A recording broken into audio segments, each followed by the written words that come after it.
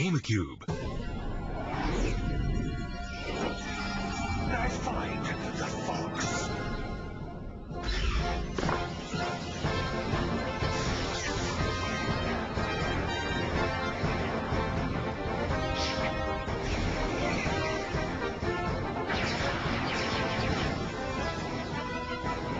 Nintendo GameCube Star Fox Adventure.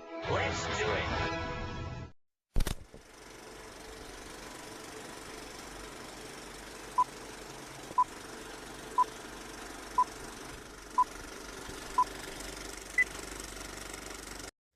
And hello, how do you do, and welcome, ladies and gentlemen. It is Friday, May the 15th, 2026. Hi, hello, how are ya? Let me see who's here, so I can say hi, hello, how are ya? Hello, Ouija, Teeter, SK Void, and Gaming Yoshi Fanatic. Hello, welcome to stream. It is time for the stream. Hello, Jay, welcome as well. Hello, it is stream time. Yeah. Also, Ness Mario 123. Hi. It's a Friday. We're here once again playing more Star Fox. Hooray. But yeah, I hope you guys are all doing well today. I've been doing pretty good. It's been a very busy week. I've had a lot of work. Work has been very busy, to say the least. That's putting it lightly, to say work has been busy. Oh, thank you. This was Inktober 2021 day 1, which funnily enough, oh hi Game & Watch artwork that I still have in the background there. Hi, how are you today? I think this was the first year for Inktober that I started doing like the big full sketchbooks. Man, Fox, your face looks horrible. But for the theme for day, was that 1? Yeah, day 1 of Inktober for 2021 was Crystal. So I'm like, hey, why not draw Crystal in the Crystal? Whoa, that's crazy. We haven't gotten to this part of the game yet, but we will soon. We will soon. This'll happen. It hasn't happened yet, but it'll happen. Don't worry. But hi. Yeah. I know the feeling of busy work. See, you get it. Teeter, you get me. Self-insert drawing. Self-insert. Sherwood's not here. What are you talking about there, Ouija? Sherwood's not present in this image. I don't know what you're talking about. But yeah, work has been nuts. We've been getting a lot of, so Mother's Day was on Sunday. And like, if you've ever worked retail, right? Or if you've ever worked in a restaurant, think Black Friday for retail, think Christmas for restaurant. That's Mother's Day at a garden center. It's nuts. Everybody takes their mom out on Mother's Day to buy her flower baskets. Sherwood is stuck in the crystal. I joked. I still have to draw Sherwood in the outfit swap, don't I? But yeah, and it was nuts. It was absolutely crazy, as usual. There's a lot of running around back and forth. Me bringing fresh hanging baskets into the greenhouse and out of the other greenhouse and getting things set up and then bringing in customers and doing this, that, and the other thing. But it was a really good Mother's Day this year. We were very on top of things because we had 3 people on register. We had like 3 people both in the annual department and in the perennial department. So like we had all of our bases covered. We had the register covered with 3 people. We had the annuals covered with 3 people. We had the perennials covered with 3 people. Everything was covered. It went so smoothly and fantastically. It was just very hectic and a lot to do and a lot to take care of. But it went really, really well. And what's funny about Mother's Day, I've noticed there's a trend with Mother's Day, right? Where like from 9, so firstly, we open at 9, right? And customers will be waiting in our parking lot 8:30 on Mother's Day, to the point where usually some of the more senior employees at my job will, like, if they come in early and customers are there, they'll just say screw it and open the store early. I did not do that because I got in at 9 o'clock like usual. Yeah, and it's freaking nuts. And it went really well, but it was really busy. And then what's funny is that usually, so from like 9 o'clock up until about 3 in the afternoon, it'll be jam-packed, busy, nutso kooky. And then like starting at 3 onwards, 3 till 6 when we close, that's when it gets really slow and dies down, because that's when everybody went from, they took their moms to church because it's Sunday morning, and then they went to buy their flower baskets, and now they're taking mom to dinner, and that's why we don't see them after 3 o'clock. But yeah. So that was Mother's Day, and then it's been still fairly busy afterwards, a little slower afterwards. It'll peter off a bit until like 4th of July and Memorial Day and 4th of July. Those will be busy again, and then it'll calm down. So yeah, it's been nuts. I've been busy too this weekend, especially with graduation stuff. Guys, Ouija graduated high school. But he's a jolly good fellow, for he's a jolly good fellow, for he's a jolly good fellow, which nobody can deny, which nobody can deny, which nobody can deny, for he is a jolly good fellow, which nobody can deny. Yeah! Congratulations, Ouija. I'm so happy for you. Heck yeah, my guy. But yeah. Or maybe, let's see. Or maybe they're going to Target to get food. They might be going to Target to get foods, because from what you've told me, Mother's Day is always busy at Target. Huh. But yeah. Woo! Anyway, Star Fox. We're gonna play some Star Fox tonight, and it's gonna be really cool and really good. Let me put on live chat, and don't worry. Auto translate in YouTube, in the auto translate chat feature is turned off this week, so none of your messages are getting translated, even though they're in English. Hooray! Yay! So I can actually read what everyone has to say, which is really nice. Okay. Alrighty. Without further ado, ladies and joims. Let me adjust my volume a little bit. There we go. How's about we star some foxes? Yeah! Also, hello, Rack1 equals best game 853. I know you told me to shorten your name last week, and I forget what you told me to shorten it to. Hi! Welcome to stream. It's time for Star Fox. I hope you guys are all ready for Star Fox. I should start writing in Swedish to confuse... You could! Here's the thing. You could start typing in Swedish, and I wouldn't be able. I would not be able to understand you, because it's not translating. Joel has, I think every year Joel's made it like a tradition. Shorten it to whatever you want. Okay, you got it, Rack1. Joel does like a April Fool's stream every year, and when he does, he usually does it because he is Swedish, right? And that's his native tongue. Is he'll do the whole stream in Swedish, and everyone is confused until they remember. Oh yeah, it's freaking April Fool's Day. If I said 4th of July before, oops, sorry. Jennifer Coolidge is living in my brain right now, and she really wants a hot dog. But yeah. Stare facts. Whoa, I'm just curious real quick. I want to see something.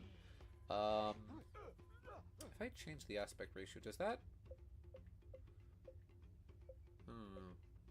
What do we think? I had it in widescreen all week last week, and I thought it was fine. Because it does give you a little bit more view off the sides, even though we're playing in 4x3. I think it does smush it a little bit.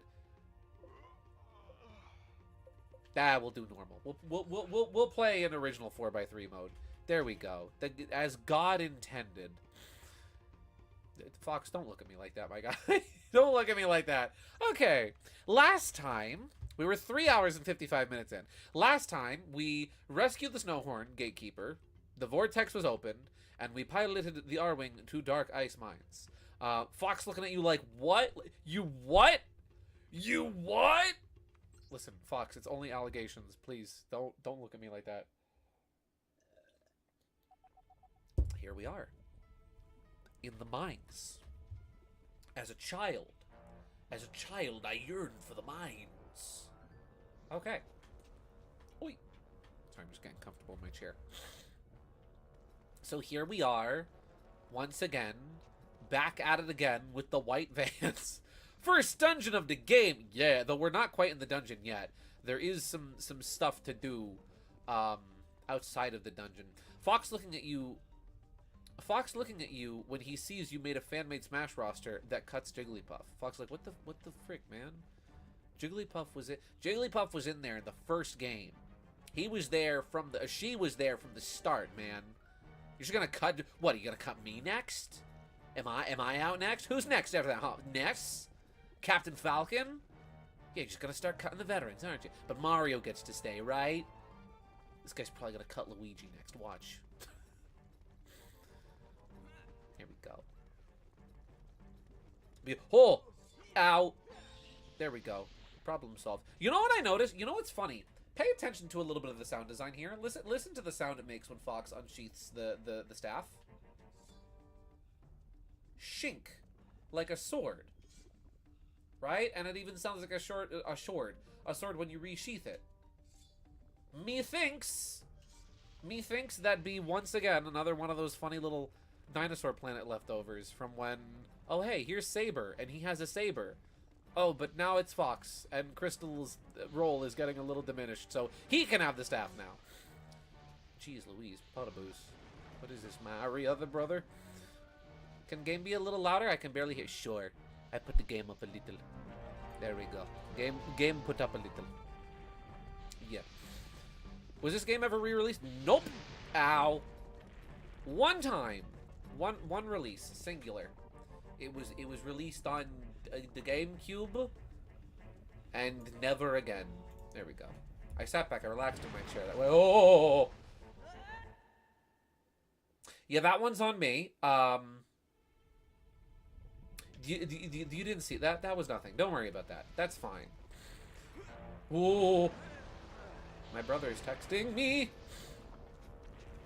But yeah, ow! I was trying to set up my my GameCube controller in Steam this week, because I'd been testing it out earlier in the week to try and play Atlas. Because like, oh hey, Atlas got an update where it's got nice teleport tricky. Oh, a village. Atlas got an update a while back, but still, that added controller support. And I was like, oh, hey, I'll try to plug in my GameCube controller and play it with this. And the game doesn't work too great with GameCube controller adapter. So I was trying to fiddle around with it in Steam, and man, they changed the controller menu in Steam. And it's like, what? Oh, no. The one-time Valve made something worse. To be fair, out of the OG 12, I'd argue Puff has the least going for her. But cutting any of them at this point would just be madness. Yeah. Jigglypuff never made sense to add in Smash, but lol. But at this point, he became tradition. Yeah. I mean, it's mainly because they wanted to put more characters in the game. Like, shoot, what can we make clones with? Oh, Kirby. He looked like Jigglypuff. Yes. Find a way into the mine, but beware the Galdon. The gal don what? The gal donned a nice shirt? What did the gal don? The gal don as in like the Dawn from Pokemon? That gal don? This joke is very stupid. BRB grabbing my pizza and salad. Ooh, nice. You get your pizza, Mr. Man. There we go. Oh, hello, Miss Loki. Loki got a new collar this week. Her old one was very, very beaten up. Tricky.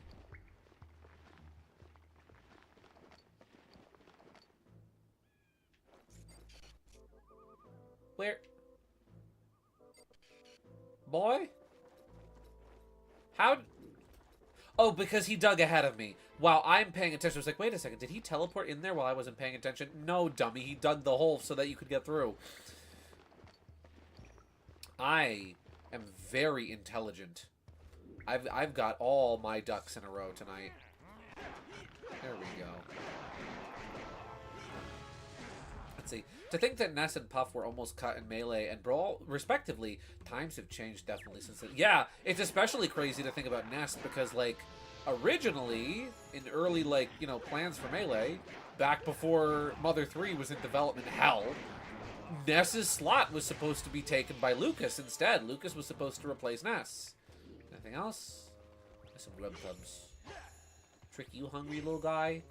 Uh-huh, you hungry buddy boy? Have some... Fox, you okay? I hear this panting like, Fox, are you okay? There you go. Now don't walk into the fire, buddy. Grab this. Oh! A box!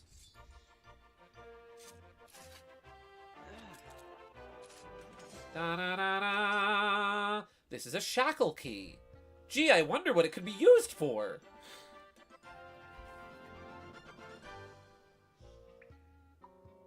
Man, that certainly is a key. Use it to unlock Snowhorn leg shackles. Cool. There we go. Well, as soon as I arrive, I have to go and have a graduation party to attend. Oh, nice! Have fun, Ouija! Enjoy your party. Have fun. Do something fun at the party. I don't know what kids do at parties nowadays. Eat a food, drink an age-appropriate beverage, and have fun. Let's see. I have a crazy idea for a new Smash edition, although it might overlap with the Mii fighters. A custom fighter with moves from other fighters. See, that's cool. That is an interesting... That's an interesting idea for a character. There's a character... I forget what fighting game. It's like... I think it might be Darkstalkers. In, like, one of the Darkstalkers games. Where, like, there is a character that is literally just... They threw moves from a bunch of different characters into one. And it was just like, nah, yeah, screw it. We'll just make this character a big friggin' mashup of other character moves. Oh, what game is that? Hi. Can you help me get free? I don't know. Nah, I think I'll go talk to that guy. Okay, sure. Mortal Kombat has a final boss that does that. I think you could do that with the Avatar character in Street Fighter 6. I believe so, yes. Yeah, does it? Yeah, the newer Street Fighter where you can like make a custom character, I believe has something like that where you can just throw in moves from other characters.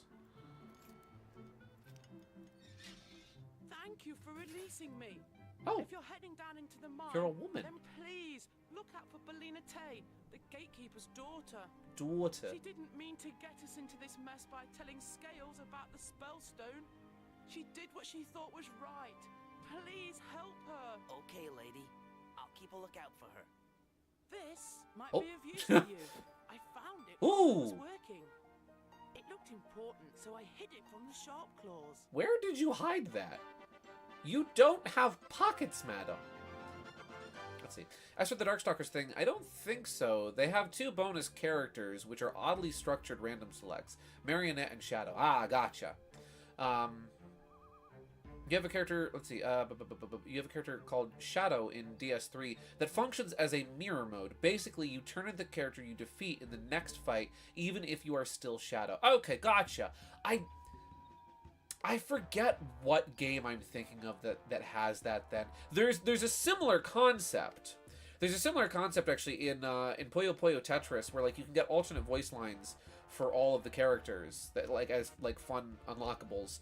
And for the character Ringo, not Ringo Starr, though she's named after apples. The character Ringo has, for her alternate voice lines, she literally just does impressions of all the other characters doing their voice lines. It's really fun. Found the bridge cog. If you find the machine that it fits, then you'll be able to open a new route.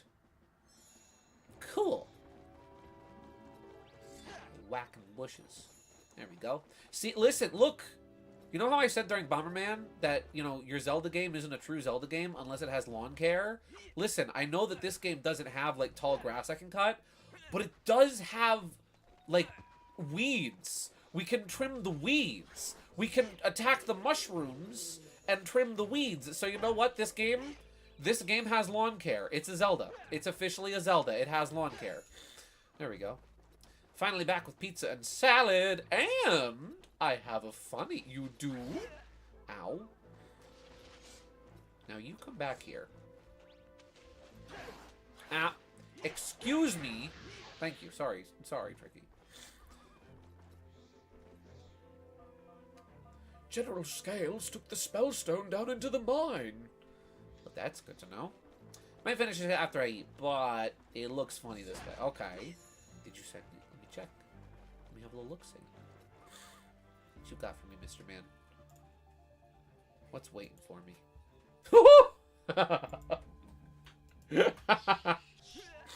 Ow! I'm being injured. This is a good image. This is a very good image. Fox has no arms. Oops. .webp. It's him, everybody. Fox. See? He fits right in with the people on planet Saria. He fits right in with the dinosaur planet people. He's got a shell. Also, you know what I love about this? I love that you went out of your way. Right? I love that you went out of your way to edit the blue shell from New Super Mario Brothers onto Fox's body, but then went out of your way to give him the Smash 3DS head. It's like that's the wrong head on that body, but that makes it funnier. That's really good. We're keeping him. He's going right there. Fox and New Super Mario Bros. DS be like. A similar concept to Shadow and Marionette also appears in the SNK fighting game Last Blade 2, Hitogata. Hitogata, cool. Because his head fits better. That's fair. That's fair. Let's see. Can I go in these little barracks? No, because they're closed. They're closed to the public. Oh, you diverted my attention. Ooh, ow. There we go. There we go. Get him. Get him. Oh, wrong attack. Ooh, excuse me. This is not your fight, Mr. Snake in the Grass. Would you kindly stop? Thank you. Hitogata is just the mirror match character. A true copy fighter. Cool. Oh, hey. Somebody else knows Last Blade too. Nice. Cool. General Scales took the Spellstone down into the mine. No. Hey, do you think I should ask another one of the Snowhorns and see if they know where General Scales took the Spellstone? It'd be crazy if he took down in the mine. That'd be nuts. That would be absolutely insane.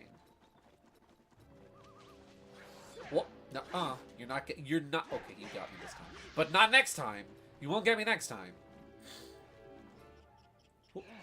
Oh, hi. Oh, hello. Let's not and say we didn't. I would rather not be murdered in cold blood. Wait, where and who the Spellstone? I think, yeah, I think Peppy. Yeah, I think Peppy.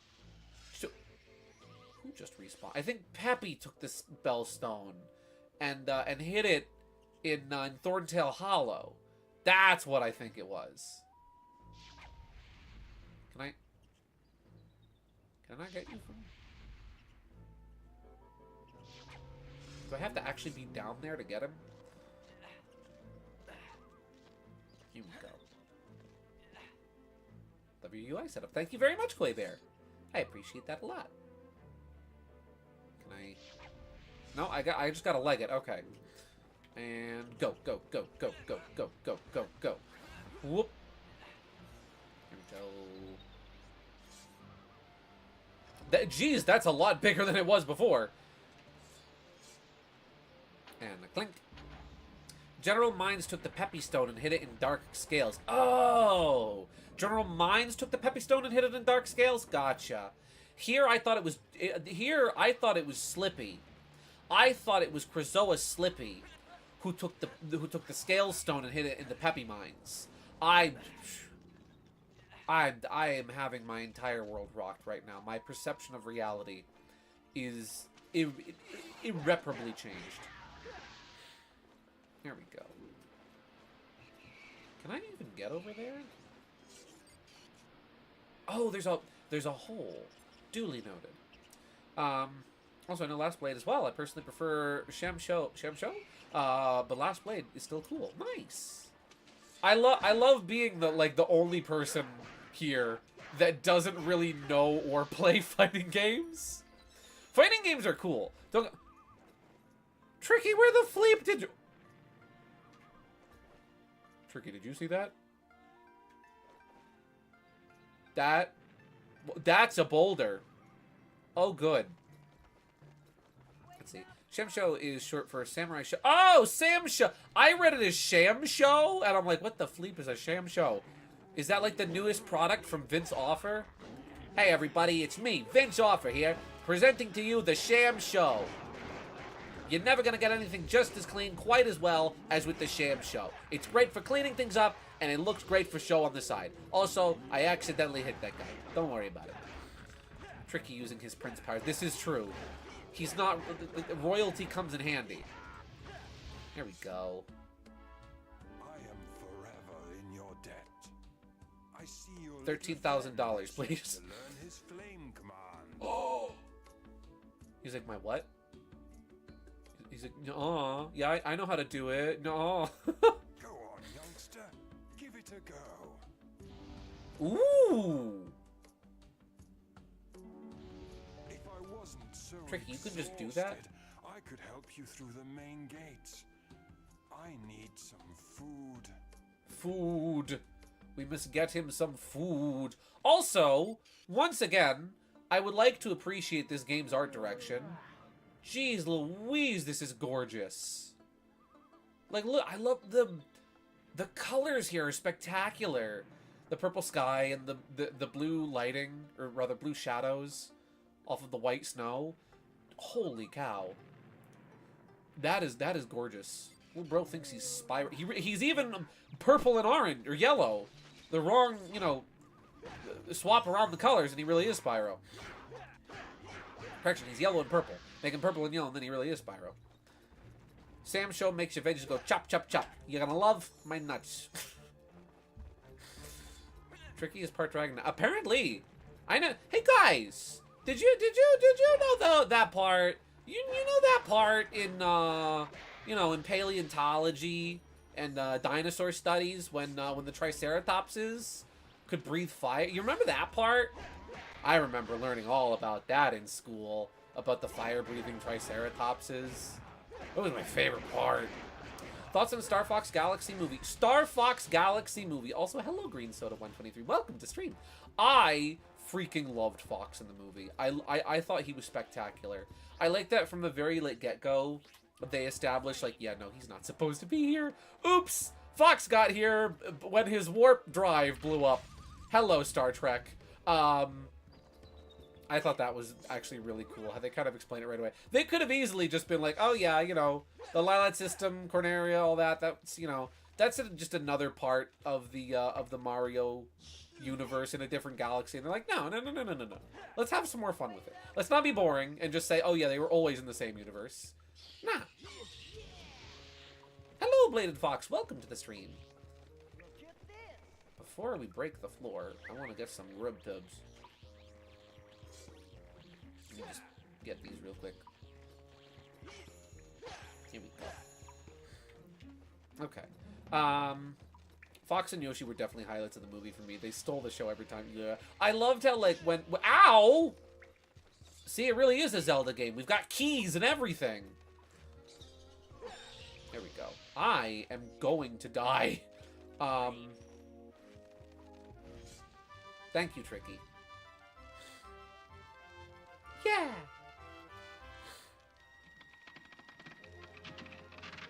Oh no. We learned nothing from the ice caps. And the bat just respawned. Cool. Or correction, the key respawned. What am I talking about? Oh, I don't... No, you stay away! Excuse me, sir! You were outside of your spawn radius. That was rude. I am actually dying. Got any heals around here? Fox, I feel that, my guy. Oh, no. Tricky gets heals. Tricky gets food. Why don't I get food? But yeah, I really liked from like the first second that Fox shows up in the movie, he's like selling him his services like a salesman. Hey! Can I? Okay.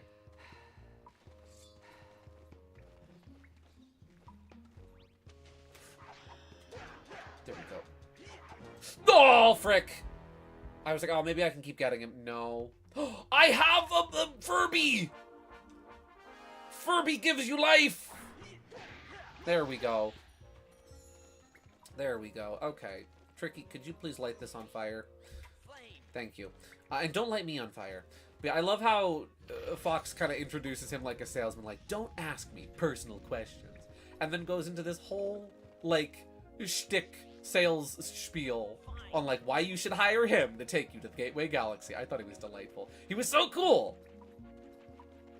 What do we got? Food for the mammoth! Yeah! Da-da-da-da. Let's get the fleet out of here. Do I need this block for anything? Like, surely they would not give you a block if you weren't meant to use it? Maybe there's something under it? No? Is it?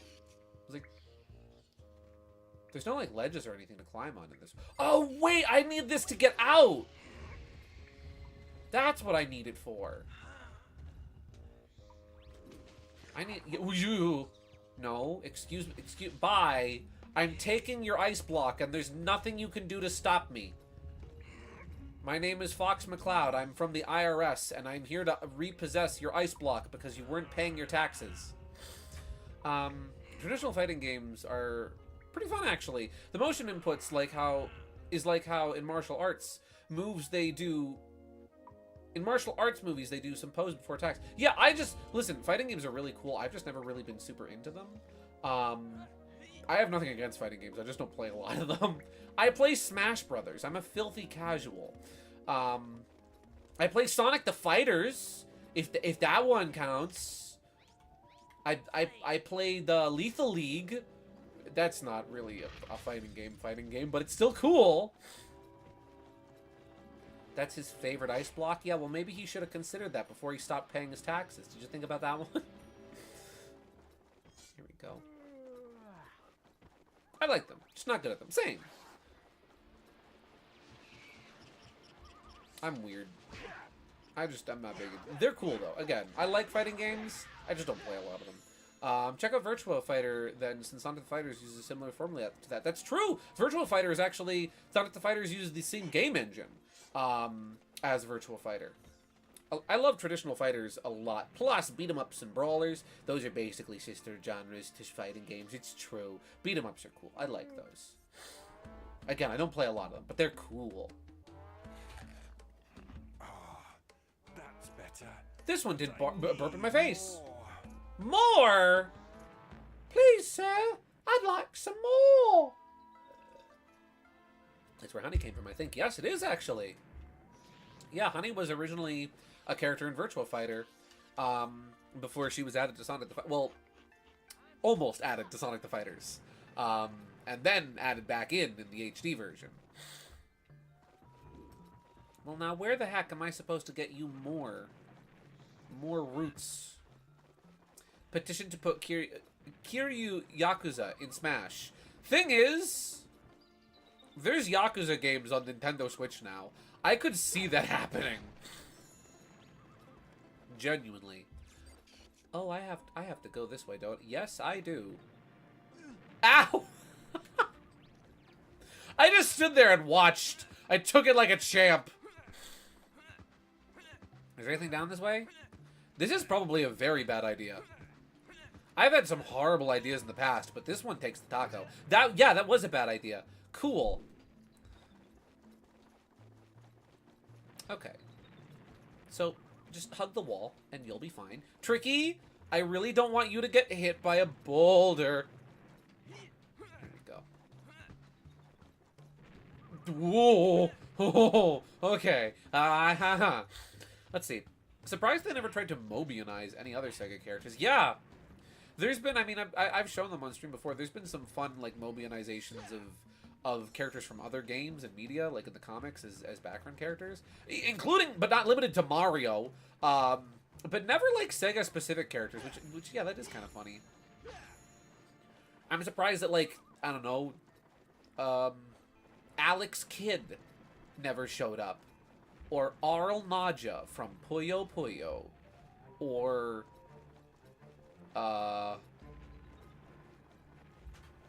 Hey, do you guys know, do you know any other famous Sega characters? Because, None are coming to mind. Rystar! Mobian Rystar. I am completely... Billy Hatcher! Thank you. I am completely blanking on other Sega characters right now. Fake fan. Oh, here we go. Tricky, you know what to do, buddy. Kid Chameleon! Yes. Agreed. Here we go. Axel Stone from Streets of Rage. Ooh. Okay, here's my question, right? Here's my question. Fantasy star characters. Here's my question, right? Okay. Also my favorite. Joe Musashi. And the Shinobi. Heck yeah. Here's my question. Okay. You have to Mobianize a Sega character. Or like... Yeah, we'll stick with Sega characters for now, right? I mean, if you want to Mobianize a character that's not from Sega, that's cool too, right? But you have to Mobianize a Sega character. You're given the John Sega comes up to you and says, hey, we want to put another Sega character as a funny little background NPC in a future Sonic project, right? Who do you Mobianize? And what animal do you make them? Huh? Like, I feel like Rystar, you can get away with just, like, leaving Rystar alone. But, like, say, like, what's his name from Yakuza? Kiryu. Like, right? Like, who do you make Kiryu? Who do you make the guy from, oh, what's the game? What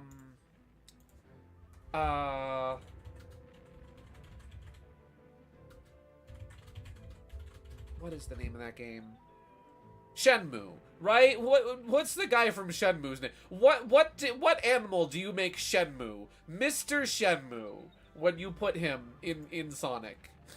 Kiryu is a dragon. That makes sense. Kiryu would be a bear or a dragon or a part bear, part dragon, huh? Kiryu as an angry crow. I know it's just Ryuji, but still, listen, I'll let you have this. There you go, mister. All I'm doing in this game is feeding animals. I feed Tricky, I feed the mammoths. Oh, I feel much better now. Good. The power of carrots. Ooh, ferret for knights. That's clever. I like that. On my back. Let's smash those gates. Yes! Smashing gates! Super Smash Gates! My favorite Smash Brothers game featuring Bill Gates and Gates McFadden from Star Trek. She played Dr. Crusher. Another Sega character, Shining Force. Ooh! Oh, I just thought of a Sega character. Gunstar Heroes. What was the name of the guy? Well, actually, there was 3. Oh, they were just called by their colors. That's right. Red, blue, and yellow. And there was also green, and green was evil. Here we go. Turn the guy from Crazy Taxi into a wacky crazy bird. Or the Tasmanian Devil. Wacky crazy bird. That's cool. That's out of the box. I like that.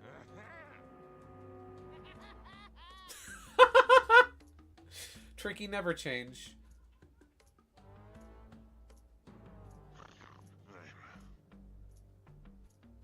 What's that say on there? I just described bean. I'm sorry. Oh, that's true. That's true. Listen, there's room in the world for more beans. It's dangerous to think of a world where there's more than one bean, but it could happen. Heck yeah. Alright, Mr. Man, if I need to break some stuff, I'll let you know. Are they shooting at me?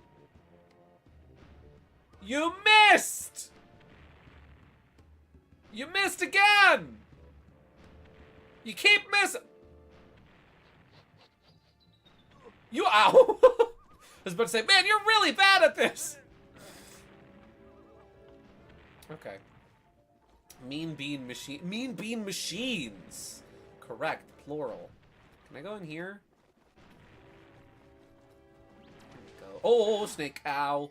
It's the, you know, the snakes, the gosh darn snakes have done more damage to me than any of the sharp claw. No, I don't want to fight you. Oh, I think I have to kill all the snakes. No. This implies I need to fight a certain number of enemies. Look at that. That's... What?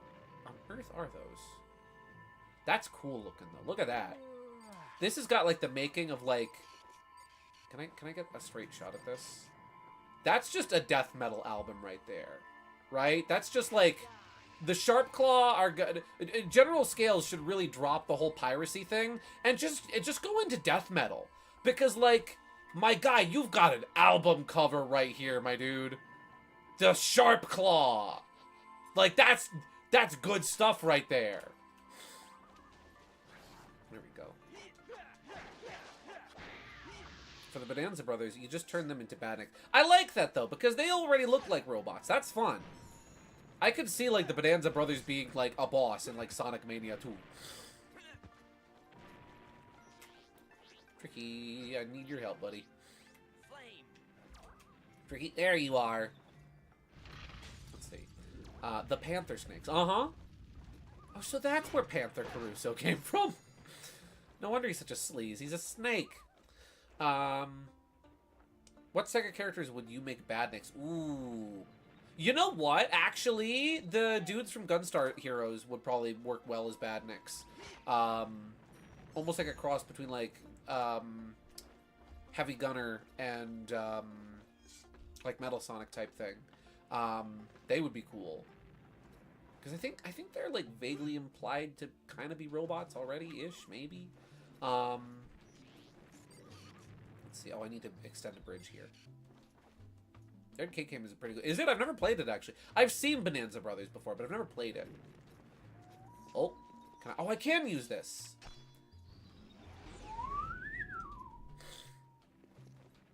BRB, Gideon, check your DMs when you have a moment. Oh? What's waiting in the DMs, Mr. Man? What you got? Oh. Hey, guys, you ever play Virtua... Am I? You keep missing... You're really bad at this! Try another! You'll get it. You'll get it. A little to the right. Or, my right. Left. Go left. Shoot left. Left. Left. You're so close. You've almost got me. All right. You have fun. Ow. Oh! I didn't realize this was here. So you guys ever play Virtua Fighter? Virtua Fighter is a really cool game. Very cool, very serious fighting game. You want to see a real character from Virtua Fighter? Let me turn up the game volume a little bit. Just a little bit. There we go. Check this out.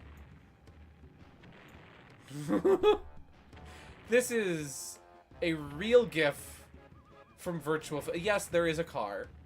Yes, there is a car. I believe that's from Daytona? I forget. There is a car, and it is in the game, and yes, you can play as it, and yes, it punches and kicks with its wheels. That is magnificent. I love that. God bless you, Sega. So you sent me something funny. Let me move away from here so we don't get the blaring sound of cannon fire for the rest of the stream. There we go. Virtua Fighter plus Stunt Race FX. Yeah. You missed a gold flux. Let's see, what you got, my guy?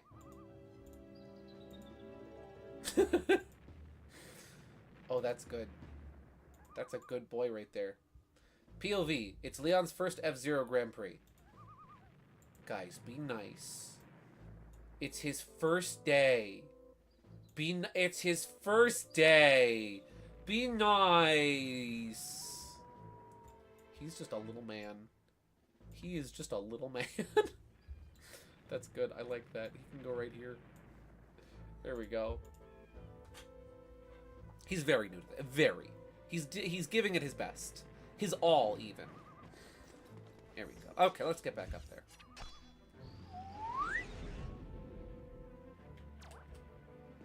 Okay.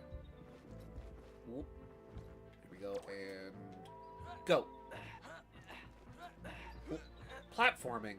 In my Star Fox game, it's more likely than you'd think. Please don't shoot me. Please don't shoot me.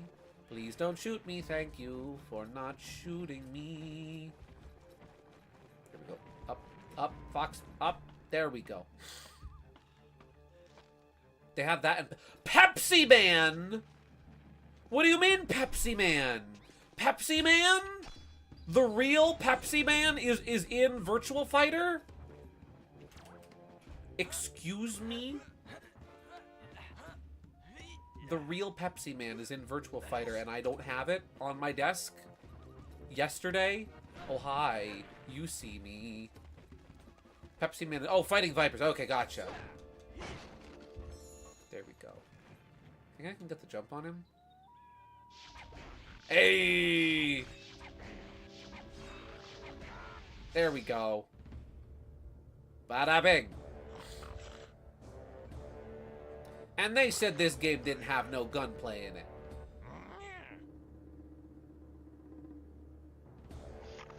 Hey, look, a cannon. Man, it'd be crazy if I used that. Huh. What does that say on there? What does it say? You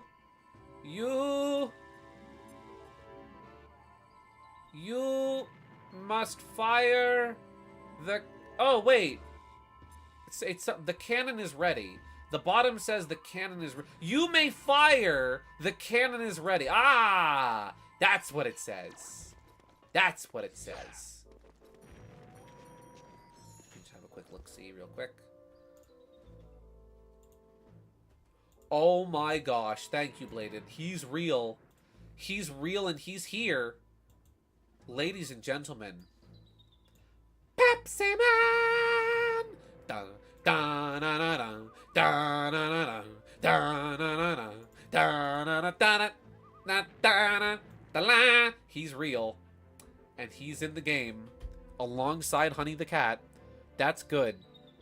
Name, Pepsi Man. Age, sex, male. Height, weight, specialty, quenching one's thirst. That's beautiful. I love how they're like, height and weight, we don't know. We're not even going to guess by looking at him. We're not even going to eyeball it. We're just going to say, you know what? He is what he is. And he does what he do. And he do be quenching my thirst right about now. Pepsi Man. Let's see. More so the weird picture. Let's see. I miss when fighting games would embrace the silliness. More so for the weird pics of characters. Yeah, I do too. You would not... I don't think you would get a character like freaking... Like Mr. Game & Watch in Smash Brother nowadays. And he's silly! And I love him like that. I love when fighting games do dumb stuff like that. Yes. You are in control of a sharp claw cannon. Use the control stick, use to aim the cannon and hold to fire. The longer you hold down the further you can shoot. Each shot will use power from your staff energy meter. Alright. Pew! Okay, that was way too far. So, okay, that's what a barely charged shot looks like. Pew! What if I just, like... Got him! That's one. There we go. What happens if I charge all the way? Like, how far does this go?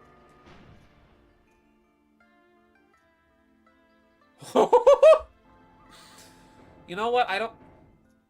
Hey, one at a time, guys. One at a... You know what? Hold still. Oh, he went inside.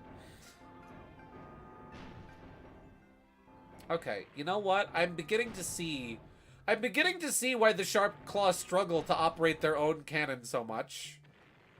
Because I'm not much of a better aim than they are. Guys, where'd you go? Can't I just, like, get out of the cannon and run down there and just, like, smack them? Using the cannon is more fun, though.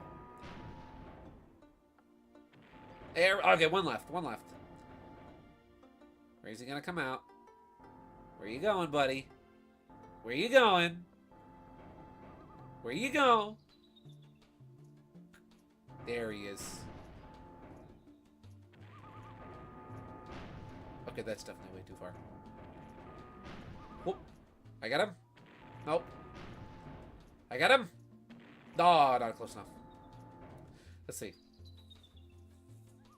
This is the best Mario Party minigame. Yes. Star Fox is my favorite Mario Party minigame. Dude, I want more niche, obscure character picks for Smash. And also for fighting games as well. Yeah.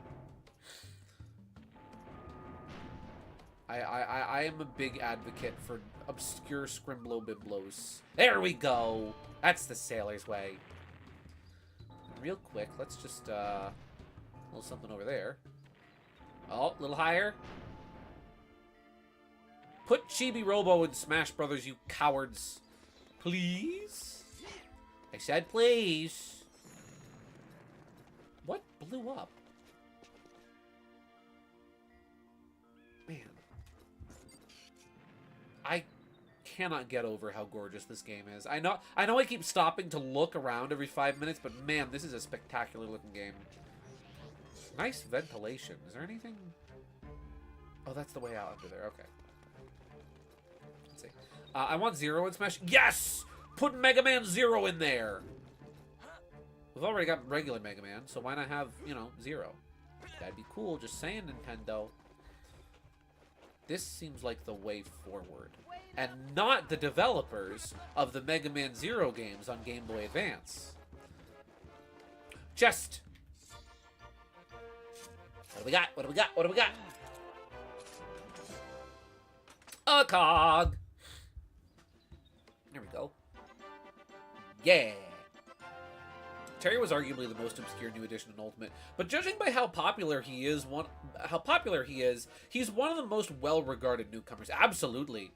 No, absolutely. I've never seen, like, DLC characters come, DLC characters go, and I feel like everybody has an opinion about, like, them one way or another, and they're usually not very good, but I feel like Terry is, like, one of the ones that's, like, pretty well-regarded.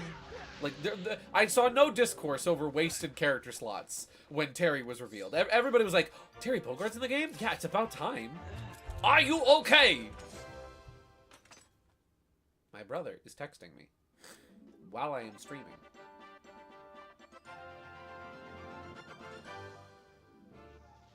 He is very much enjoying his Nintendo Switch 2. Sorry, we got another bridge cog. Hooray! I want Ty the Tasmanian Tiger for most obscure Western scrimbler. Who is... Okay, here's my question to you, ladies and gentlemen. Who's your most, like, weird, obscure character you want in Smash Brothers? I've said mine already. It's Chibi Robo. Chibi Robo is the character I want in Smash. But, like, who is it for you? Also, give me Klonoa. I would like Klonoa, please.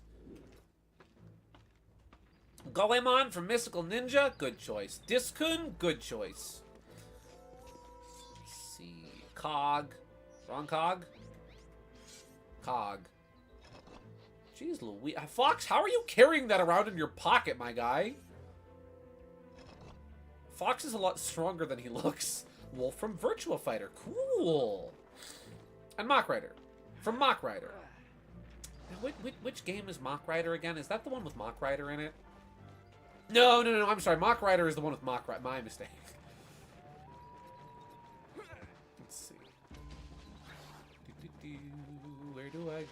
Where's the thing? I think it's over here. Here it is. No, that's Mach... Oh, I was thinking of Mach Rider. My mistake. Let's see.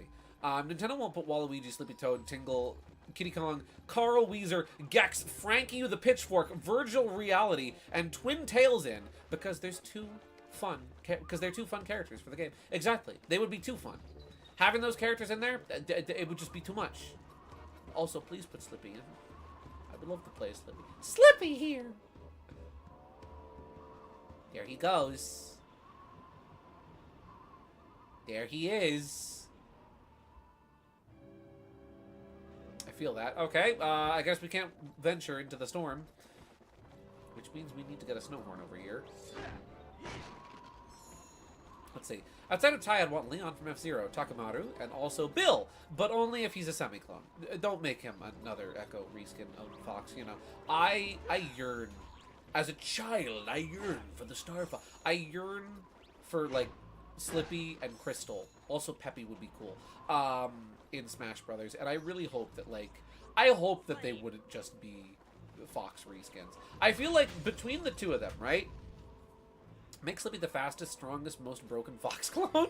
There's a Melee mod that did that. I feel like there's enough potential between Adventures and Assault, actually, to make Slippy and Crystal, or rather Crystal and Slippy, respectively, really fun characters in Smash Brothers. Like, just take all of Fox's moves and the staff and all that stuff. Also, hello, Mario Simpson. Welcome to the stream.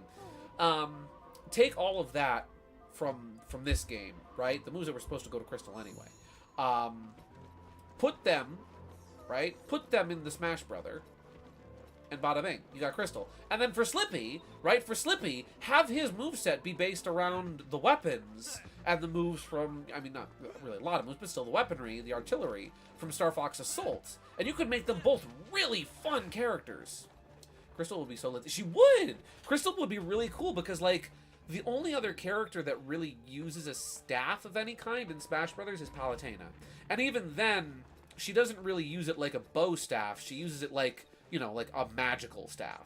Like an ancient magician of some kind. Versus Crystal, who, I mean, we've seen Fox moving around with the staff already in this game. Crystal could be actually fighting with the staff like a bow staff. That's a completely new play style to add to the game, you know?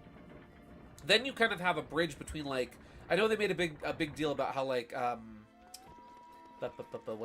Simon and Richter were, like, had the longest range of any character in the game, but then between, like, you know, from other characters and whatnot. Then you have someone kind of in between that with Crystal. New idea for a Mii fighter. Mii Whipper. Mii Whipper, the whippersnapper. Fights with a whip. Crystal would be so freaking cool in Smash Brothers, and you cannot convince me that she wouldn't be. Basically, he uses his rebots for explosive attacks, freeze rays, fire blaster, etc. And he uses a giant wrench as a melee weapon, up close, bludgeoning enemies instead of Space Trio and their kicks. Yes. Also, give him the... See, I could see Slippy having, like... Give him the grenades, right? For, like a forward special. Where maybe you hold it down, right? You hold... Or even, like, down... Maybe not down special. You can give him freaking mines, actually. Have him be like Snake with the C4 for down special. But, like, forward special or whatnot. Oh, you're hungry? Sorry, my guy. Give him the grenades. Give him the homing launcher. And then maybe, like, either the Gatling gun or... even maybe the sniper rifle, possibly. Or you could even give the sniper rifle to Crystal. That could be cool. But yeah, there's a lot of potential there. One of these days I gotta make like a full. It's been a very, very, very long time since I made a Smash moveset. You could give him the jetpack because Assault had a jetpack for his, you know, for his whatchamacallit, for his up special. That could be cool. Yeah, off topic, but I hope Waluigi never gets in Smash because it's very fitting for his character to not be in a major game release. He's a weird man, not a fighter. I disagree merely because I love Waluigi and I want to play as him, and I'm sad that he's been an assist trophy for 3 games. But I respect your opinion nonetheless. When I made the Smash rosters of Smash renders of Leon, I considered making a moveset for him. That would be cool. I vaguely remember this puzzle. How do I do? Oh. Beyond the leap of faith lies an ancient prize. What's the deal? Is there a... Ah, there's a button. There's a button up there. Here we go. Let's see. Give me Goombella for Smash. Yes. You know that recently it released Paper Mario mod for Smash Ultimate? Just put Paper Mario in the game and just do that. I'd be very happy with that, please. Oh. Oh, Tricky, we gotta go. Yes, I'm looking at it, Tricky. Light it on fire. That's one. Go, go, go, go, go, go, go, go, go, go, go, go, go. That's 2. Light it. Light it up. Light it up, little buddy.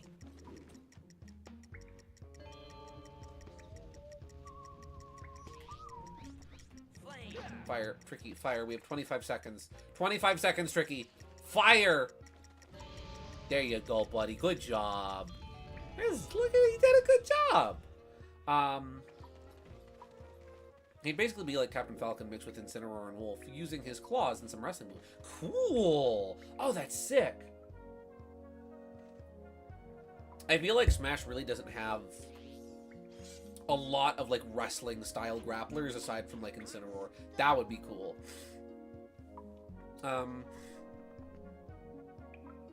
Excuse me. I remember wanting like Bean and Bark or even Fang in Smash instead of like Tails, because Sonic the Fighters just would be neat to have synergy. I did years ago. Let me find this real quick. Years ago. Do I should still have this on my computer.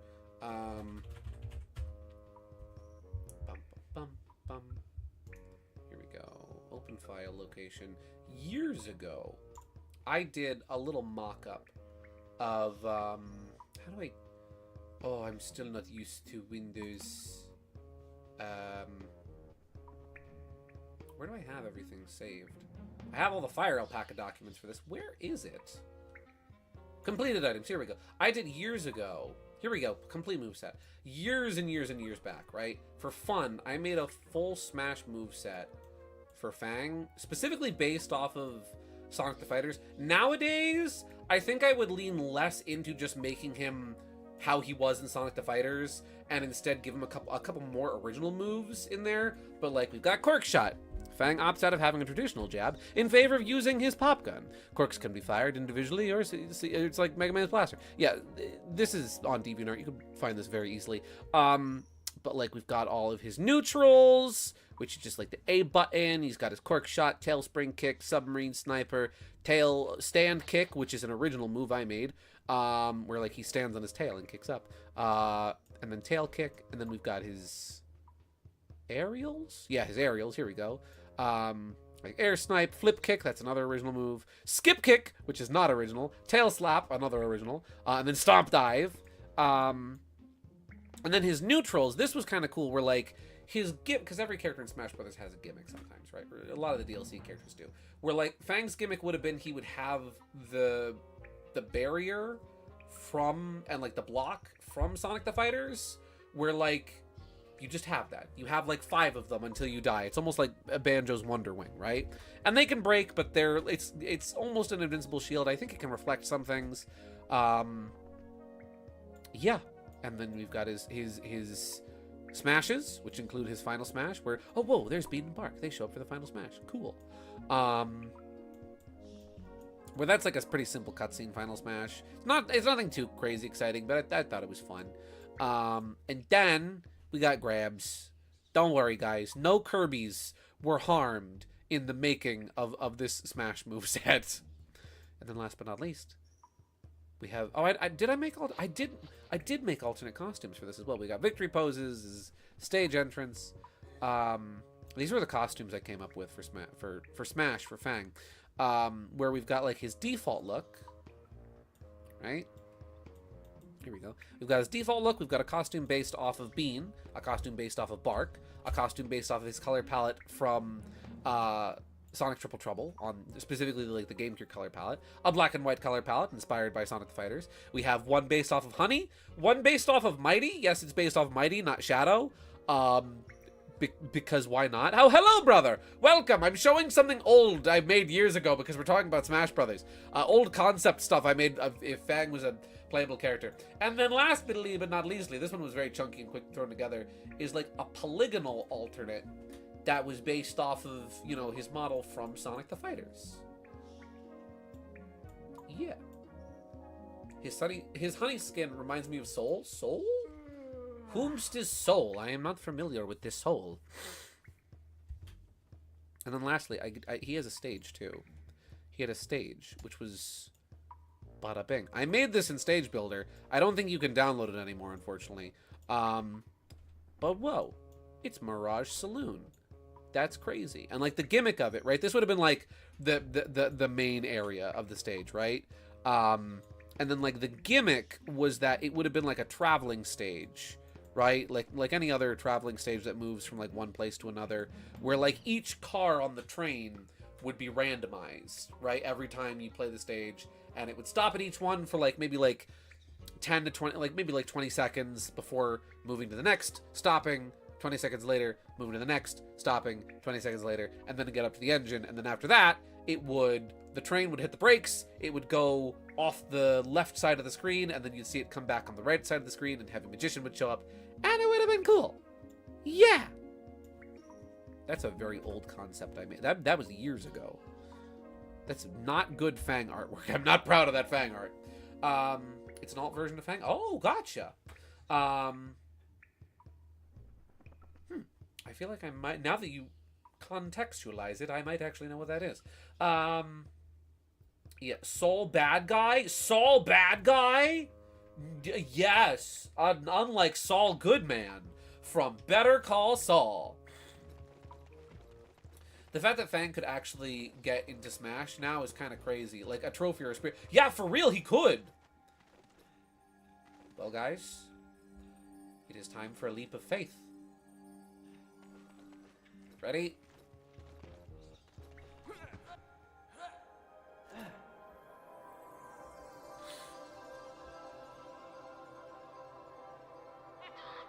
So freaking cool. So freaking cool. Ah! I love that. That genuinely, I know this is like very early game. That has always been one of my favorite parts of the game. I always thought that was cool. And you can fail this, by the way. If, like, when you get up to this ledge, if you just, like, kind of daintily walk up to it, you can fall off. You have to actually, like, get a running start. What's this? It's a rock! Whoa. With a thing in it. Tricky, can you light this rock on fire, please? Here we go. Da-da-da-da! We got a tuba! This is a dinosaur horn. If you find a horn pad on the ground, you can use this horn to call for help. It's like Susan from Narnia. If you ever need help, blow on the horn and help will appear. Whoa, that's crazy. Let's see. Yeah, did you bring up Breaking Bad / Better Call Saul? Is that a freaking Better Call Saul reference on my stream? It's more likely than you'd think. Dang it, Gideon beat me to the joke. I love the tuba. Let's see. Okay. Random side question. Would you give Sonic the Fighters a story mode or just leave it as an arcade fighting? I feel like it doesn't really need a story mode, right? Like to go along, to go with Miyamoto's thought process with Sticker Star, right? One of the things Miyamoto said to the people at Intelligent Systems when they were making Sticker Star was like, does it really need a story? Is the game fun without one as well? I don't think you really need a story for fighting games is the thing, especially not something like Sonic, where, like, it has a pretty simple plot as it is, right? Where, like, you know, oh, you know, Robotnik is gonna blow up the planet, collect the Chaos Emerald so you can fly a spaceship up to stop him. We're all fighting to steal the Chaos Emeralds from each other, right? Like, that's fun. I think that's fine. You know what I would do? Is I wouldn't give something like Sonic the Fighters a story per se, but what I would do is I would do like the Street Fighter thing. Oh.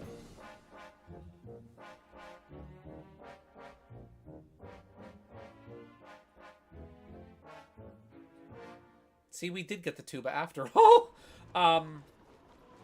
But yeah, what I would do is I would do like the Street Fighter thing of having the characters have dialogue like between, like before and after matches. That is something I would do. I wouldn't do a proper story, but I would just have like character interactions. Also, I can share a fun fact here. So that little horn that plays, I don't know if you could really hear it again. I don't know if we'll get to hear it again later. But there's a funny little history with that sample and the GameCube Star Fox games, where for some reason the audio sample used for that horn, ow, my ears, would later on get reused in Star Fox Assault for the Titania Versus theme. Where does it show up? Oh wait, I kind of hear it a little bit there.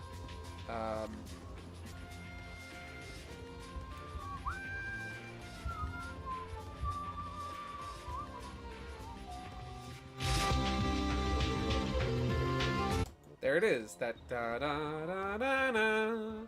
It's the same audio sample. Probably one of those things where Rareware had access to just a generic audio sample and used it, and then the composer for Assault was like, "Oh, hey, this is a cool audio sample in my sound library. Let's use that." Probably coincidental, but it's still neat.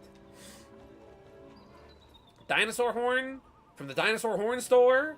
Now we can summon the dinosaurs from Dinosaur Planet to eat the giant troll's brain. Yeah. That makes sense. Pre-fight banter and from fights are great. Yeah.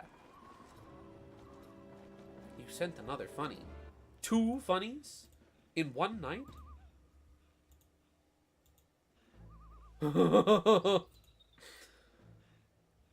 I'm only gonna not show this because I don't have source for the artist. But man, Walter White in Smash would be amazing. Also, Teeter sent me something. Here we have from Smash Remix, which is a Smash Bros. 64 mod, which is terrific, by the way. Slippy here!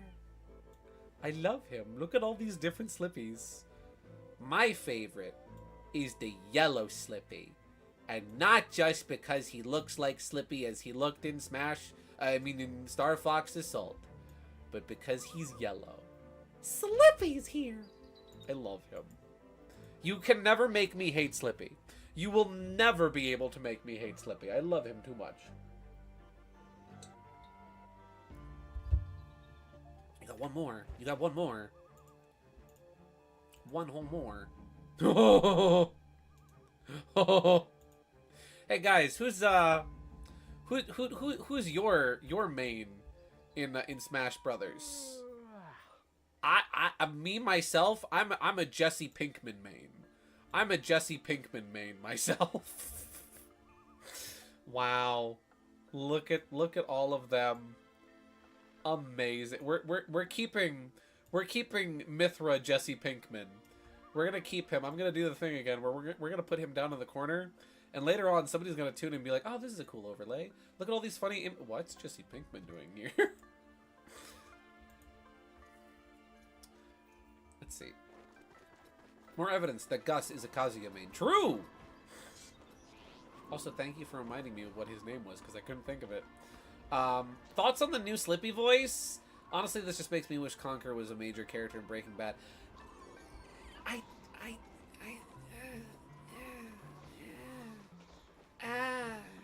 I'm very torn on the new Slippy voice, because, like, it's not annoying enough. And he's too low. He's not like... Slippy should be a little bit more... I love Slippy, don't get me wrong, but Slippy needs to be a little bit more annoying. Like, listen, I know I praise Assault for a lot of things, and it's not just nostalgia blindness. I genuinely love some of the aspects of that game and the way it does the characters. His voice in Assault, perfect. His voice in 64, perfect. His voice in Star Fox 26... He just sounds like some dweeby intern from 3 cubicles over. Like, he's not even dweeb. He's just like, oh, okay. Yeah. But would he be CGI'd into the show, a la Rocket Raccoon, and everyone in the show just accepts a talking squirrel who doesn't wear pants? Yeah, it'd be like Ted. It'd be like Ted. You know how they made a show about Ted, the teddy bear? Freaking, what's his name? Seth MacFarlane? Right? It'd just be that. It'd just be that, but Conker's in the show. To guide the Snowhorn through the blizzard, he will need to be fed alpine roots as you explore. Look on the ground and walk over them to eat. Eat the roots. Yummy roots. Yes! Delicious roots. Please let them have a rivalry arc with Bubsy in the show. Yeah! Yeah, I'm very torn on the voice acting in general. Again, I'm trying not to be too negative about Star Fox 26 because there's enough criticism out there for the universe, right? I will say, though, I do not care for the vocal direction. It's too... Some of the characters sound pretty good. Like, Peppy sounds decent. Falco sounds okay. But the voice acting is very awkward. And not in the, like, the intentionally awkward, sort of campy way that Star Fox 64 sounded. It sounds awkward as in bad voice direction. Not bad voice actors, but bad direction from the director's part. It sounds like whenever people make jokes about, like, modern anime English dubs, that's what it sounds like to me. And it just does not sound good. It's very stiff. Tricky? Tricky! We lost Tricky! Your friend will turn up. They usually do. Maybe I can help until he does. Yeah, sure. If you can breathe fire and sneak through holes. Oh, jeez. The prince. The literal child that I'm protecting went missing in the snowstorm. Don't worry about that. Children go missing in snowstorms all the time. It's normal. You'll find his corpse after the thaw in the spring. Don't worry about it, Fox.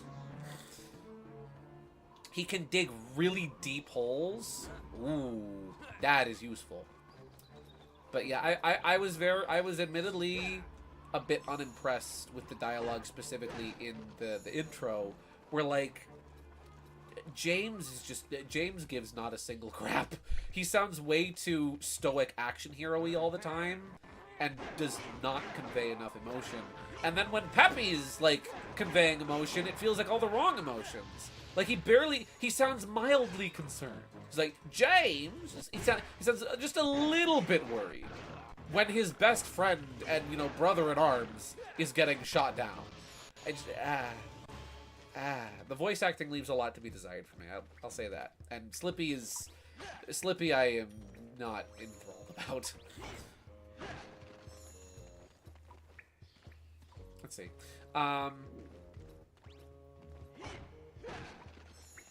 Yeah.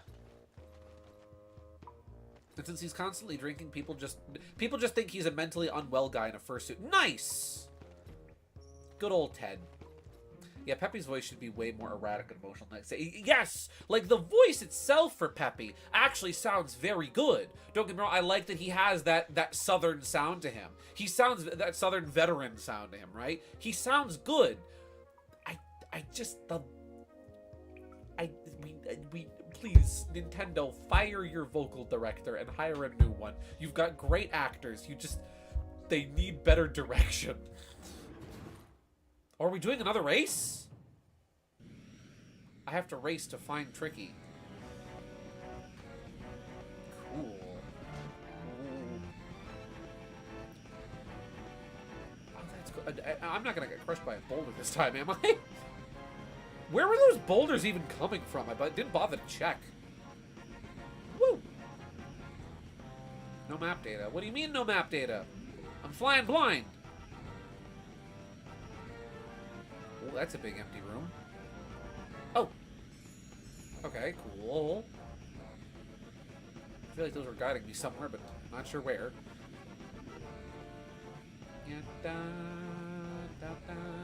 Whoop.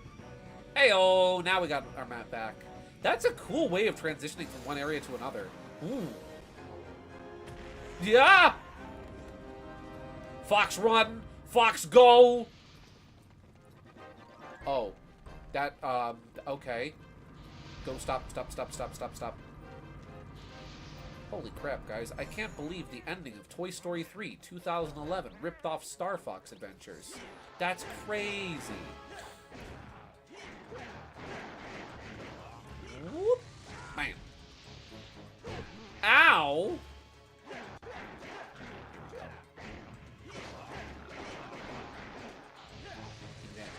Yeah. Yoink. There we go. Tricky! I heard him! You good? You can get off of there. I'm here to fight the bad guys. I think he's like a hamster. He just enjoys doing this. Where? Oh, hi! Ow! Excuse me, sir. You could at least ask me before you headbutt me. That'd be nice. Bam. There we go. Sometimes seeing call center employees react with more emotion at customer questions than Peppy reacting to James being shot at. Yes, same. The VA was good for Peppy, but yeah, he was given the wrong direction. He really was. James, you're supposed to bring Fox a Happy Meal. Yeah. Listen, I may not have Tricky right now, but that doesn't mean I'm not gonna get him some food. I'm coming, buddy! Give me. Gotta get my buddy boy some food. The spin move is always my favorite now. It is! It's so cool! I'm coming, Tricky. I'm coming. Whoop! Man, he got kidnapped fast. Jeez Louise. What was that? Oh, no! No, no, no, no, no, no, no, no, no. That's a big snowball. Okay. What's over this way? I'm assuming this corner is safe. Right? Yes, okay. Good. Ooh, that's nowhere. That's where that is. Tricky, where are you? Where are you? Ow! Whoa. What? What is shooting me? Whoa! Whoa, guys, look. It's Bomb on Battlefield from Super Mario 64. Oh, no. What is hurting me? The wall? Oh, actually. It's actually the wall that hurts you. What? Huh? Why does the wall hurt you? It's the lava, I guess? Yeah. Okay. Well, I can't do nothing over there yet. There's a mammoth on a treadmill. And a geyser. Whoop. That's the other thing. Yeah, I couldn't think of anything else either. Huh. Oh, well. Here we go. What's in... Well, firstly, we're taking the basket with us. Never mind, the game does not want me to have an emotional support basket. There is a chest in there. I am unable to get it. I'm just gonna check something real quick. Okay.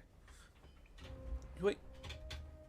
Let's see. Kind of weird how you're supposed to be using the wall to dodge the snowball, but it gets hurt. Yeah, exactly. Like, I thought it was just that, like, something was firing at me from a distance, like a cannon or something, but no. It was, in fact, the wall. I have to make like Michael Jackson and be off the wall.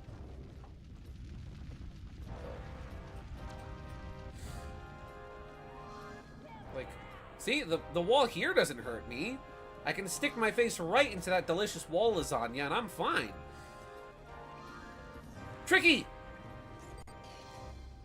You're not Tricky. Buddy, you in here? There he is! I'm gonna get you out of here! You don't belong in here! I'ma get you out! I don't have a key or anything. Okay. Ooh. Roll, roll, roll, roll. There we go.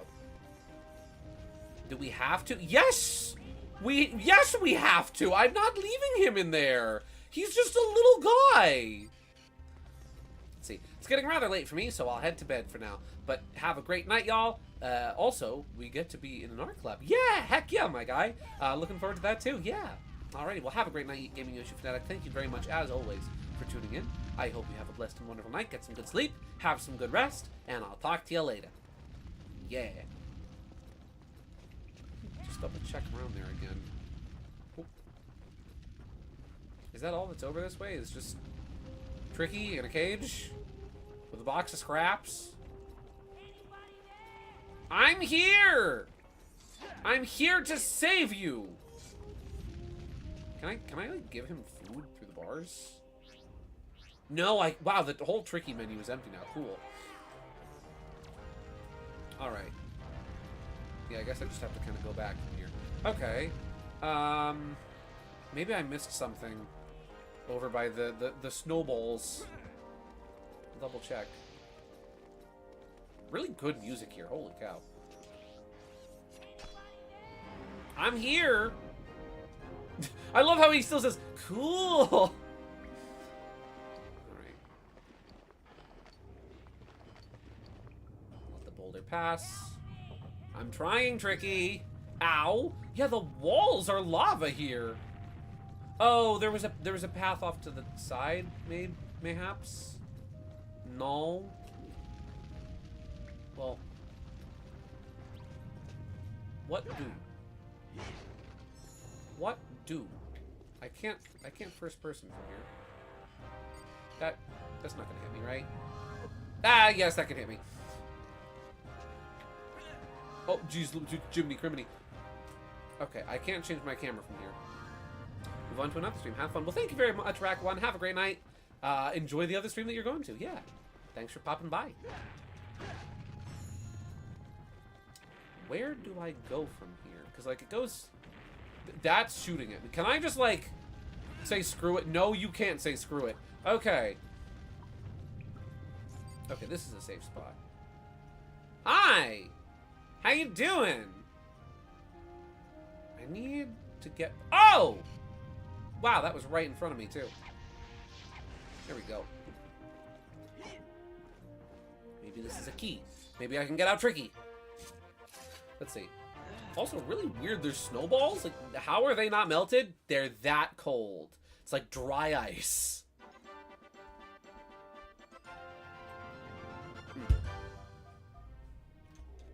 Here we go. Yeah, didn't Animaniacs do a joke about this? About a snowball in hell? There we go. Ooh, ow. Again, pain wall. Wall that causes pain. A snowball does have a chance in hell after all. Crazy! Now we have to save the child. Save the child! We have to save the boy. We have to kill the boy! How'd you know he was a vampire? He's a vampire? There we go. Okay. Yeah, I'm here. I'm here, Tricky. I got you. Save the boy. Yes! Hey, buddy. Yeah. Okay. We have saved the child. Here we go. Oh, now we can break the ice. Reunited. Reunited, and it feels so good. You know what I was playing this week? I was talking about it a few weeks ago, right? But I was playing A Bumpy Ride this week, it's a delightful little game that's on Steam right now. It's literally just Spirit Tracks 2. Like, they just took all the trains, the train gameplay, the train gaming from Spirit Tracks and made a whole little game about that, and it's really fun! It's really good! You can you pick up passengers at the different stations, and then you just have to get them to the, you have to get them from point A to point B in time. And there's different, like, they don't like going too fast around turns, and you have to slow down to certain stops and whatnot. There's like photo stops to take them to. You essentially lose your rail map, similar to Spirit Tracks, at the beginning of the game. But instead of the tracks being gone, no, they're just gone from your map. So you kind of have to, like, map them out yourself as you go along, which is really cool. Yeah. And so you have to, like, explore and discover new places to go and new stops and find new stations. It's really fun. I've only played maybe like an hour of it so far, but it's really good. Is there unlocks and stuff? There is unlocks and stuff. Hi. Fox, I lost you in the blizzard. You're not Fox. I mean, Tricky. Huh? What? Huh? There we Who are go. you? I am Fox, and this is the Crown Prince of the Earthwalkers. We've been sent by the Tricky. Snowhorn Gatekeeper to find the Spellstone. Do you know where it's hidden? My name is Belina Tay. Oh! The gatekeeper is my father. The traitor! Send you to rescue me? I'm sorry, Belina, but he feels you have betrayed the beliefs of the Gatekeepers. We Yeah. were only sent to find the Spellstone. Yeah, your No, father gives fool. no craps about you I right had now. to save the tribe. If it wasn't for my father being a gatekeeper, none of this would have happened in the first place. I mean, it was more so General Scales' fault that it happened in the first place, but go off, Queen. Whoa! Girl, you could have done that from the start. Why did you stay in the cell? Well, she's slightly dead. That's fine. Her father wasn't looking for her anyway. Oh, hi, Dan. Welcome to the stream. It's going well. Belina, are you there? Belinda. Carefully! Find a way to the bottom of the mine. I'll meet you there. Alright. Oh, hey, look at that. A thing I can dig out. She needed motivation to smash the wall. Of course. That makes sense. She needed the motivation of daddy issues.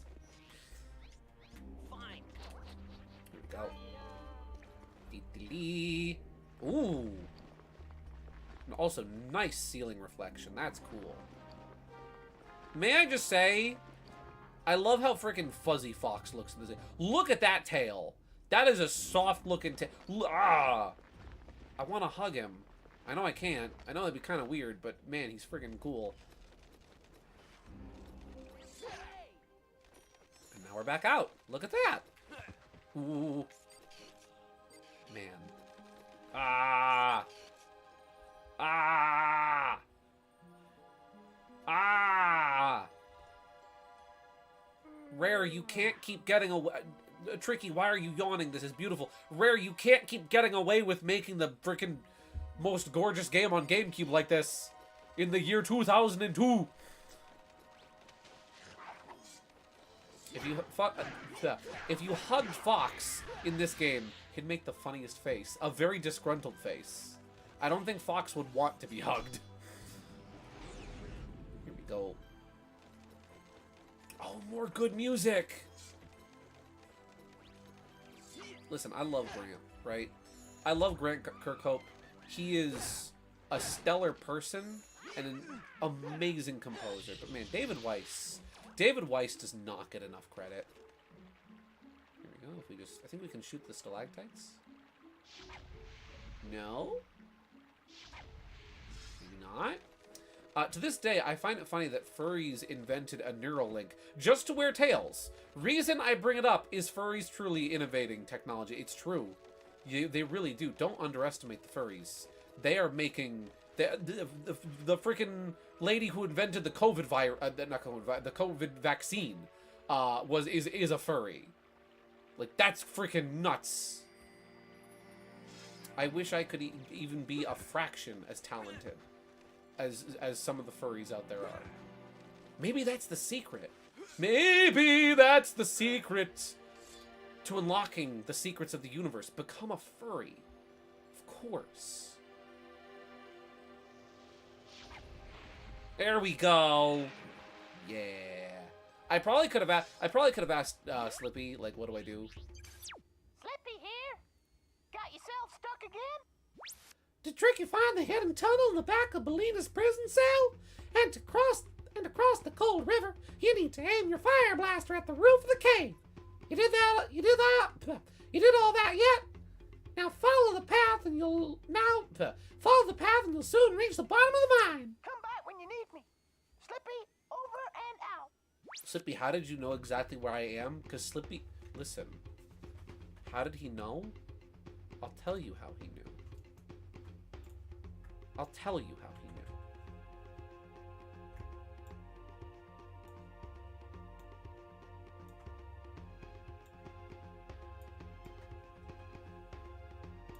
He sees everything.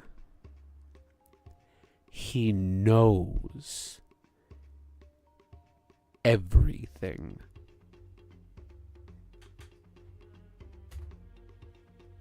I do declare.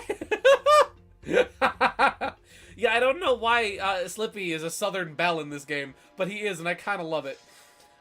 It's crazy to think that furries are in the position, like nuclear engineers. Truly, we are in your walls. It's true.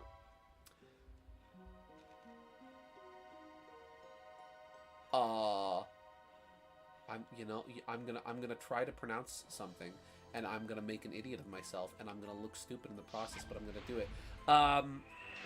Es una fiesta que sube como la espuma. Espuma. Yo til aire hasta la luna de ida y volta. I think I probably said all of that wrong. Mario Simpson, you just said a whole lot of something, and you know what? Cheers, man. I'll drink to that. Yeah. Here we go. Whoop. Speeching of with. Wow. You know what? You know what would be funny? It'd be fun. I think that's Spanish. You know what would be funny? If I read that Spanish better than I actually speak English, that'd be hilarious. Speaking of which, my DM pulled an insane plot twist on me 2 weeks ago. Oh. Hello, Viv. Did you know Wart is finally getting an action... Wart's getting an action figure? What? The Great Wart merch in Big 2026?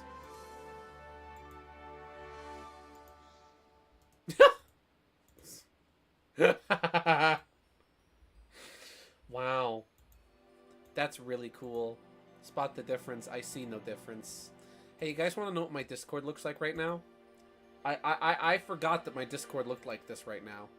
But apparently this is what my Discord looks like right now. G, do you think,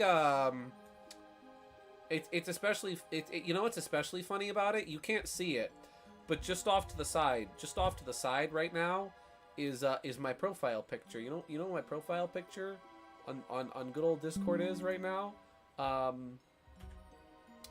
Do you think, I don't know, guys. I don't know. Let me just go to my photos real quick.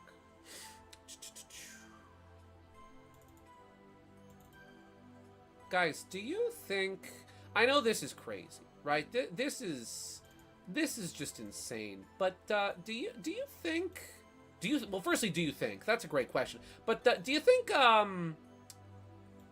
don't think Gideon likes Star Fox. I don't think Gideon likes Star Fox at all. I think Gideon is a big fan of everything except for Star Fox. Right about now. I don't think, just generally, I don't think, you know, no. Gideon hates this.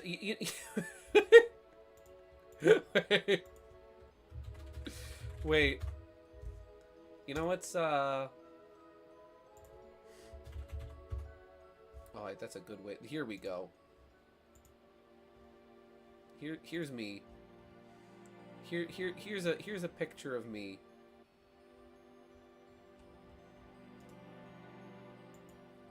There we go.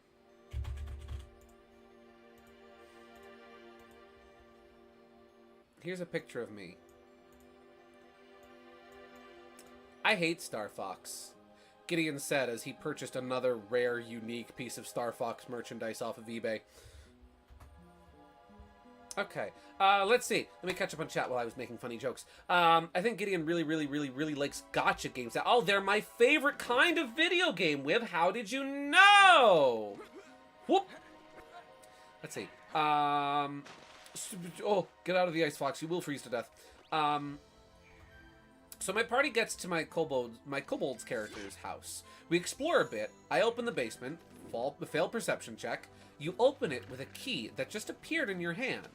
That's odd. 1 second, I need to kill a panther snake. Or not. That's cool too. Bye! Go down to the basement. The DM says, it's so quiet, you can't even hear your own heartbeats. Stranger still. Explore more. Find a barrel of blood and a wardrobe. I open. I love... before I go on to part 3, I love how we didn't even question the barrel of blood. We're like, nah, we found that. That's normal. All kobolds have that. What, you don't have the blood you don't have the blood barrel? Dude, you gotta get the blood barrel. It's such a key part of kobold infrastructure. I need to get out of the water before I freeze to death or get killed by flying frogs. Get me out of the water. Inside the false wardrobe is a coffin. DM just says, it's yours. The entire game, I had been a vampire. Now that's a twist! What a twist! That's a cool twist! Holy, I didn't see that coming. Or should I say unholy frick. Yes, movie warp figure in, like, small scale line. Sadly, no Mauser. Mauser is dead. Rest in peace, Mauser. You will be missed. The little German boy went into the weed cave. That's what happened to Mauser. No, little German boy! Don't go into the weed cave! God in Himmels, there's so much weed in the cave! Here we go. Whoop! Yeah, especially those. Anything over here? Nope. Just a box. Before I draw up the box in the water, is there anything over here? Oh, there is. There's a box. Another box. A different box. Man, this game has foxes and boxes. What's next? Soxes? Let's see. Turns out I had been changing my own memories and revisiting my house had dispelled the memory spell. The entire game I had avoided the weakness of a vampire and even played it without knowing. Wait, so was this something that you were aware was going to happen, or was this a plot twist cooked up by the DM? Because if so, that's some 4D chess right there, including you not even realizing you were playing against the weaknesses of a vampire. That's crazy. Like, she went to a gala, when she went to a gala, she brought a parasol, which vampires use to block the sun. I had no idea. That's crazy. Now, I've heard a lot of horror stories, right? Of, my dungeon master did this. I wasn't expecting it. I don't know how I feel about it. How do you, as the player, feel about your DM suddenly dropping this bombshell that, hey, your character was a vampire the entire time? How do you feel about that? We descend into the mines. Oh! These are the mines that Viv has been yearning for. I am burning! Whoa! I can roll in combat? That's cool! Wait. No, you can't. You actually kind of can use that to dodge. Not here, though. Whoop. Right. There we go. I hope they don't respawn. Let's see. He did it in a way that gave my character equal emotional hooks as her original backstory, so I had a lot of fun with it. Oh, okay, good. Of course you can roll in combat, silly. I don't know. Listen. Wait a second. Wait a second. Hold the phone. I can roll in combat. Guys, do you know what that means?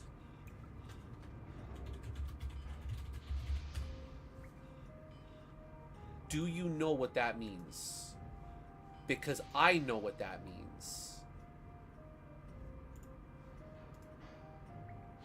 You're never gonna believe this. You can roll in combat. That means that this is officially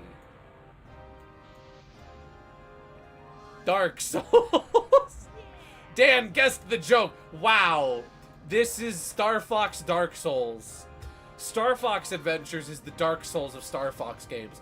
That's crazy. Look at that. Star Fox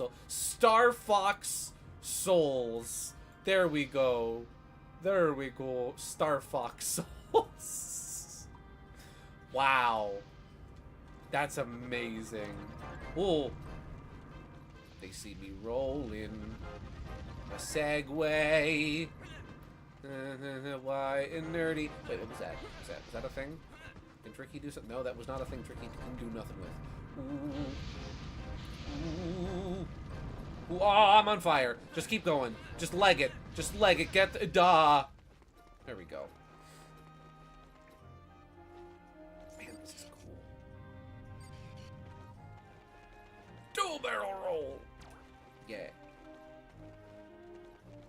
Stop, drop, Dark Souls. Oh, hi! It hasn't been easy. Now, where is that spellstone? My father didn't say exactly where it was, but he knew that General Scales had hidden it somewhere close. Look carefully. I'm sure you and your little friend can find it before they do. Time is short. You must find the spellstone. Well, time is short, then, you know, let it get some sun, grow it a little longer, and it'll get taller. Also, I love Fox's face when she said, "Oh, I didn't know where it was located." He looked so disappointed. What's this? Oh, this is where she came from. Cool. There we go. But my DM not only did that, but gave me also gave us all some magic items, and he gave me a sheet that with some vampire stats, and my character is just a raw damage dealer now. Nice. Now here's my question, because I don't, you know, since I don't really play the Dund and such, does that affect like your character's alignment or anything? Like, were you previously like chaotic neutral or chaotic good, and now like you're something different? Do you have to ask people before you enter rooms and doors now? You just gotta water the time. Exactly.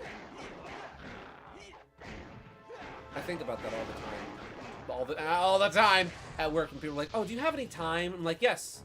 Here's a clock."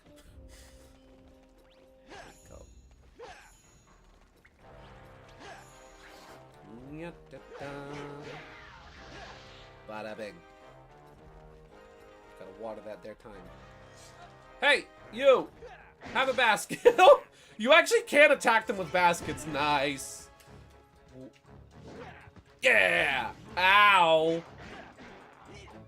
Can I, like... I'm curious if I can roll forward in combat. Can I, like, roll as an attack? Well, I don't need that. You know what? I don't need that. Wait, actually, wait. I can, there we go. Bada bing. Let's see. Made the joke when I worked Produce 2, lol. We were out of time, and we were all like, "We're out of time! Time is running out." Yes, she was originally chaotic neutral. Now she's chaotic evil. Regardless of personality, drinking blood is an evil act. Interesting. Fascinating.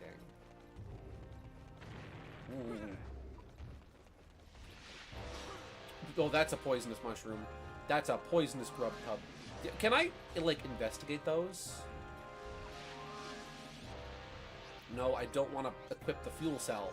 There we go. Like, if I get close to those, will it give me information on them? It does not. Interesting. Let's see. Scanning. Something tells me there's no fuel cells down here. Ladder. I want to hear a story about the Goomba and the ancient door. But we just read that story last night. And the night before, and the night before that, and the night before that. Whoa! Man, you can tell that Rareware really enjoyed making Donkey Kong games, huh? They even remade the original. Bum, bum, bum, bum, bum, bum, bum, bum, bum, bum, bum, bum, bum, bum, bum, bum.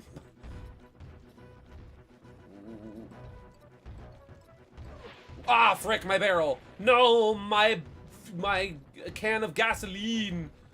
I need that. It's very important. Ooh.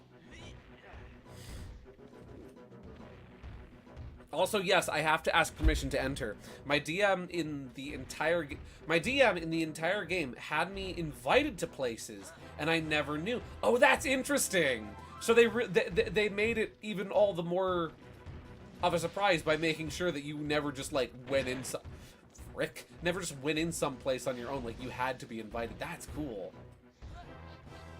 Once upon a time. Get to the Vivian part! Vivian. Vivian.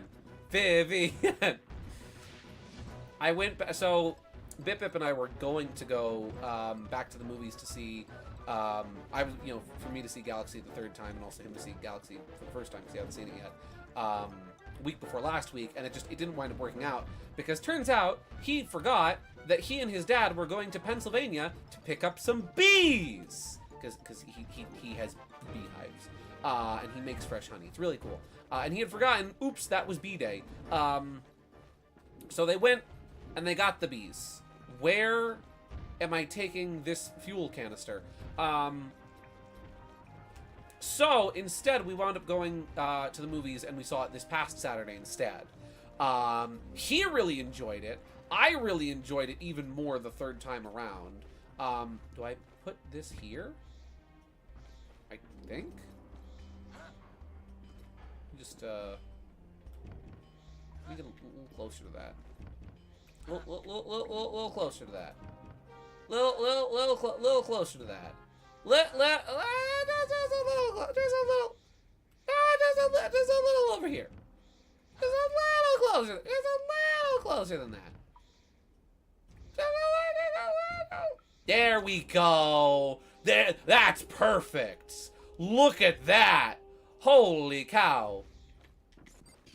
I'm leaving that there. That's a thing of beauty right there. Bees. Dr. Bees will fix the situation. But yeah, it was great going back to see it a third time. I will say that, like, I felt this way about the first movie as well. That, like, despite how the breakneck pacing of it the first time around, it actually is a lot better, like, on a second or third viewing, because you know what to expect, right? Like, you know what's going to happen in the movie, you know what to expect, so it goes by a lot slower when it, you know, when you're not seeing it for the first time. And so I was able to take everything in a lot better, and I really enjoyed it on the third viewing, just as much as I did on the second and on the first. Also, apparently I can be damaged by running water, but only if it covers my heart. D&D vampires take more inspiration from Bram Stoker's Dracula. Cool! Rather than traditional 14th century Dracula lore. Dracula lore, if you will. Let's put this in here. Bada bang. Suck that thing up. Just get in there and... Oh, what? It actually makes a suction noise. Cool. Okay. Thank you, sir. And we go. Don't get blown up. Preferably.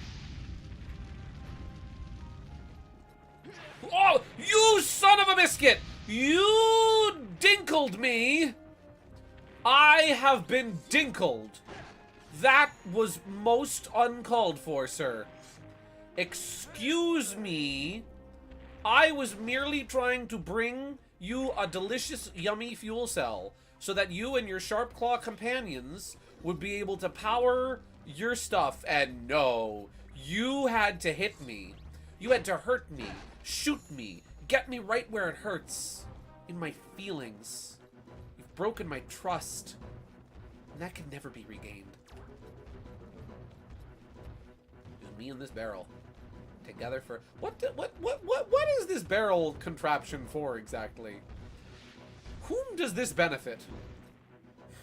Let's see. I sent a funny Donkey Kong Star. You sent a funny Donkey Kong Star. What do you mean, funny Donkey Kong Star Fox?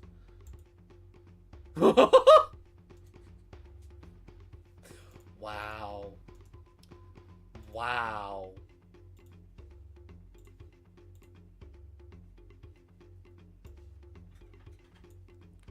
Fox, I see what you're doing. Always. He's like Roz from Monsters, Inc. Always watching. Always watching. He is here. Always. Always and forever. Big Slippy. Yeah, Big Brother? No. Big Slippy is watching. So watch out. Because he's here.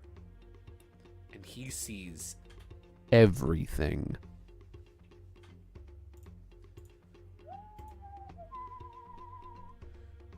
Oh, look at that. Yeah, wow. Wart. And Bowser... That's freaking crazy. Huh. Oh! This is the other thing you sent. This is the other thing you sent. This is good. Starkong. Starkong.png. Guys, look. You want to see Star Fox Adventures? Whoa. It's Starkong Adventures. That's crazy. That's insane. That's whoa. Also, may I just say, I love Fox's amiibo costume sprite from Mario Maker. He's so good. He's just a little man. I love him. You know what? The little man can go by Crystal. There we go. You know what? There we go. Let's see. I'm also the hardest to kill, because if I die, I turn into mist and return to my coffin and regenerate as if nothing happened. Ah, like a Cylon. So, the only way to permanently kill my character is sunlight. My mist bring bathed in sun before it, my mist being bathed in sun before it reaches my coffin, or destroying the coffin so I can't regenerate. That's interesting. So then you're most at risk of permadeath if you die during the daytime. That's interesting. Yeah,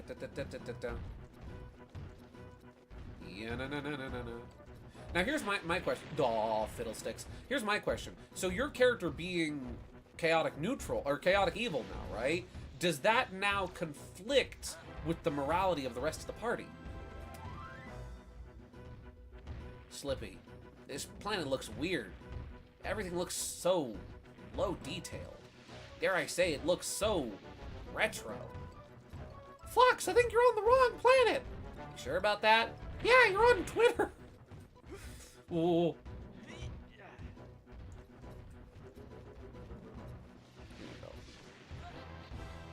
We literally have a paladin who hates undead Gideon. I'm in danger. Nice. Oh, that's not good. Up. Yeah, da da da da da da. Yeah, da da da da da. Ah, fiddle-dee-dee. That is going to require a tetanus shot. Okay. Alright. I can do this. Let's see. Yep. Rap-a-da-pa-pa-da-pa. Rap-a-da-pa-pa-da-pa. Da-da-da-da. Ya-da-da. So here's my question: when's Fox showing up in Donkey Kong Bonanza 2? Huh? He was in the Mario movie. Just saying, he was in Super Mario Galaxy the movie. Why can't he be in Donkey Kong Bonanza 2? You know? Here we go. Here we go. Okay. Better yet, yes. Better yet. I'm listening, Teeter. I'm listening. Lay it on me.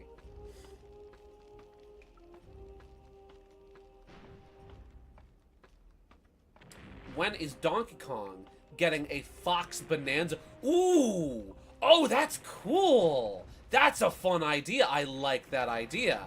That is a nice boulder. I like that boulder. Now, here's my question, right? Because I haven't played Donkey Kong Bonanza. I know generally that, like, the Bonanza transformations usually make Donkey Kong, like, a lot bigger and bulkier. And, like, serve a specific purpose. I feel like a Fox Bonanza transformation, from my limited knowledge of Bonanza, would almost do, like, the reverse, where it might make Donkey Kong, like, a lot slimmer, almost, and like a sneaky like, you know? I don't know. I haven't actually played Bonanza yet. He's also part of Rareware's DKU, so maybe... See? Listen. Play Bonanza. It's cinema. I know. I gotta. I really need to get that game. I have a Switch too. Why have I not gotten it yet? You know what's funny? I know the Donkey Kong redesign wasn't really... it wasn't big for everybody. I personally... Not to say that I dislike Rareware's Donkey Kong, because I don't dislike him, but he never really clicked with me, right? I don't know, there's something about the Rareware Donkey Kong design that, like, I don't dislike, but it just doesn't do anything for me. The newer Donkey Kong design, which is based off of, like, the older Donkey Kong design from before Rare redesigned him, I like him. I like him a lot. I think he's a really cool guy. He looks neat. Because I like you a lot. Here we go. This is back over here. I personally like it. Makes it more expressive. Yeah! The Rareware design of Donkey Kong can be expressive, but not as easily. This one very much fixed that.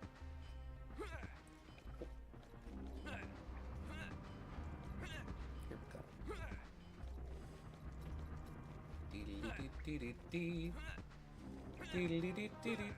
Okay.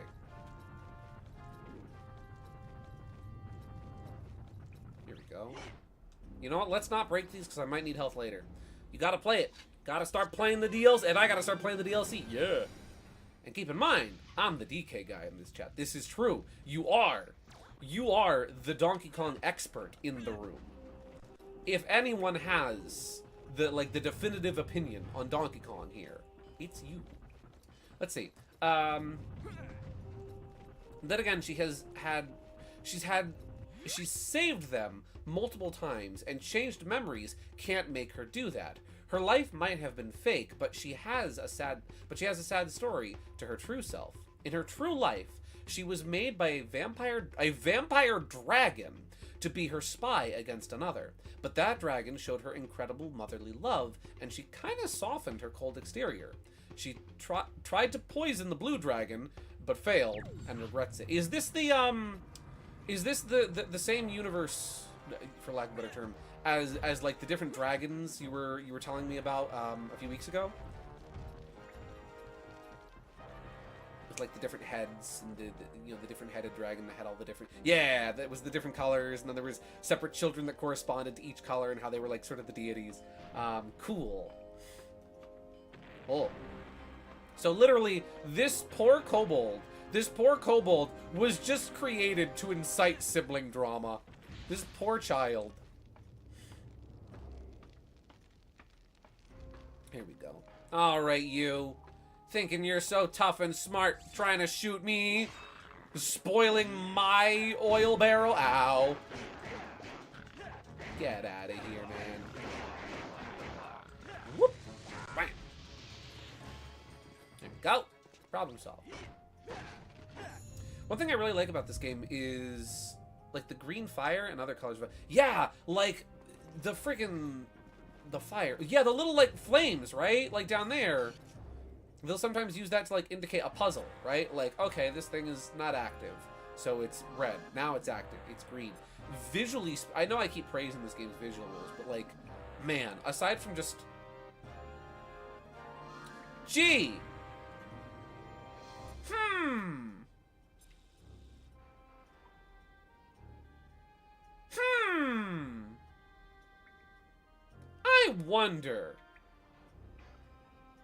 I wonder what I should use this here cannon on.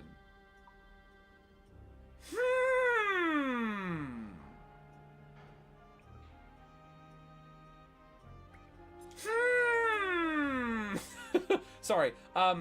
This really is a visually breathtaking game. Like between the actual art direction and like the use of color is really something special.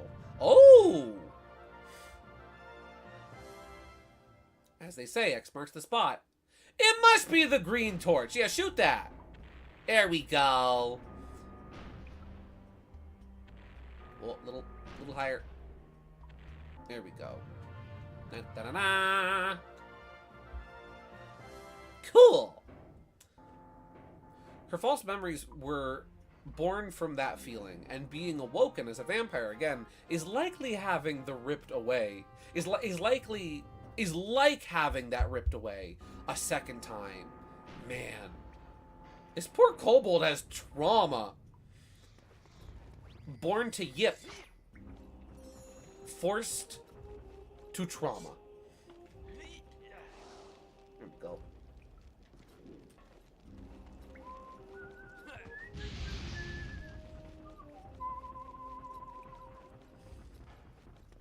Yeah, not gonna lie, I kind of love this game. Where do I have to go from here? I think I just have to climb back down now, right? Kind of an I didn't ask to be born scenario. Oh, that hurts. Oh, that hurts. Born to yip, forced to suck. Wow, you suck. Go die! Oh, that's right. I have to go over there. That's right. Here we go. Okay.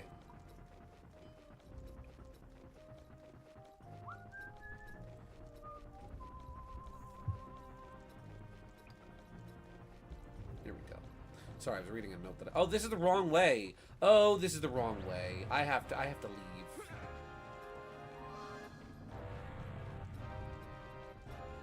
Okay. I think I can just... Can I break my fall? Can I save my... I want to see if I can save my ankles. Whoop! Whoop. Have other... Okay, so I made a thing as a joke a while back. With Teeter. Where we were joking... I think it was on his stream. About the Smash Bros. Melee announcer. And I made a funny thing using voice. I sentence mixed like a YouTube poop.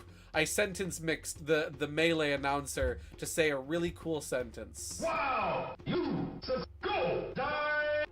He says, "Wow, you suck, go die." Yeah, that was pure. I really need to make more of those. I think I made... Wait, did I make 2 of those? I think I did. I think I did make 2 of those. Wait. I think I made another one. Did I make 2 or was it just the 1? Let me check. It might just be the 1.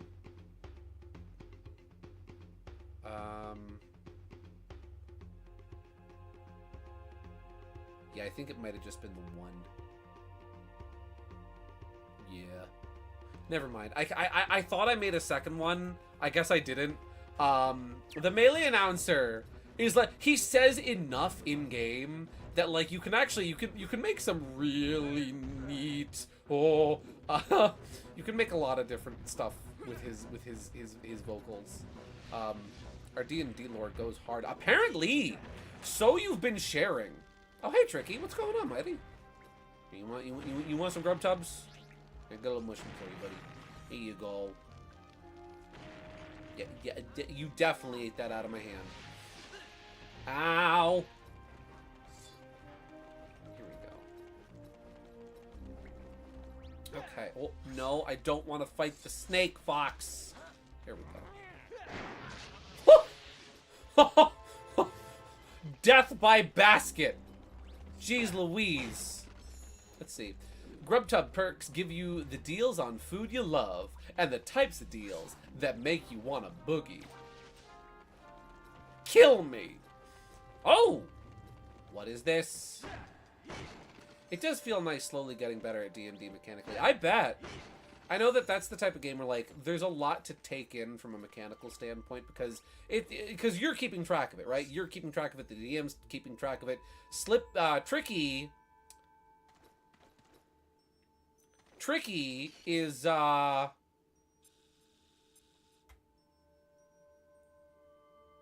everybody's doing this brand new dance now. Come on, baby, do the locomotion. What you doing over there, bud? Tricky, you good? You having fun? Okay, buddy. You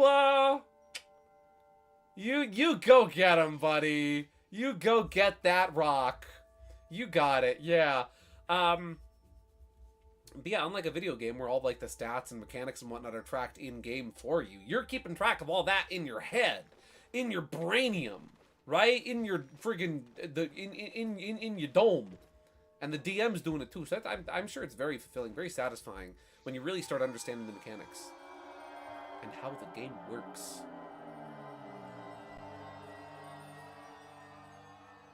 I've been vaporized. Oh no.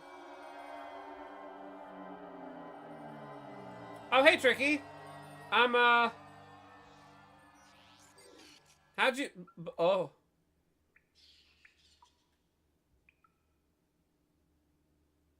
Oh. Tricky. Tricky. Do not move. No. No.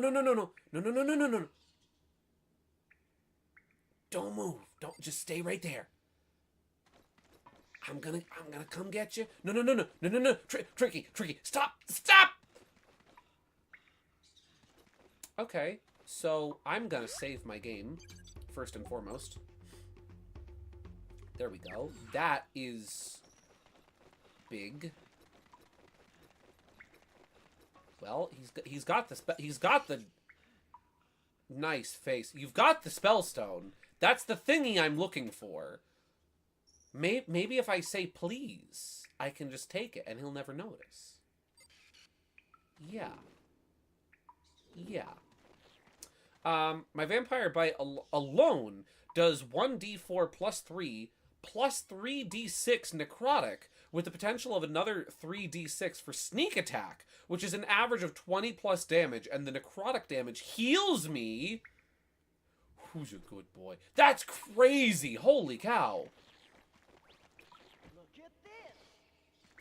Oh, Tricky, do not tell me I have to...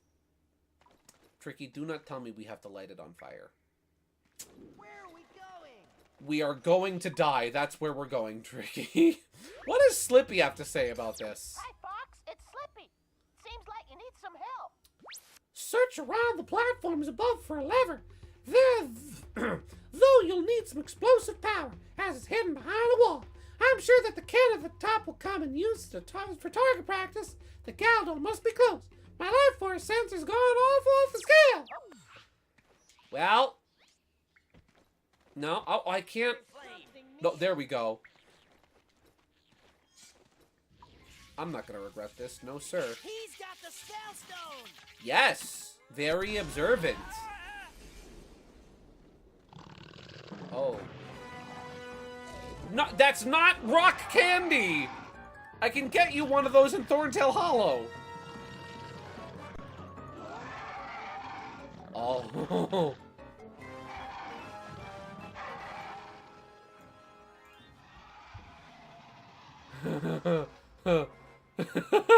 Yeah, oh geez. Oh lord, he's right here. Can I leave? No.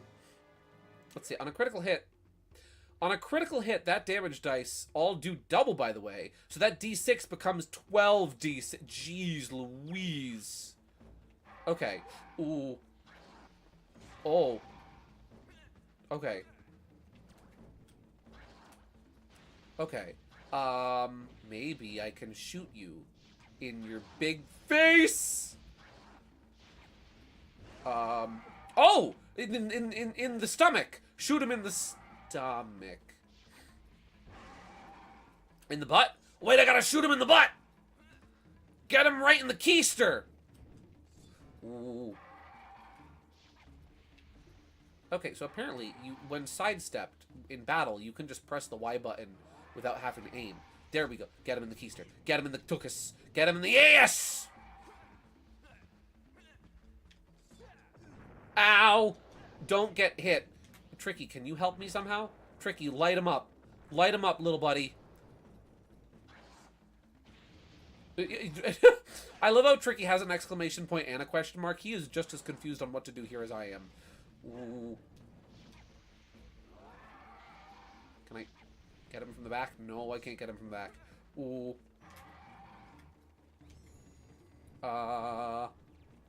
Okay. Okay, geez Louise. With pickles and cheese. Aw, frick. Yo, hi. I'm a rogue as well, so I have +9 stealth. Once again, Dan, I love that you've somehow found a way to maximize your damage output. Come on, faster, Fox. Roll faster. Channel the dark souls within you. My favorite Souls game. The one with the furry in it. Been many years, but I forgot how he hurt this guy. Yeah, same. Remember him looking cool. Maybe hit the green balls? Maybe. Maybe it's like Zelda. I am about to die though, so maybe we'll find some health. Fox, move. Oh, he's right behind me. Oh, he's right behind me. Puck puck eggs. Get me more puck puck eggs. Go, go, go, go, Mario. Go, go, go, Mario. Okay. Hit me with the... Throw balls at me. Hit me with the... You know what? I'm not going to say that. Ow! Okay, maybe don't do that. Fox, aim for his ass, not for his face. Heading out for now. Good stream, all. Thanks for listening to my insane D&D rant. No worries, Dan. Thank you for sharing. Have a great night. Thanks for popping by. I'll talk to you later. There we go. Got him. Oh. Oh!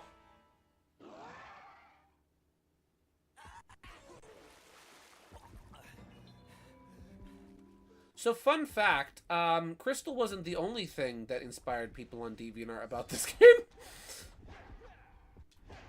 There we go. There we go. Probably smells terrible in here. Oh. Oh, you're still alive. Hi. Okay. Oh. Oh. Can I shoot him in the chest? No, I don't think I can. Ooh. Can I hit those back? I don't think I can, no. Can I, like... I can't do this, probably. That is probably not going to protect me. Yeah, there's Mew, Faye. I think Star Fox 2 was dumb back then.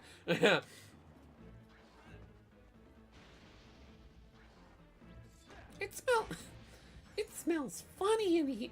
It smells funny in here. No, it doesn't. I had to think to myself, wait a second, which child on The Simpsons said that? Oh, that's right, it was Milhouse. Oh! Okay. I don't have any more dads. There are no Furbies to be had. Okay. Ooh! Please don't kill me. Ow! I don't think I can... Well, that was a cool attack, Fox. Not really what I'm looking for. Oh, there we go! You have to wait for him to suck. Can you do that again, please? Can you do that again, please?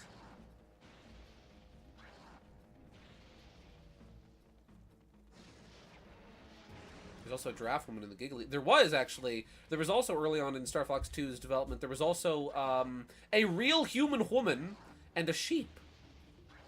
You know what? Let me show this real quick, because I don't know any other time that I'm gonna get the chance to show this. Star Fox 2 prototype sprites. So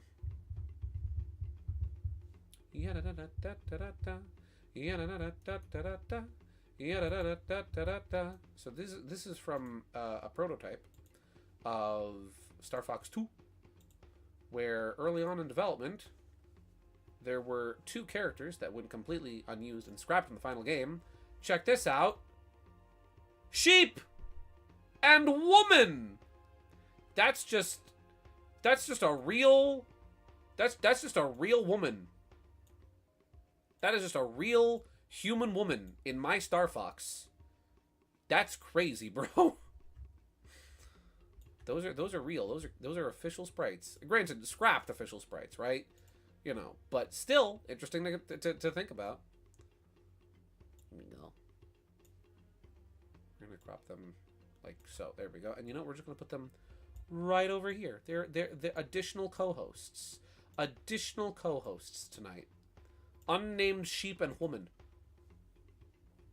There's also a gazelle, another dog girl, maybe a prototype of Faye, and a pit. Really? I don't know about the pit woman. That's interesting.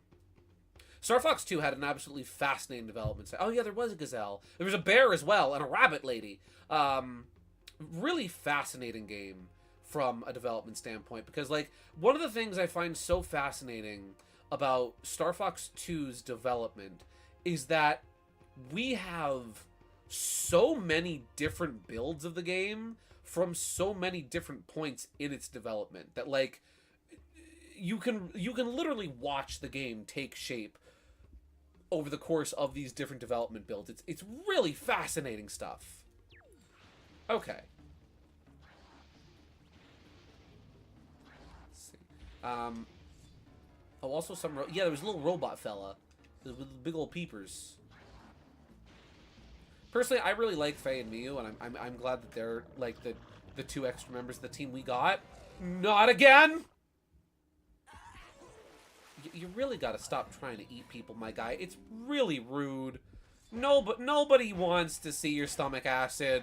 I sure as heck don't.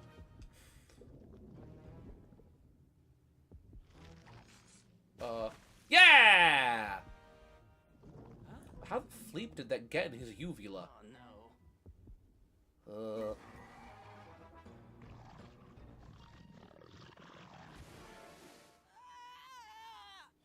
When did he eat Tricky? This is just like the Yoshi's Island. It is! Prince Froggy.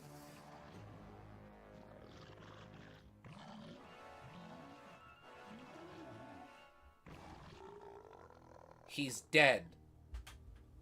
Good.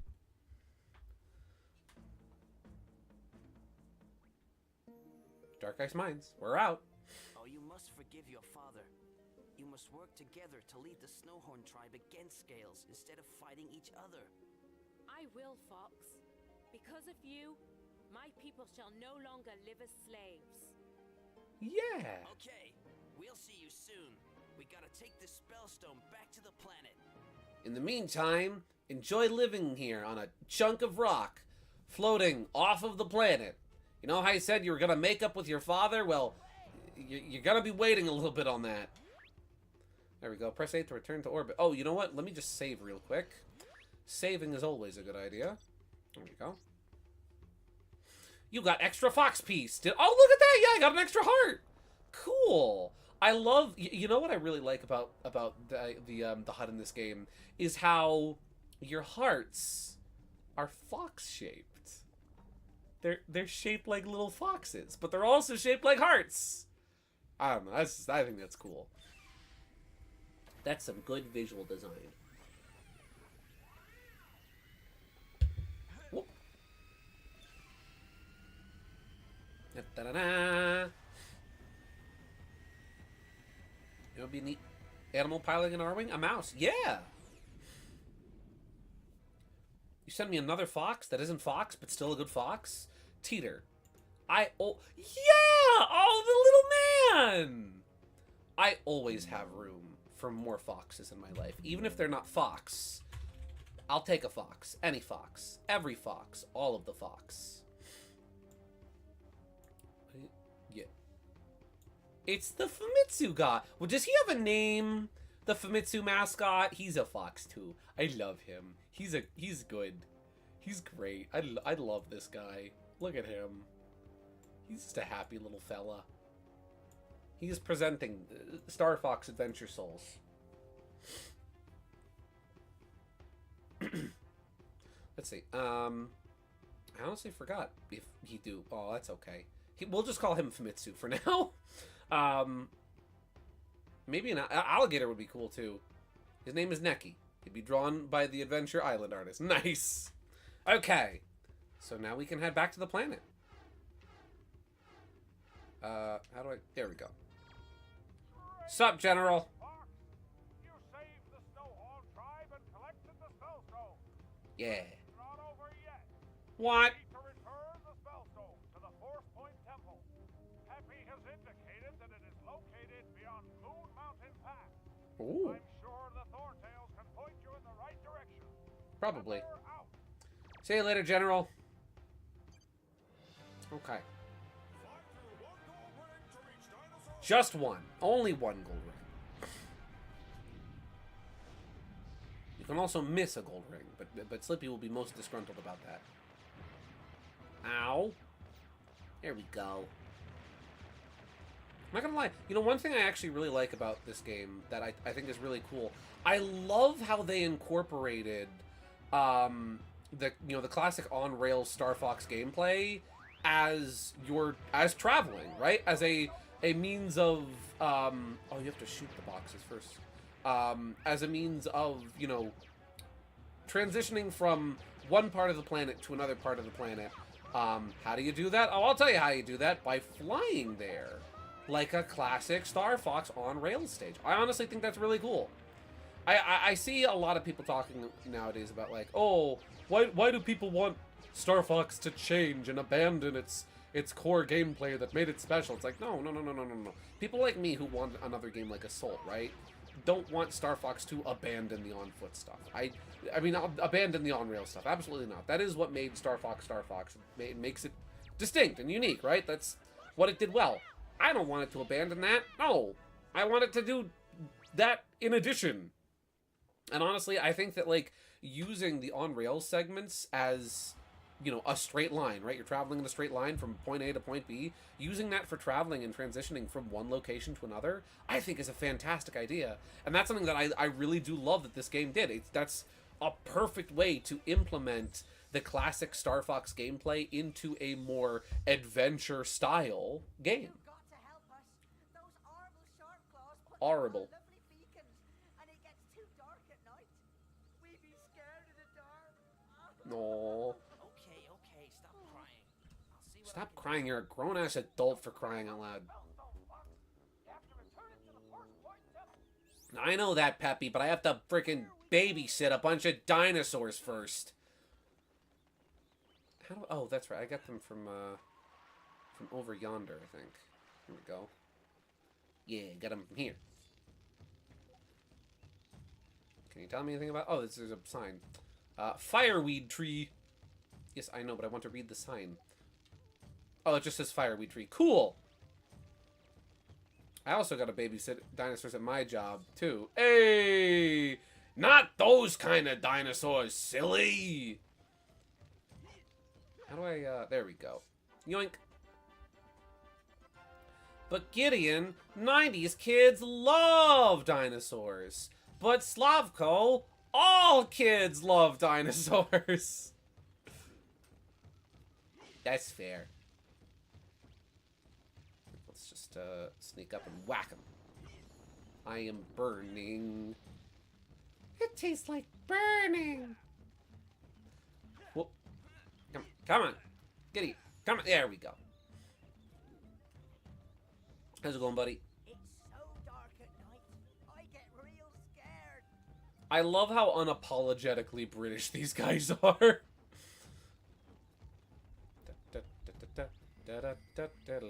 Here we go. Woo! Saved my knees at least. So Gideon, I sent you a thing on Blue Sky. Oh, did you?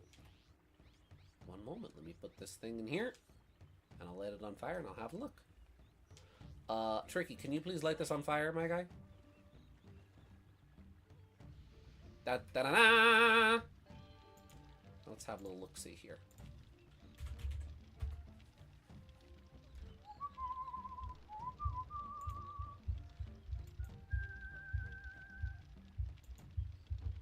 Oh! Oh! Holy cow! My guy is... he is enraged. Let me see. Susumu Matsushita is the artist. His style was interesting. It has the Looney Tunes energy. Look at this stuff right here. I love this. Friggin... here we go. Let's see. I think it's... is it this here? Is this the right image? Yeah, there we go. Look at this! My god, he was not satisfied with just stomping Koopas. No. He had to lay full-blown assault on them. I love... may I just say, I love the art style of like, the classic Famitsu magazine covers. This art style, the style of Susumu Matsushita is really phenomenal stuff. It is, again, it is, like you said, it's very classic Looney Tunes. I always find it fascinating. I know I've talked about this before, like with Rubber Hose and stuff. I always find it fascinating to see just how much, like, Western, specifically American cartoons have very much inspired, like, Japanese artists and cartoonists to create different characters and designs and whatnot. I find that stuff fascinating. And it's really cool to see here, where, like, here we have a Japanese artist that has a very, like, Looney Tunes adjacent art style. That is so cool. Tricky. Come on, buddy. Rise and shine. Wakey, wakey, eggs and bakey. So freaking cool. Adventure Island is a really good artist. Yeah, artwork done by Adventure Islanders. Oh, gotcha. Okay, cool. Nice. Let's see. Where are the other bacons? There are bacons around. So I think the other bacon is over here. Now, it's not that dark at night, silly Billy. You sleeping just fine. You guys just want to give me busy work. I see how it is. This is my favorite Super Adventure art. It's the cover art for the game. Oh. Let me just pop this thingy in the thingy and we'll check it out. Look at this! Tricky, would you do the honors? Thank you, my boy. My boy. Let's see. Ooh, oh, that's cool! Man, that's sick artwork. Look at this. That's some good artwork right there. That's cool. Man. That's gorgeous. Like, really nice shading and great color choices. Good art altogether. I love that that Master Higgins. I love that Master Higgins has the Hudson logo on his hat with the bee. That's really good. I like that a lot. Look at him. Look at that guy. That's cool. Here we go. Let me move a couple images around, make a little space, make a little room. There we go. We're gonna keep him. He's a keeper. Certified keeper he is. Whoop. I'll put him right there. There we go. Let's see. I should show you this Adventure Island game sometime. It's very, very different from the others. The Adventure Island is a lot like Zelda 2. Oh, I think I've heard of that one. You know what? Also, it's raining now. There's one... I think there's one more beacon that I'm missing. Oh, I think it's over... this way. Methinks? No. Where be that beacon? Wonder Boy and Adventure Island 1 use the same formula. Yeah! Actually, it's a lot like Wonder Boy, which has a funny history with Adventure Island. Yeah, isn't there a Wonder Boy game that was made an Adventure Island game for like a translation or something? I forget. Idledum. Is it over? Where is the last beacon? Hi. Have you seen our fireweed tree yet? I have. I'm amazed. This is some biblical stuff right here. Look at this. Freaking God is present in this tree right here, the burning bush. Where is that last beacon?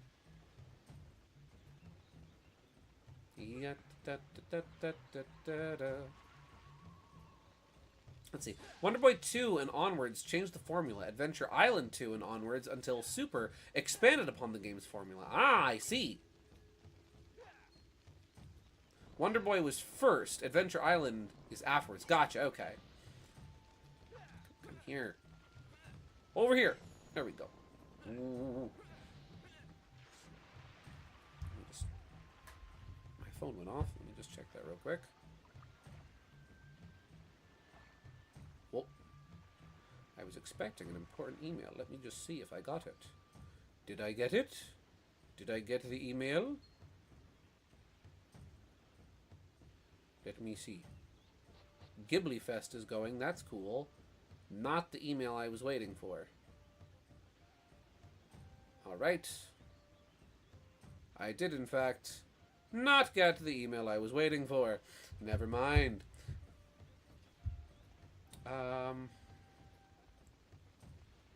So Adventure Island 2 seems to take its cues from Wonder Boy 2 and 3, which is kind of funny. It kind of goes full circle. That's interesting. Look at that. Let's see. I've thought about streaming the Wonder Boy game, but I know nothing about the history of them. Really. Lol. Just the visuals are super cool, and can switch between the remake graphics and the old graphics. Send me another thing. Oh. Let me just grab this other weed. Get over here. Thank you. Let me have look-see. Little look-see. Oh! Oh, that's cool. That's good artwork right there. It is based off Super Mario World. I do love me a good Super Mario World. Look at this. That's some good stuff right there. Speaking of magazines, right? I've been on a bit of an adventure. A Star Fox adventure, if you will.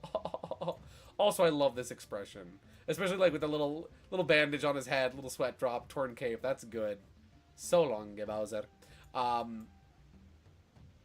That's great. But yeah, I've been on a sort of a little Star Fox adventure where I've been completing part of my collection. Back in December, I found at my local retro game store a bunch of old issues of Nintendo Power, including the ones that feature the Star Fox comic from the Super Nintendo, from starting in issue 45. And it was one of those things where I was like, okay, you know, maybe I'll collect those. That'll be fun. If I see, you know, the rest anywhere, I'll get them. And so I picked up about, I think, 5 or 6 of the volumes that they had there that had the Star Fox comic in it.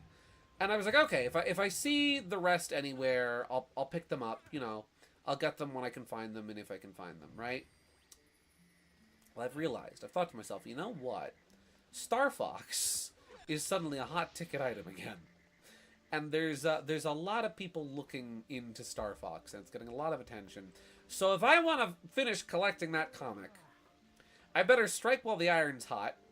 I better strike before collectors decide to be collectors. And I better, you know, get the rest of the volumes. So I've been hunting the past few days for the rest of the issues of Nintendo Power that I'm missing that have the Star Fox comic in it. And now I'm just waiting on them to arrive. Is there a bacon up here?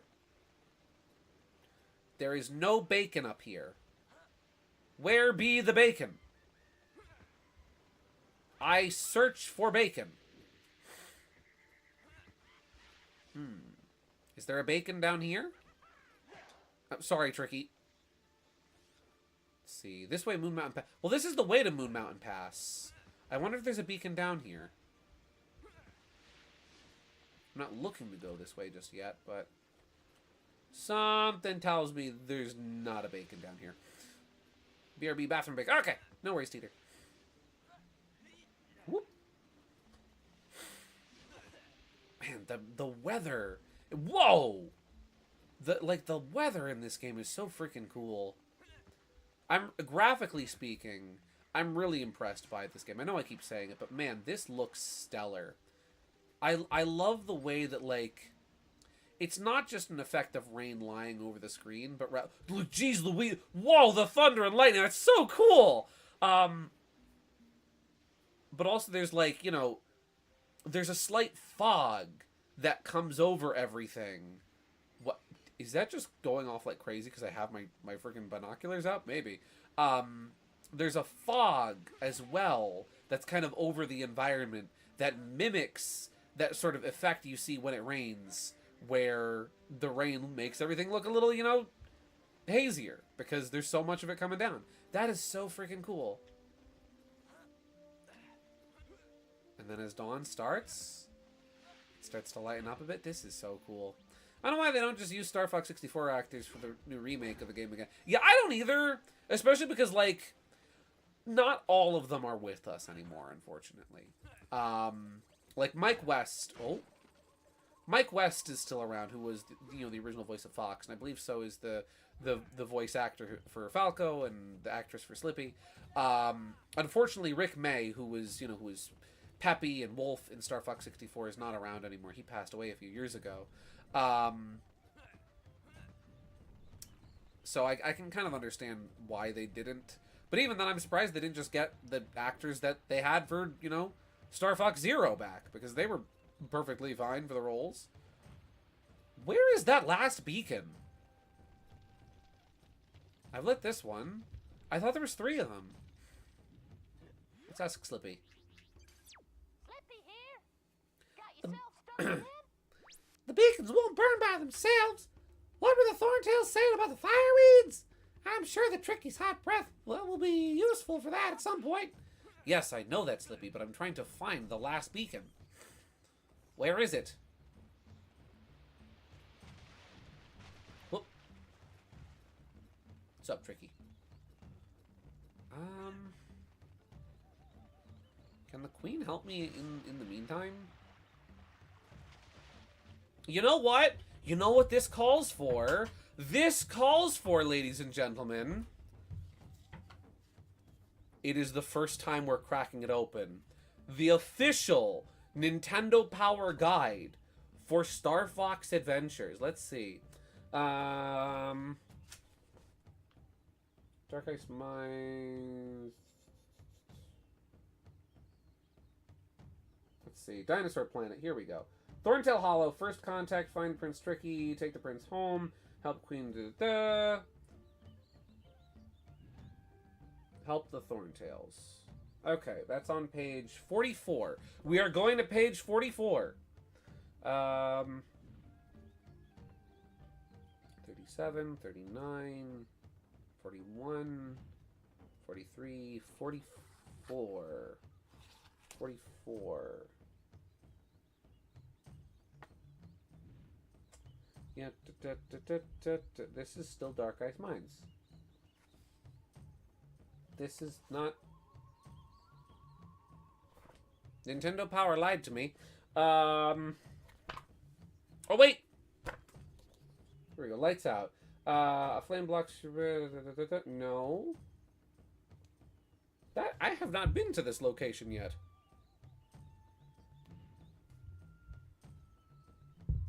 One second. Restore the light. Here we go.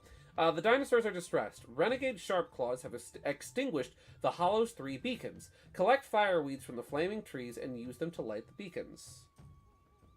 Where? Oh, and they've got a lovely illustrated map. They've got a lovely illustrated map. Let's see.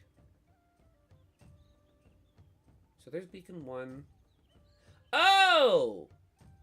Oh! I didn't venture far enough. I went the wrong way. Okay. The guidebook is going back in the drawer. I just noticed the video description yet again. You know what? I just remembered something. Speaking of reading, I forgot there was something I was going to open with today. And I totally forgot up until this very moment. There's a fuel cell over here, too. Oh, right up there. Here we go. Hi. How will we ever relight the beacons?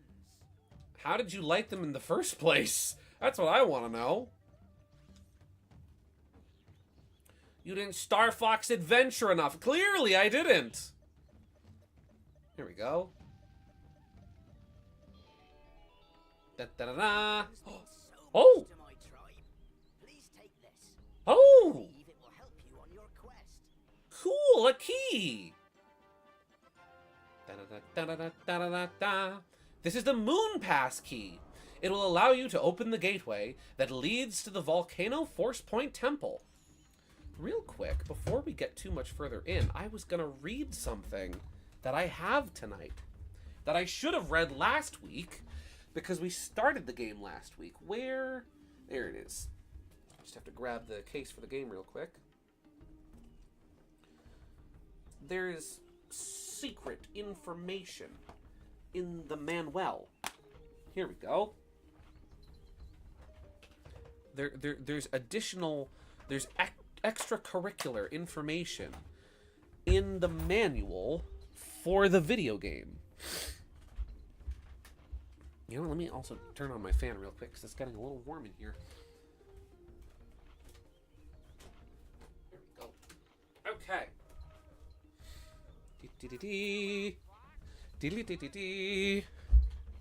I'm gonna turn you into a piece of bacon.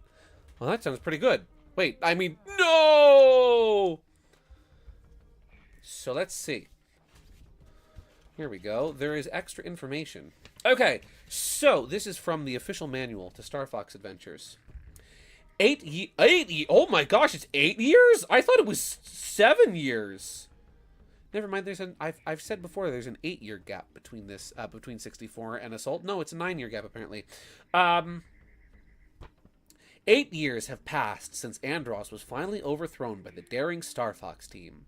Following the celebrations, Fox McCloud and friends returned to the only life they knew, an endless patrol of the Lilat system, guarding against ongoing threats to their territory. Boredom soon struck, causing Fox's close friend Falco Lombardi to simply disappear, leaving only a rumor to suggest that his lone wolf nature had finally led him to pursue a more free and profitable life. Then, Slippy Toad traded his pilot's wings for a place in weapons R&D, demonstrating a natural flair for innovation, while Fox's old friend and mentor, Peppy Hare, retired from active flight duty to concentrate on a role as navigator and general advisor. Tricky, this is a lot more interesting than you're making it sound by snoring through the whole thing. Here we go. Man, Fox is telling the story and he's got 2 people that fell asleep. I know, right? A bedtime story with Fox McCloud. The Great Fox itself had seen better days. Keeping a ship of that size in prime condition cost serious money, and well-paid jobs for fighter pilots and mercenaries were increasingly difficult to come by. So it was that. Fox and Co. found themselves drifting through the galaxy, waiting and hoping for General Pepper's hologram to pop up with just the kind of high-stakes, high-reward mission that they needed. That's the backstory for the game. And then we have little character bios in here too, right? So first we've got Fox McCloud. 8 years after the defeat of Andross, Fox McCloud has matured as a leader and continues to be recognized as a great hero. He is still an active pilot, and his many skills with weapons and martial arts are often called upon into play. Then we have Tricky. It's hard to believe that the mischievous Prince Tricky will one day rule the Earthwalker tribe, and with his father imprisoned, the future of the world looks bleak. Could an unlikely partnership be the only hope for Dinosaur Planet? Now here's something interesting. Here's something very matured as a leader. Are you sure? Yeah, I was thinking that myself. Here's something really interesting. Oh, hi, Tricky. About the manual. To my knowledge, there is no direct mention of Dinosaur Planet in here outside of like, okay, the planet that the game takes place on is Dinosaur Planet. Here's something interesting, though. where I can tell that Tricky's description in this manual. Okay, geez Louise, I'm trying to tell a story here, my guy. I can tell that Tricky's bio in this manual is taken from a point in development from before this was Star Fox Adventures. Would you like to know how I can tell? At the end of Tricky's bio, it says, could an unlikely partnership be the only hope for Dinosaur Planet?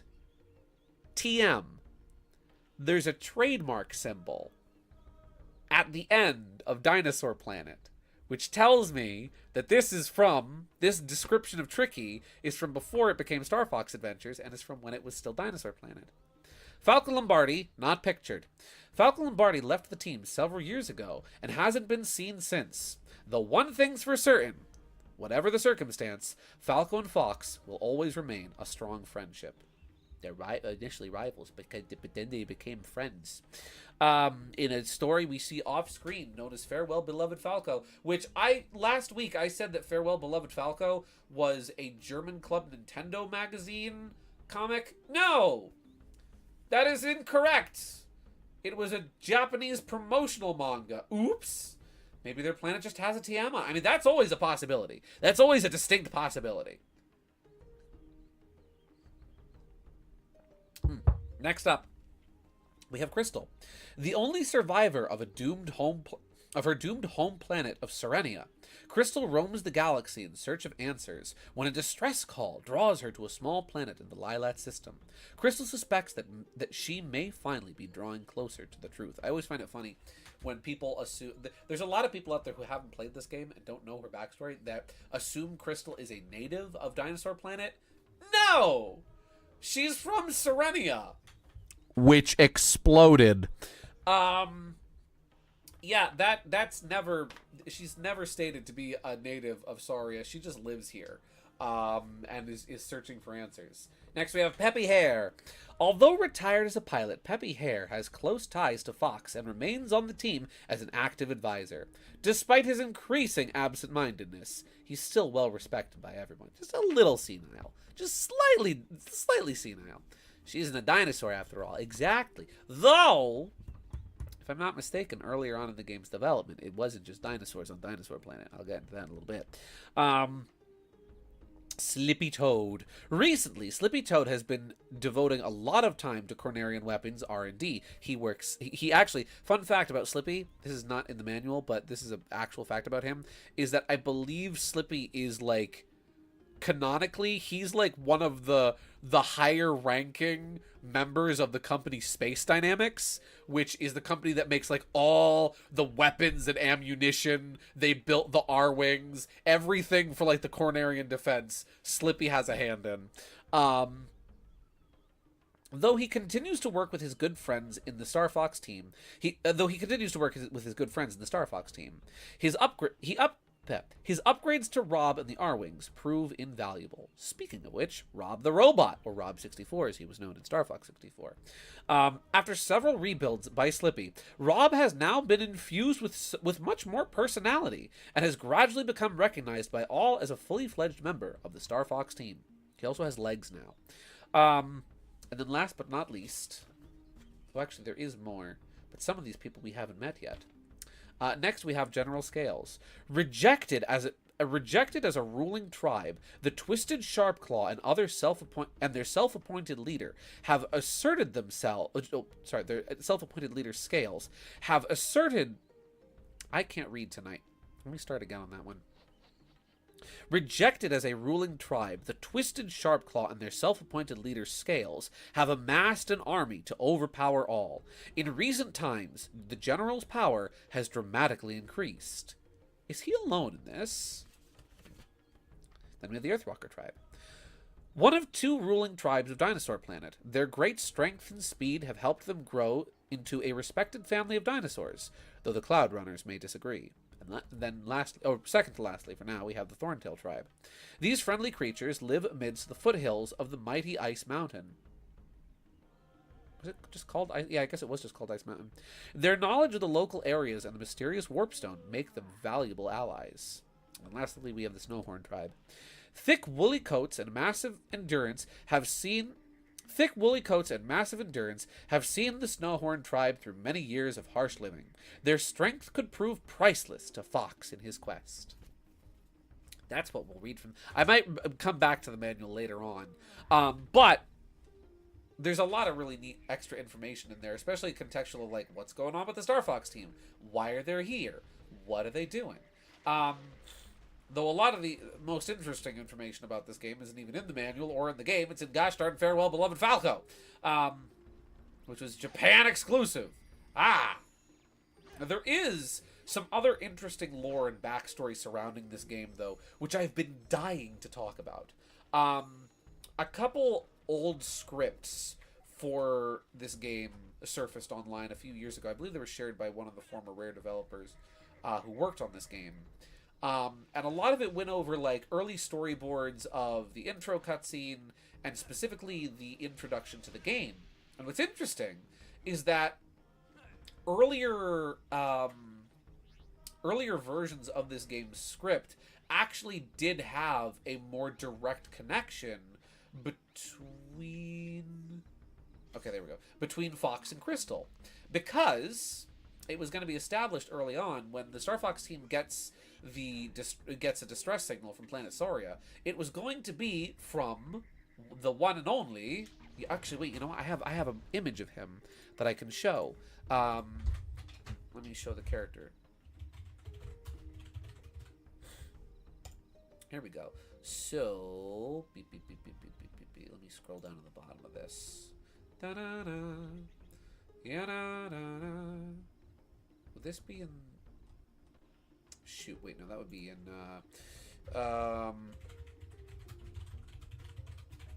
Here we go. There we go. 1 second, I'm just gotta grab an image. Ya-da-da-da. Here we go. So, the distress call sent from Soria that the Star Fox team receives was originally going to be sent out by this fella what the fleep? Oh, I was pressing my controller.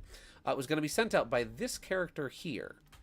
This is Randorn the Wizard, who is going to be among some of the animal people that lived on Dinosaur Planet. And he's sort of like this great wizard, this great sage, who is this great powerful man who just so happened to be the mentor of James McCloud.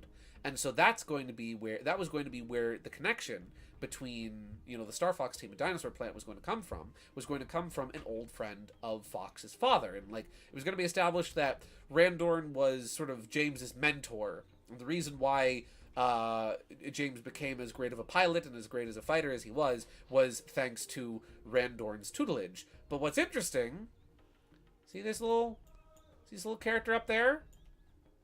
See a little character up there sitting on top of Randorn's shoulders? You know who that is? You know who that there character is? I'll tell you who that there character is. That there character is a young version of the character we know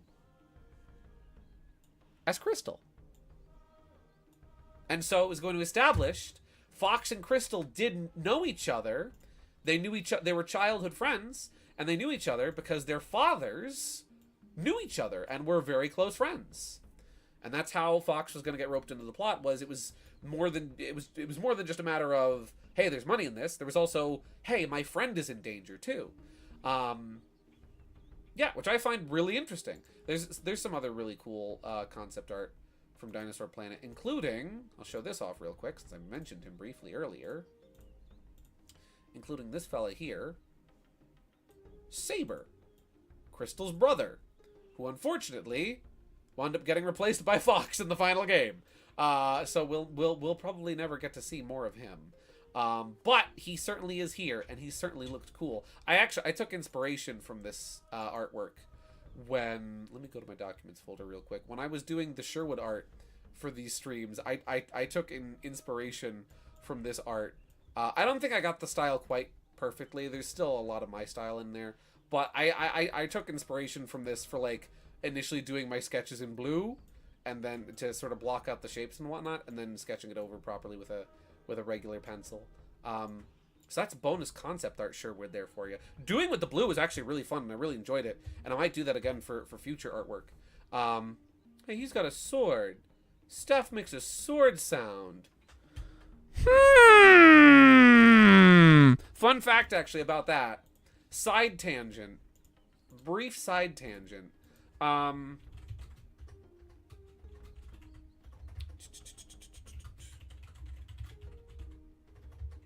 me just find this real quick. There actually is a moment, briefly in-game, where,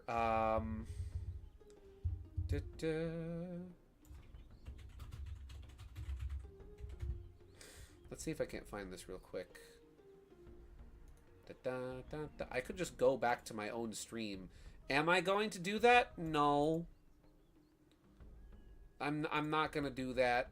I could do that. Well, I'll show it later. But it's funny. There's actually a moment where when Fox first goes, when Fox and Fox and Tricky first meet, at the whatchamacallit, at the hot spring, right? Fox goes to reach behind him to grab the staff, which is in the wrong position. He's going to grab. It's the animation is reused from earlier in development on N64. It's the animation of Saber going to reach for his sword instead of reaching for a staff. It's really interesting. Just more and more saddened we never got the full-on thought-up game. I really, really wish we'd gotten it. I know.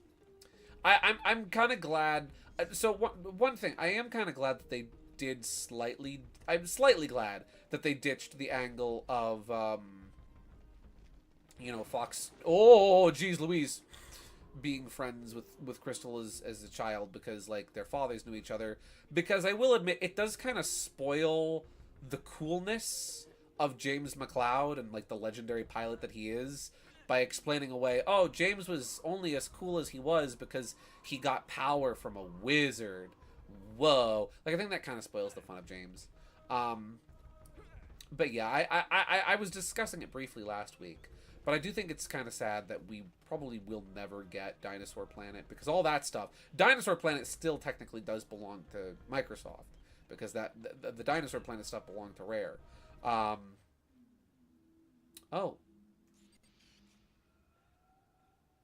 New area. Nice JPEG mountain you got there. That's a cool looking PNG right there. Sorry.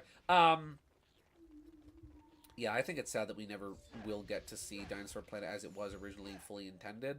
Though, I was briefly talking about it last week. I don't think... Oh. Oh, hey, guys. Oh, you're big. My guy's sleeping on the job.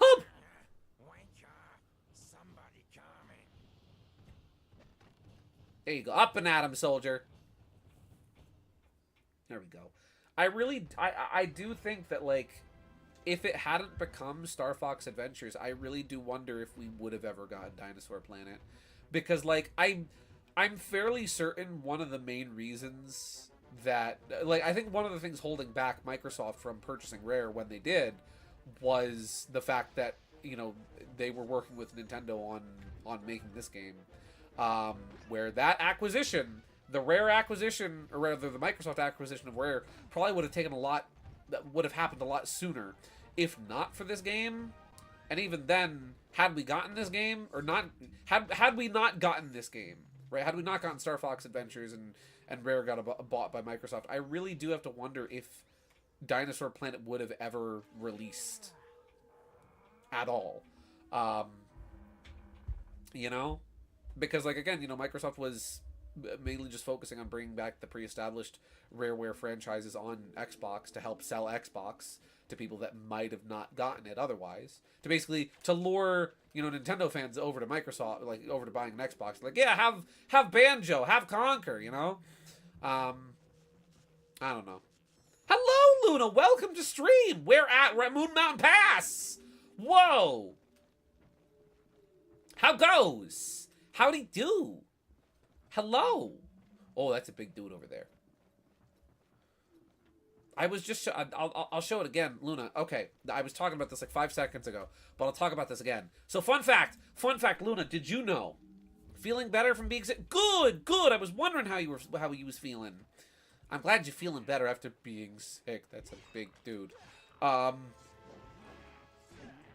talking about Dinosaur Planet Beta stuff. Yeah. So did you know, Luna, there's earlier, like, demo scripts of this game's plot, right? That goes over how there was originally going to be a connection between Fox and Crystal.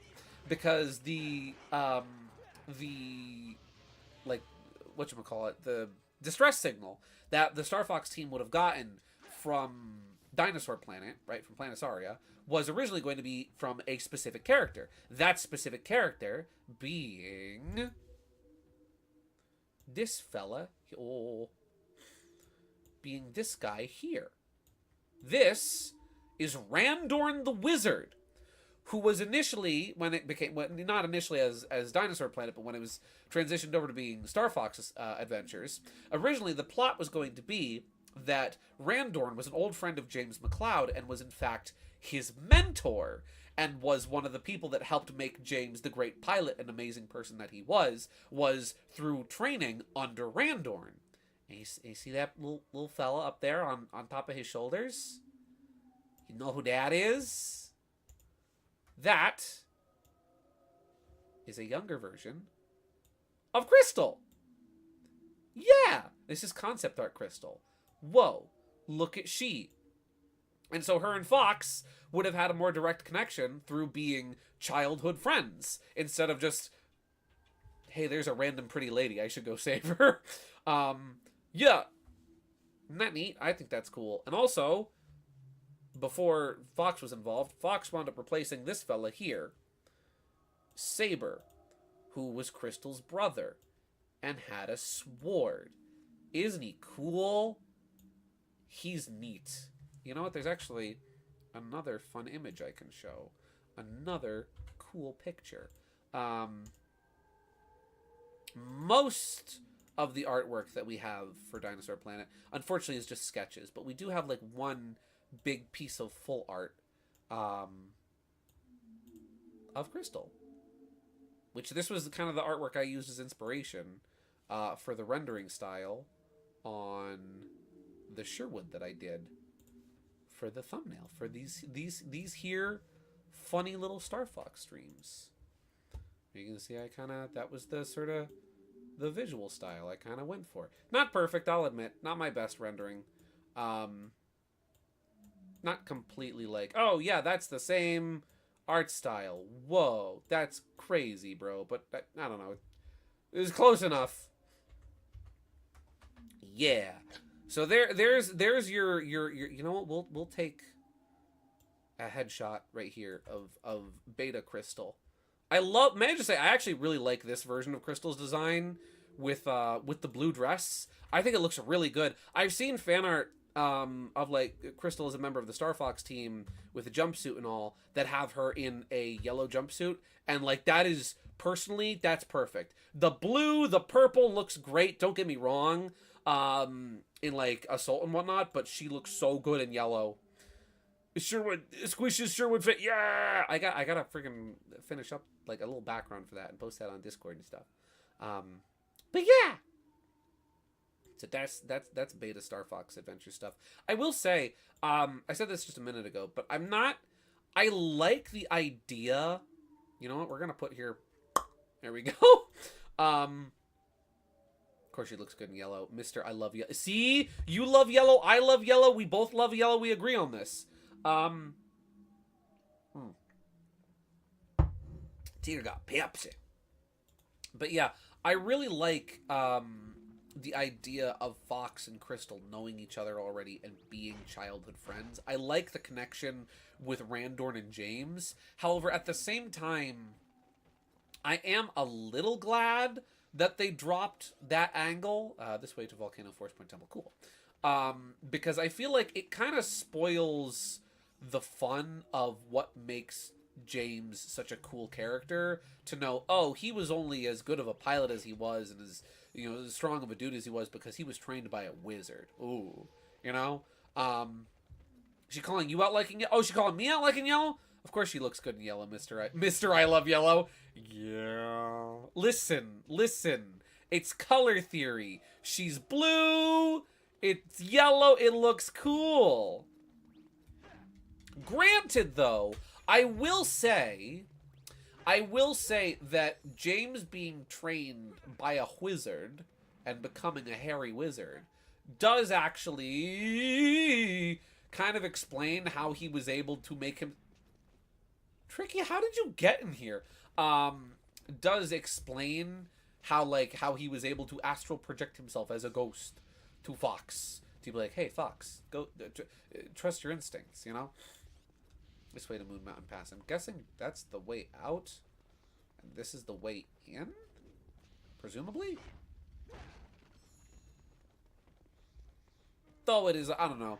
It's a cool concept, though I do also just like the fact that, like, James literally pulled a soldier TF2 and said, I did not have permission to die. Gosh, Fox. What are you taking so long? Oh, do I have to jump in the fire hole? Yes! I do, in fact, have to jump in the fire hole, where the fire bats are. Ooh. Let's see. Oh, that's not what I meant to do. I wanted to show off my cool rolling technique, but I don't think I can do that to the sides. Oh, that was tricky? Oh, gotcha. James is a Force Ghost. That's true. See, yeah. Here we go. The explosions are very fun. You know what I rewatched today? Oh. There's a Furby in there! Furby!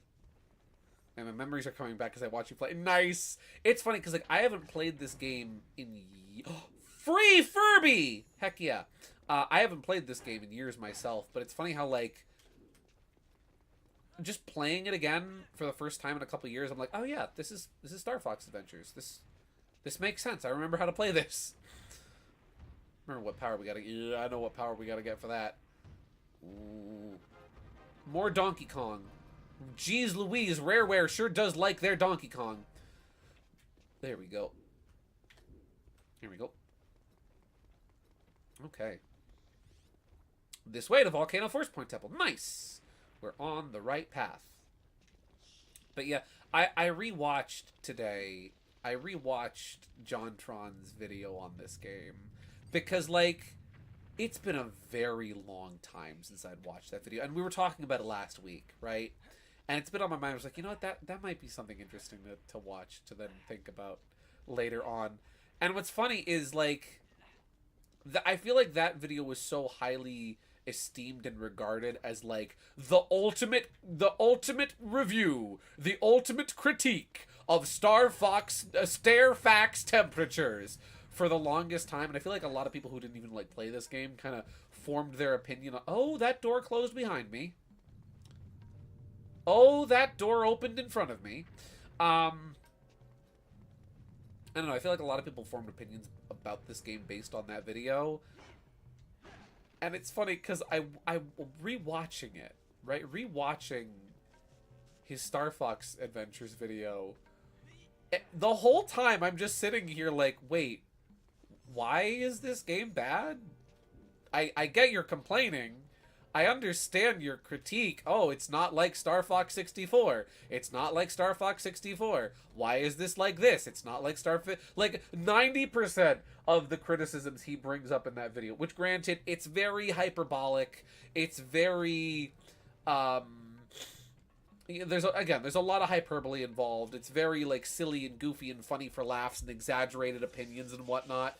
But even so, like, the whole time he's, like, pointing at things and be like, why isn't this like Star Fox 64? Why isn't this like Star Fox 64? Why is this in my Star Fox? Why is this? And then he completely draws the line at the friggin' Bafom dads, right? And, like, the whole time I'm watching, I'm like, okay, this is fine. I appreciate that you don't like this. But tell me why it's bad. Don't just tell me, oh, it's not like Star Fox 64. Tell me what about this game is bad. Because I don't see it. I don't see it. I'm enjoying this. Here we go. Yeah. At most, when I was a kid, I thought this game was a little boring. But that's just because I didn't really know what I was doing. Now it's like, no, this is good. This is a good game. Yes, it's not, yes, it's not the on-rails gameplay. There's not much of it to be seen. Sure, that's fair. It's not unreasonable to expect a sequel, right? I would say with sequels, it's not unreasonable to be disappointed when a sequel does not follow in the footsteps of the game that came before it, right? That's reasonable. But this game was never touted as being Star Fox 64 2. It was, even, what I find especially funny about it is that, like, even at the beginning of the video, he acknowledges and addresses that it was originally Dinosaur Planet, it was originally something else, and even then it's like, no, he doubles down on, oh, this is bad because it's not Star Fox. It's like, oh.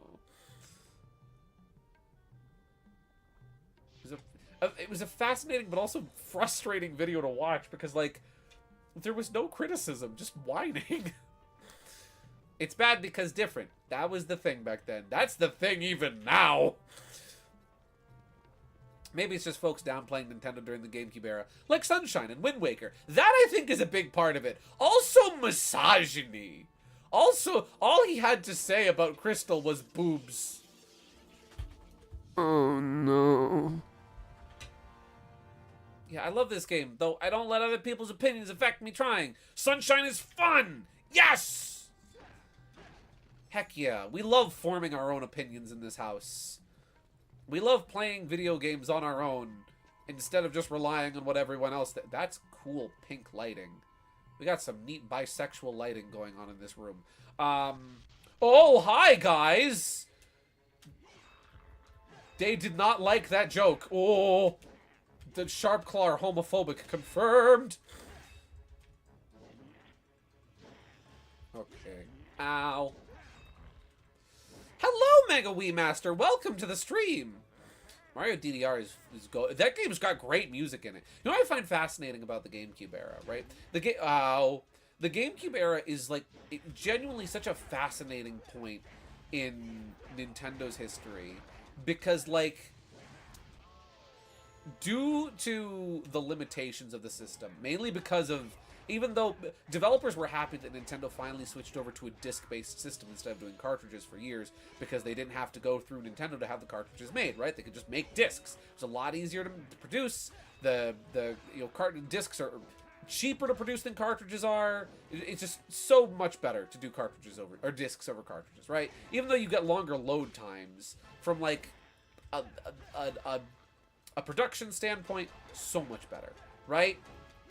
And, like, sure, there was that, but then a finger curled on the monkey's paw because Nintendo's like, we're doing micro CDs! We're doing little ones!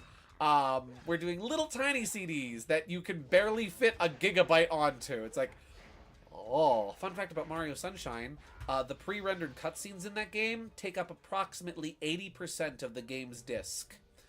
The rest of the disc is the actual game. I said this last stream, but GameCube really was the console of experimentation. It was. They were trying a lot of different things. They were experimenting with a lot of different things. Sunshine loved me when I played it on Switch. I had no problems. Same! Right? Like, Sunshine is a mileage may vary type game, right? But what I find fascinating about GameCube is that, like, I feel like Nintendo really had no margin for error on GameCube because they knew it was going to be a rough console, and they needed to get through it to get to, their next thing being Wii. Because a lot of third-party developers, only he who dims the flames of the kxoah may pass. I think they kind of knew that, like, since a lot of third-party developers didn't want to develop for GameCube because it was easier to develop for other consoles, I think they kind of knew, hey, we have to make sure that, like, every game we put on this system, first party, is really freaking good. Which is why we got, say what you will, it's got some issues, but Mario Sunshine, great game. Melee, fantastic game. Double Dash is Double Dash. Wind Waker is awesome. 1,000 Year Door, right? Like, all these, and other things too. Pikmin is incredible. There's Pokemon on GameCube. There's Mario on GameCube. There's Kirby Air Ride. Oh my gosh! Like, GameCube has so many good games. And then, like, the third-party developers they did have working alongside them, like Sega, for example, with, we got, you know, we got ports of Sonic Adventure and Sonic Adventure 2, and then we got Sonic Heroes and Sonic Riders, a lot of spectacular games on GameCube, but mainly third-party.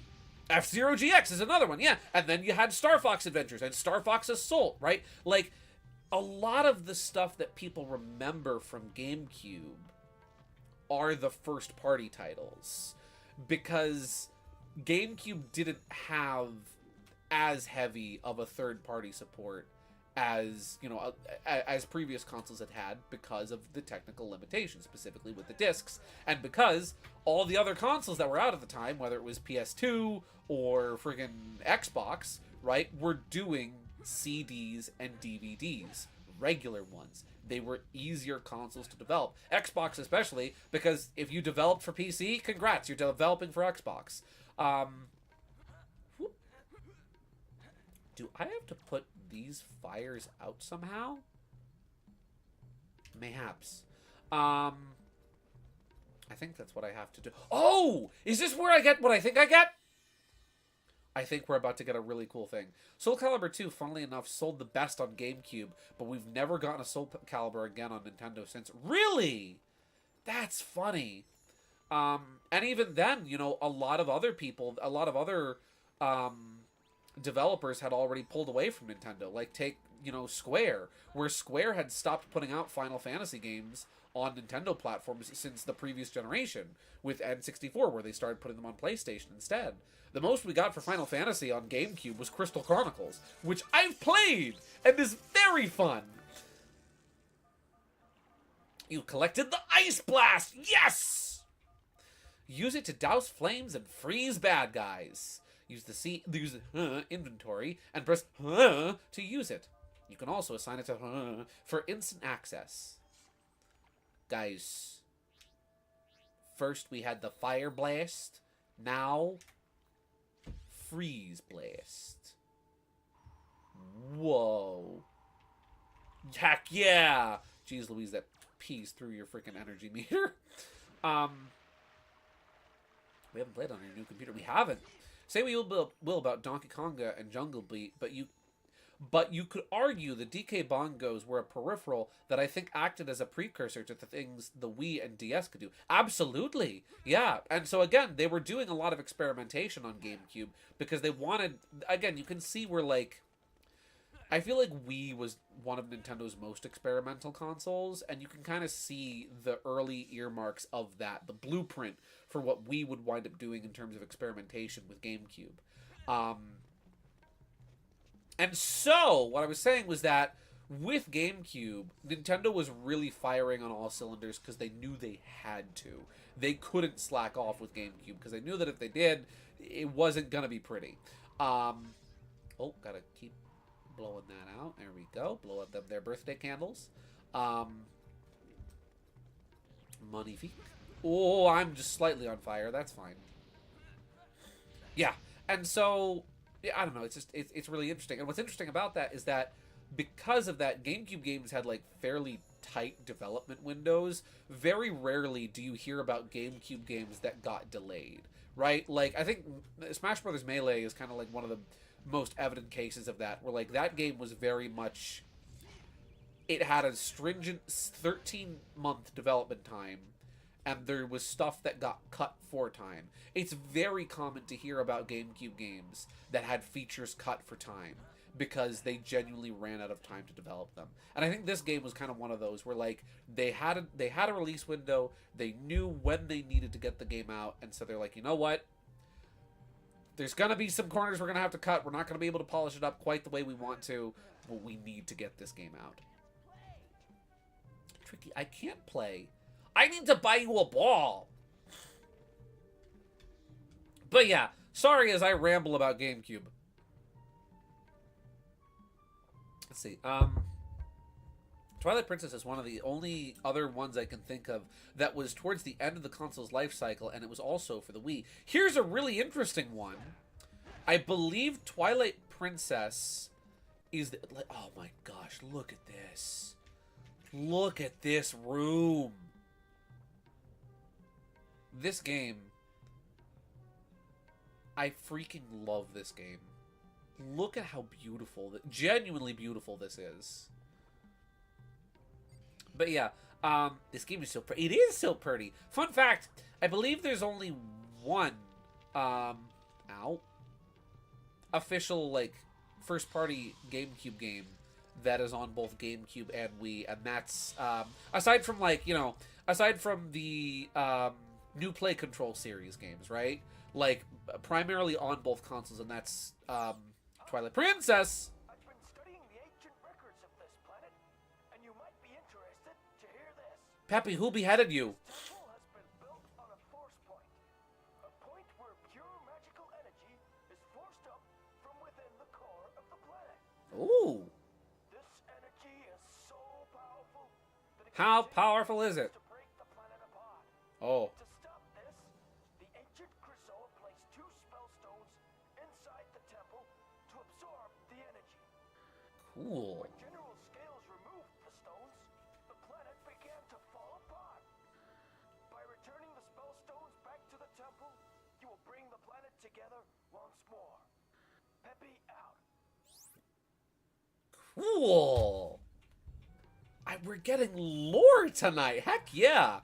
But there was another game that was meant to be a cross-platform game from Nintendo, and that was Super Paper Mario. There are early, there's like one video, and there were early demos of Super Paper Mario at trade shows that were playable on both GameCube and Wii. And there's even leftovers and remnants, actually, of the GameCube version in the Wii version, like, that released, with a couple, like, sprites and models and things. I still remember being blown away seeing the visuals in Luigi's Mansion after N64 era. Good times indeed. That's a game that still looks amazing. You know what I love about, let's see, kind of strange to release on both, since the first release we can play game. Yeah, it is. No, it's funny. I remember thinking that myself, like, why release on both when we can play both anyway? But it is a nice option, especially because Wii was so experimental, to kind of be like, okay, if Wii doesn't work out, at least we have a backup plan. Ooh, sorry, it's tricky. Yep. Same for DK Barrel Blast, originally being on GameCube. Wow, that I didn't know about. Huh.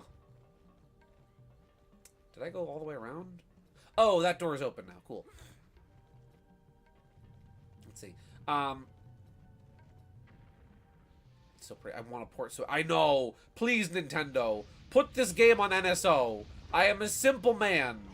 I have simple need. Put this in Assault on NSO, and I am happy forever. Oh wait, I have to shoot him with ice. Ooh, never mind. Like, freaking look at this game. Look at how gorgeous this is.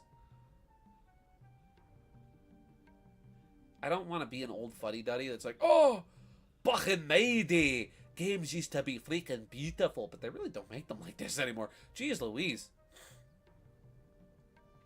They still haven't added Sunshine onto NSO when they said they would have. They're liars. Nintendo betrayed us. Let's see, I said it before on voice chat, but saying it here too. I think there's a lot of GameCube games that look way better than Wii games sometimes. No, actually they do. Listen, I love Mario Kart Wii from a gameplay perspective, but man. That game's kind of ugly. Okay, I'm waiting. So originally going to use the DK bongos, but for whatever reason they scrapped it and used the Wii controller. That's interesting. I wonder why they never even added like bongos as an option. Sunshine water. Yummy Mario Sunshine water. I freaking love Mario Sunshine. Mario Sunshine is such a freaking gorgeous game. I'm still amazed by, like, I've said it before, right? But like, if necessity is the mother of invention, then limitation is the father of creativity, right? I feel like GameCube was such a cool console because it was just advanced enough, right? Like, it was just high-tech enough, but still had restrictions. So, like, you still had a lot of clever workarounds being made for developers either being able to achieve or not being able to achieve certain effects. Like, take this lighting, for example. This lighting, which is completely baked into the textures.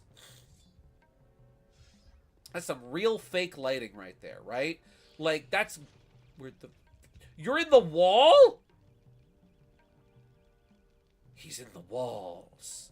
He's in the gosh darn walls! There we go. There we go.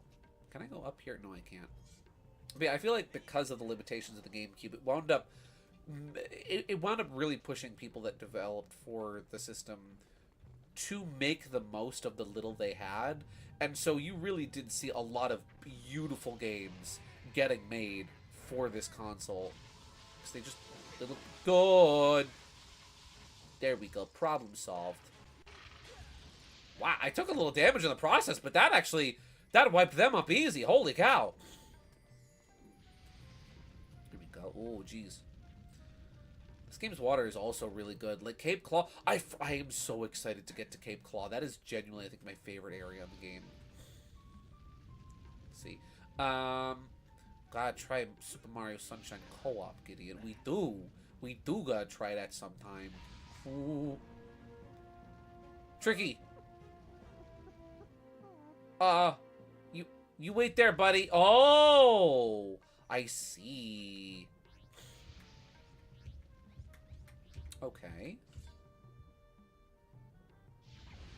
That's one. Here, I'll... Whoop. Oh. Playing with danger there. Where's the target? Oh, because I've got the wrong weapon equipped. There we go. Beep. There we go. There you go, buddy. Please don't get burned. Nice. The door is still locked.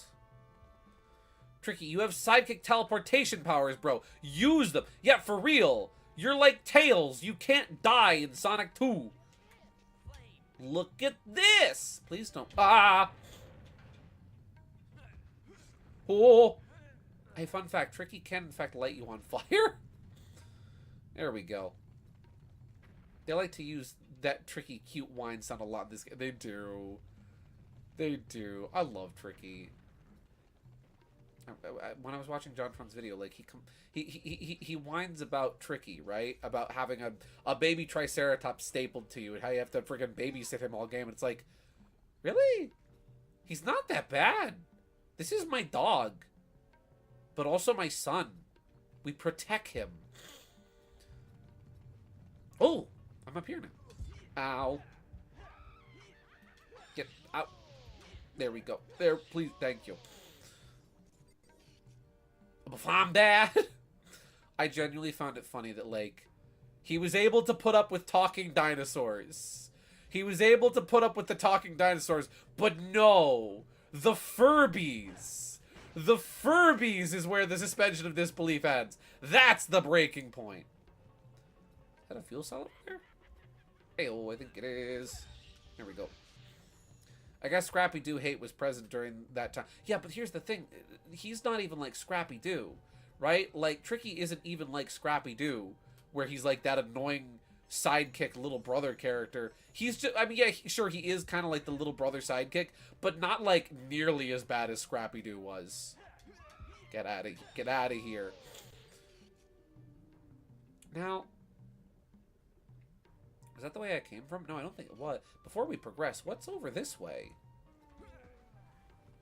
I'm imagining this is probably another entry from another part of the temple.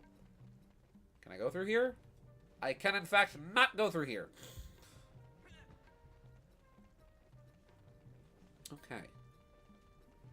Didn't I buy the map for this area? I guess not. Here we go. Bada bing.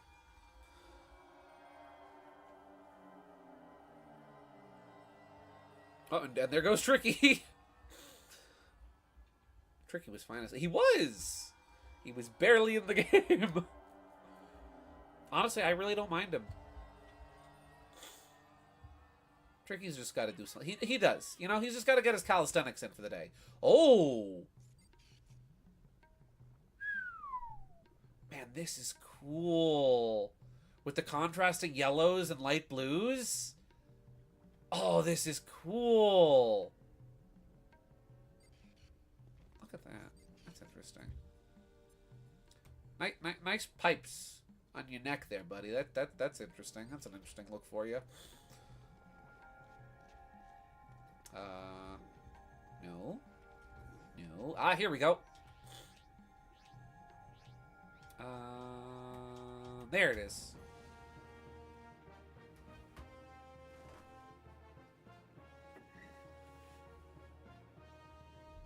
It doesn't quite fit perfectly, but close enough.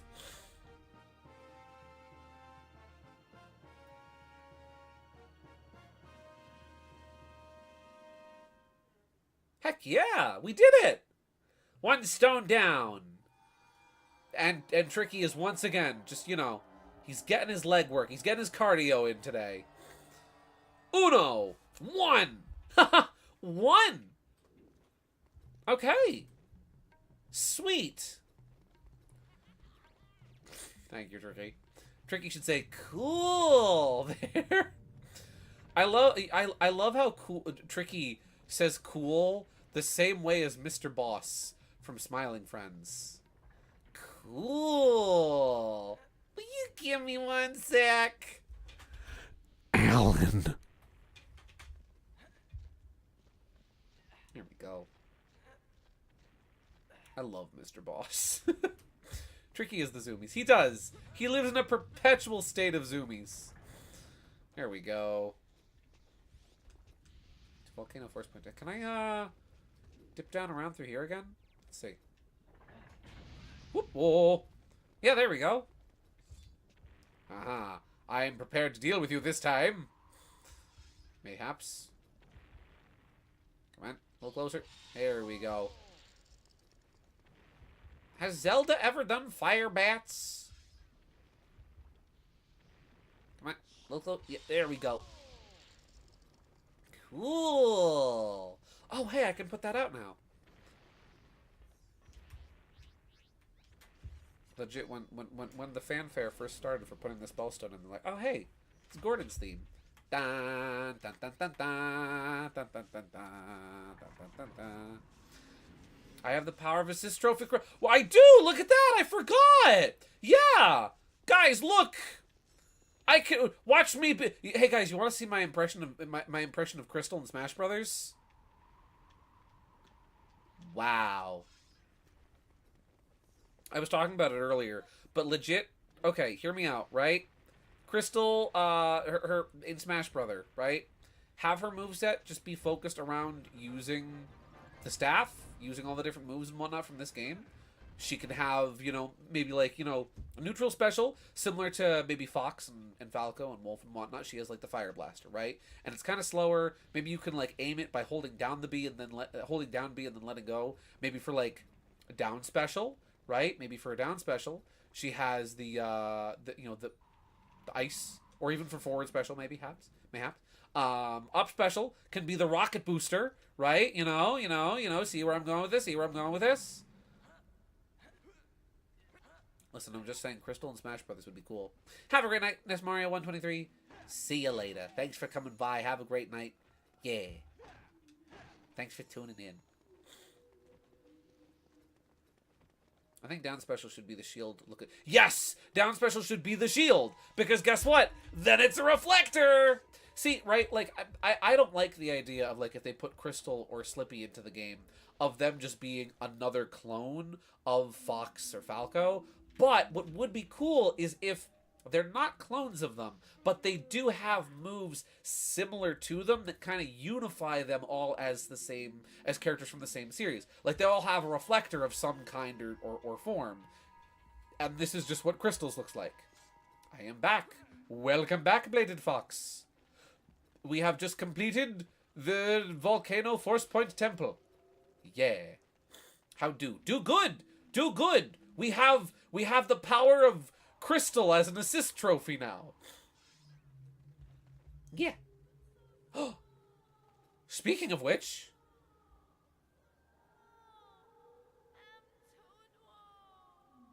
Can you hear that?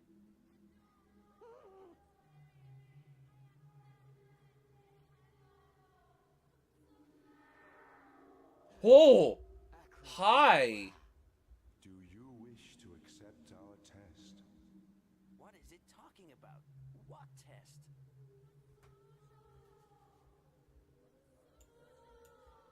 I was released when she completed my test, but she is now in great danger, and for her to survive, you must continue what she started, and collect the remaining kxoah spirits, for only the pure of heart can enter our shrine. Well, then, I don't think you can bring Fox along. Stranger, the planet is falling apart.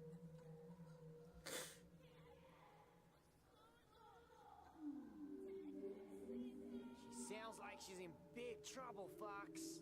Find the remaining 5 kxoah shrines. Find my 7 Complete the pages. test within each, and bring the spirits to kxoah Palace. The warp stone can get you there. When all spirits are returned, she will be saved. She is depending on you for her life. Oh. Defeat the creature to The collect creature! the moon seed. From the creature feature! Featuring the creature! Okay. Now here's my question. Here's my question, right? How come her dialogue isn't... Yeah, for real. That's what I was wondering too. Why is Crystal's dialogue not translated? Oh. These guys used to freak me out as a kid. I do not like these guys. Oh, wait. I have to, like... Do I freeze him? No, I have to get him in the back. How do I get him in the back?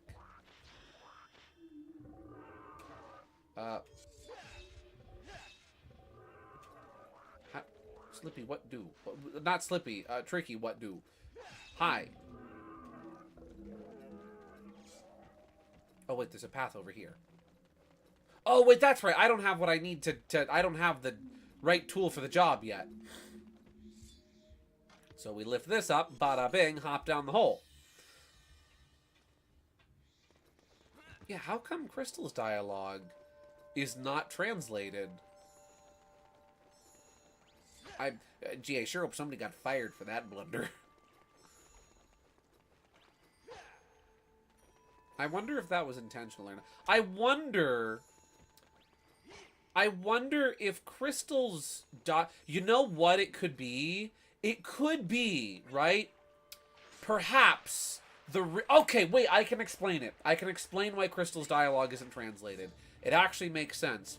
The translator only translates verbal spoken words.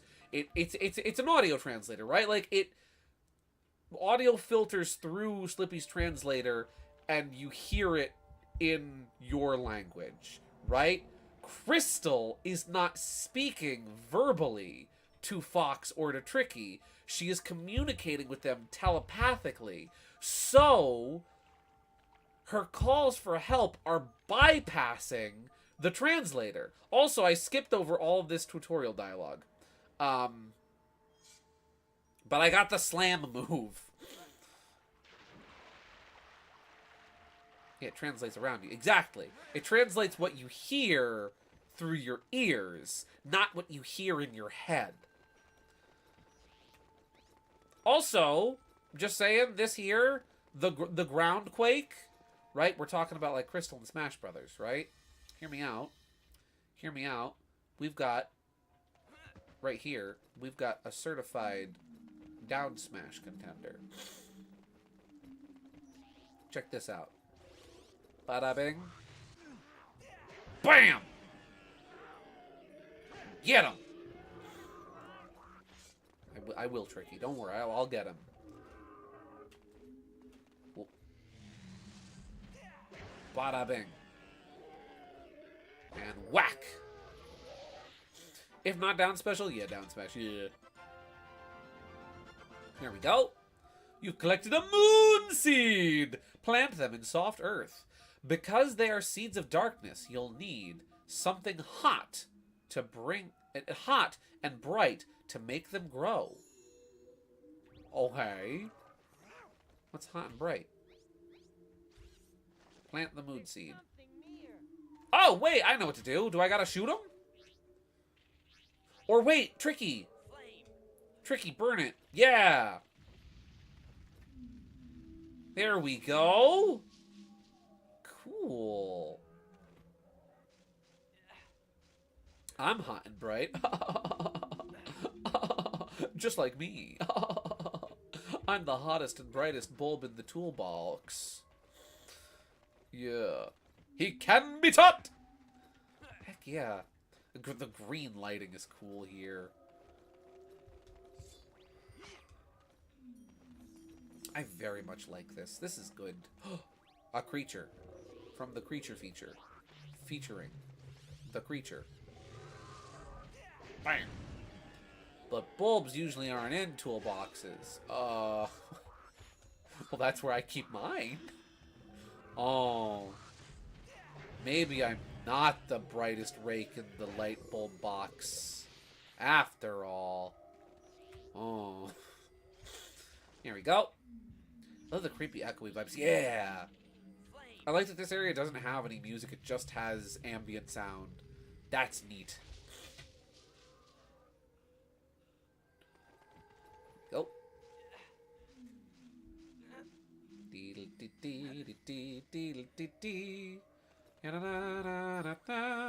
Oh! Oh, look at that. A Furby! Oh, I want that Furby. Give me that Furby, please. I'll take this, and I'll take this, and I'll blow you up. There we go, and I'll take a little damage. Excuse me? Twist, would you? There we go. Yoink. Furby. Whoop. Let's see, what's... Oh, a box. Jeez Louise, the Sharp Claw have boxes everywhere, don't they? Let's see. You know what's crazy to me? It's funny because I was talking to my mom about like YouTube, old YouTube stuff, right? And I was explaining to her like James Rolfe and the Angry Video Game Nerd and kind of the impact he had on YouTube. And it's bizarre to me to think that like, again, not to harp so much on John Tron's Star Fox Adventures video, but the craziest thing to me about that is that is a video from, I think, 15 years ago now, because that video is from 2011, and like between James Rolfe doing YouTube videos for like 20 years, and that's like an old YouTube video from like, you know, 14 years ago. It's so... What? Why not? Why can't I plant it? Is it because Tricky... Tricky, move! Out of the way, buddy! Tricky! Why? Oh, because it's the wrong seed. Wow, I'm a smart cookie. There we go. It's so strange to think like, yeah, there's people that have been doing YouTube for 20 years now. Like, just thinking about like New Super Mario Bros. Was released 20 years ago today is bizarre. Happy 20th anniversary, New Super Mario Bros. On Nintendo DS, by the way. It's so weird to think that like 2006 was 20 years ago. I don't know how I feel about that. Here we go. Shrivels up. See, you feel me? Oh, I don't have enough power for my staff. Whoa! A meteor! There's a Clefairy in there. Oh, it's red now. What the frick is that? What the fleep are you? Why do you... Oh, the moon! Whoa, that's a big bowling ball! And there it goes. That is a lizard. That is a very big lizard. Dieter, what did you send me? Well... You know, I didn't realize that at 9:25, KG sent me the freaking Amogus gift once again. Let's see. AVGN is released on VHS tapes, if I remember. Yeah, I think so. I think he did release some stuff on VHS. I love a good VHS. Me too. Let's see, what landed over here? Oh, a rock that's blocking the way. Cool.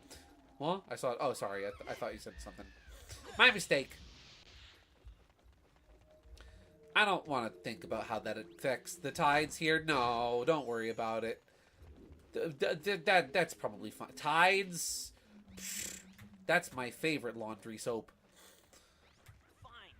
Here we go. Do your stuff, Tricky.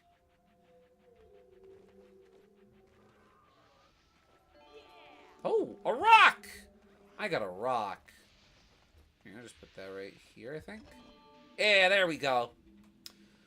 Also, Luna, if you want to feel old, FNAF was well over a decade ago. Oh, yeah, that was... Five Nights at Freddy's 1, I think, came out 16 years ago this year. Same goes for Undertale, which came out 2015. That turns into a raisin.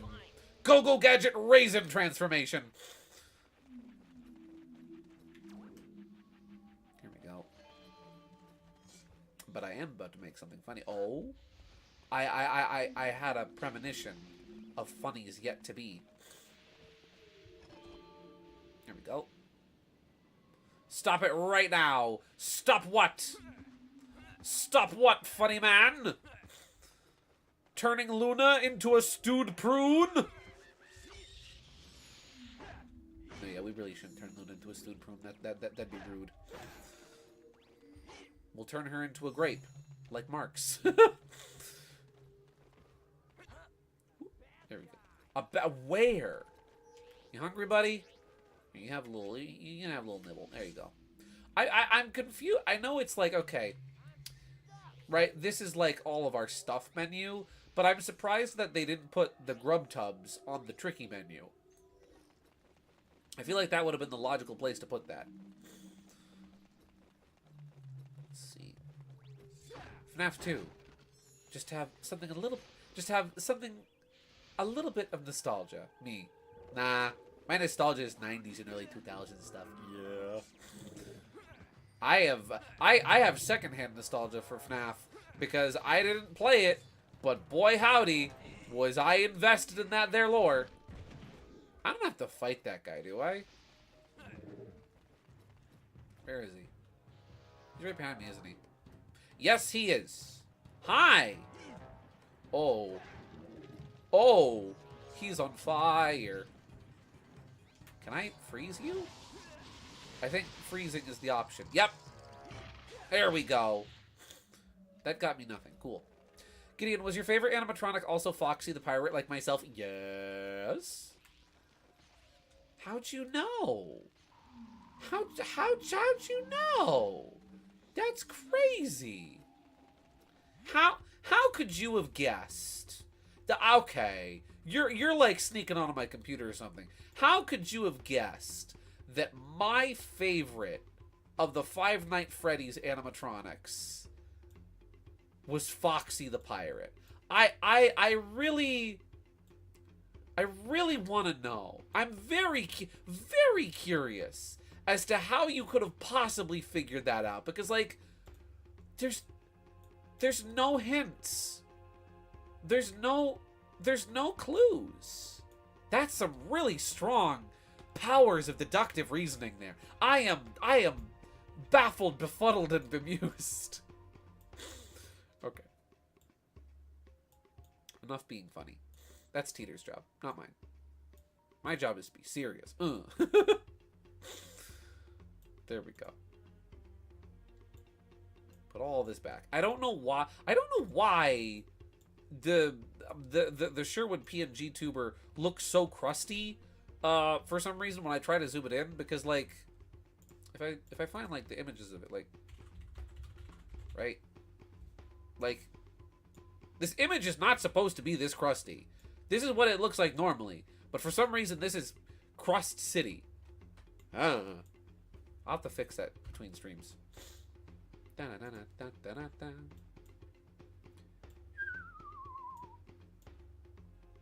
I think it might be because I just like copy and pasted these settings from the Star Fox 2 PNG tuber avatar icon.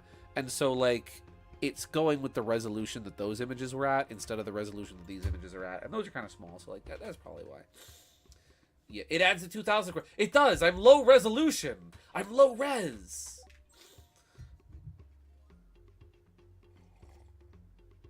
Let's see. Oh, I don't know. Maybe all the foxes that cover your room and the shirt that you wear saying #1 Fox fan. What? I don't have a #1 Fox fan t-shirt. No. I do, however, wear a Star Fox jacket out and about often, frequently. I've been wearing it regularly recently. I go to the grocery store and I wear my Star Fox jacket. Let's see. Why so serious?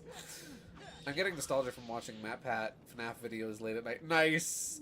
Ah, the sacred texts. The sacred game theories. Here we go. Light it up, buddy boy.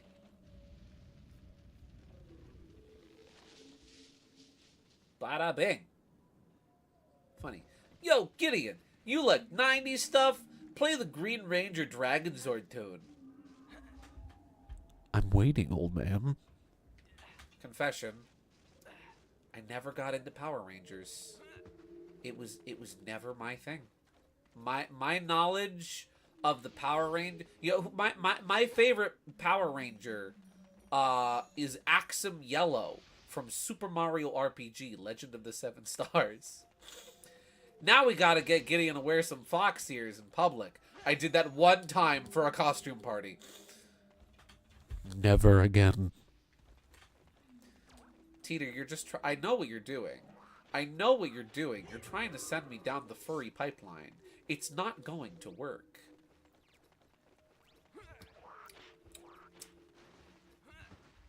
Says the man who's currently using a Fox VTuber avatar. Wait, what happened at that costume party? Unspeakable horrors. Embarrassment beyond your wildest dreams. Actually, no. You know what's funny is like, and so that was the costume party that I made my Star Fox jacket for initially. That I wound up doing some work on recently and revising and making it a lot better. And I'm going to sneeze. Oh dear. I'm allergic to furries. That's an unfortunate time to pause so I can blow my nose. Whoop.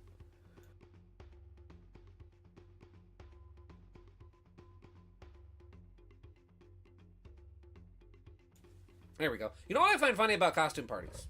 You have 3 types of people that go to costume parties.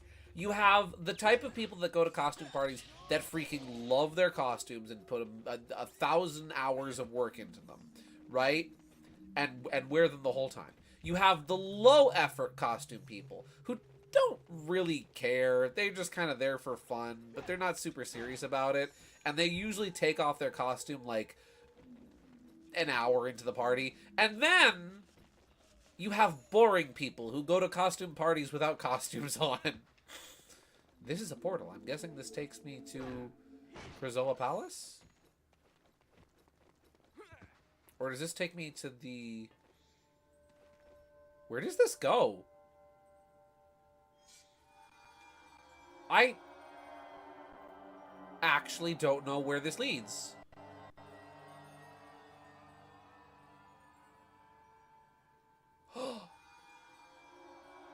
Oh! Okay. 2 things for you, mister. A funny and a Power Ranger. Whoa! The double whammy!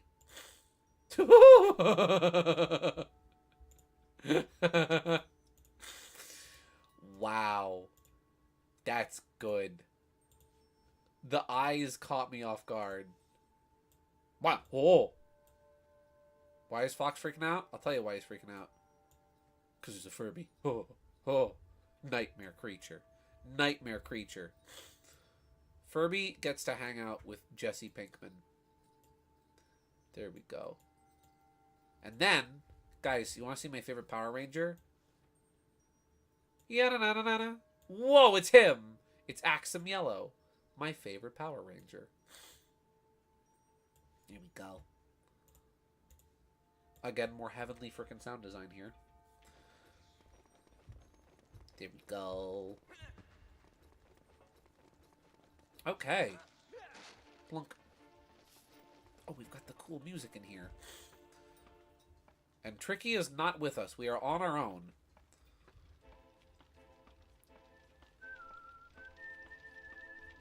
There's a fire bat up there. There's a fire bat, and I am defenseless! Okay. Oh, there's a whirlpool. Cool. Is there anything back there? Just a fire bat. Cool. Did I send you the video of Portal Ambience for 10 hours? You did, yes. Yes. Really good videos. Again, I am... This is one of those games that would have really benefited. Again, I know Nintendo was firing on all cylinders for GameCube, but they couldn't really give things extra time. This is one game that I genuinely would have been astonished to see get, like, just a couple more months. Just, like, 3 more months of development time, I think, is all this game really needed. If not, like, 2. Like, give me 2 more months of development time for this game. And, like, it's already so spectacular as it is. I really do think this is a fantastic game. And visually, like, presentation-wise, absolutely breathtaking game right here. The brain tentacle things freak me out. Agreed. Agreed.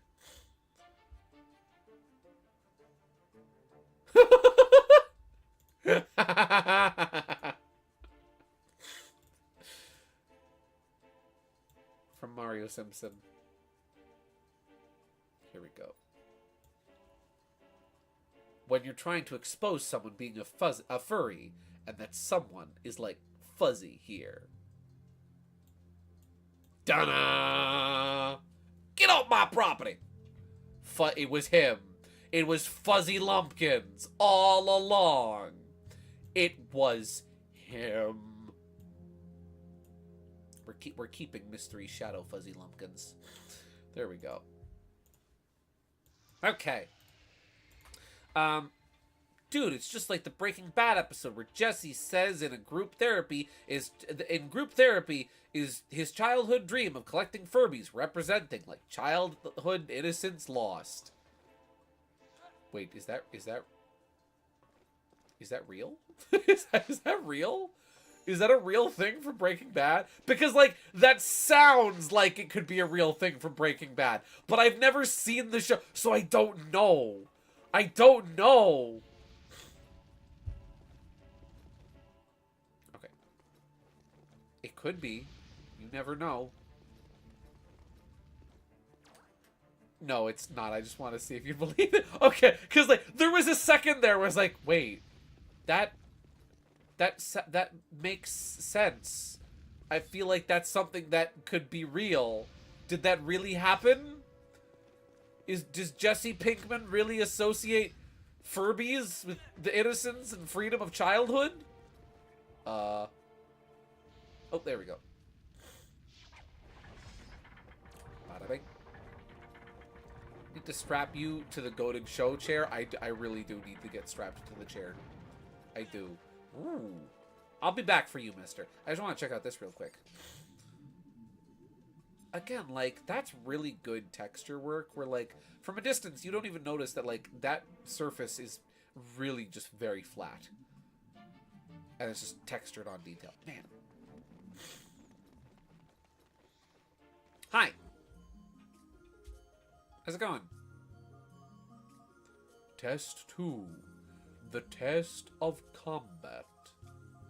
Prove your worth in combat by defeating all the Sharp Claw within the time limit. If you succeed, I will become yours. To return to the kxoah Palace.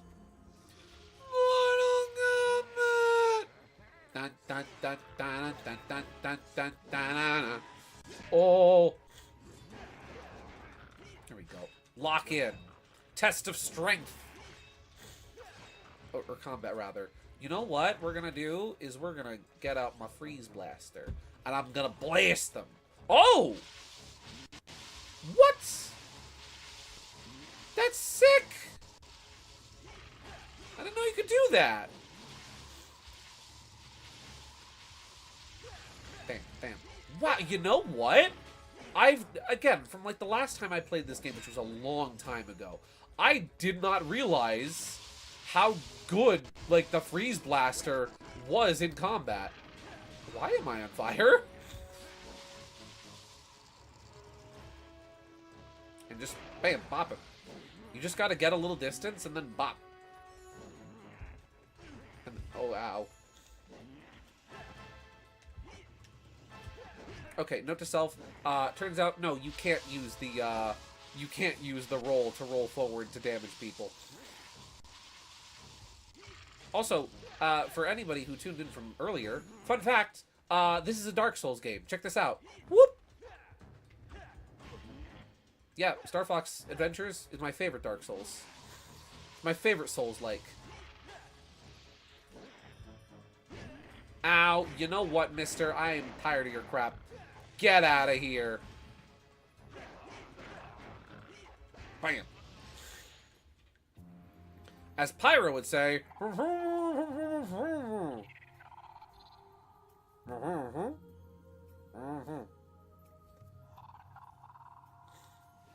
Cool. There we go. That's probably fine. Look. Look with your special eyes. 1-800-CONTACTS. They can't have my brand. I have special eyes. You did it! You collected the second kxoah spirit and got a nasty case of pink eye in the process.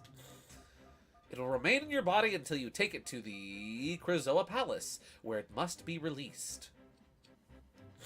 Cool! I won't lie, some of those shots, Fox does look attractive. But if it was Falco, it would be better. If it was Falco, Luna would not be able to be stopped. The simping would never end. And that's okay! Tricky. Tricky never change. God bless you. Look at this little guy. One thing I've always wondered about this game, when you release a spirit, is it painful? It always looked kind of painful. I would imagine. Oh, hi! Proven yourself to be pure of heart. If you say so. Spirit to kxoah Palace. I will guide you further when you get there. Okay. Come to kxoah Palace. Return the slab, or suffer my curse. Oh, shut up, thank you. Me doing propaganda again, hoping for a Falco mod of Star Fox Adventures. And maybe, you know, cat model for Crystal, and I'm sold. Yeah. Listen, there actually is. There's a mod for this game. There are, like, I think it's called, like, Cerulean Edition or something. There's a mod for this game that actually does let you play as Crystal. You can swap between Fox and Crystal at any point you want in the game. The cutscenes obviously do still use, you know, Fox's audio for, you know, the cutscenes and such. But it is honestly still really cool. I thought about briefly for a minute, for like a hot minute, I thought about possibly checking out that version of the game on stream.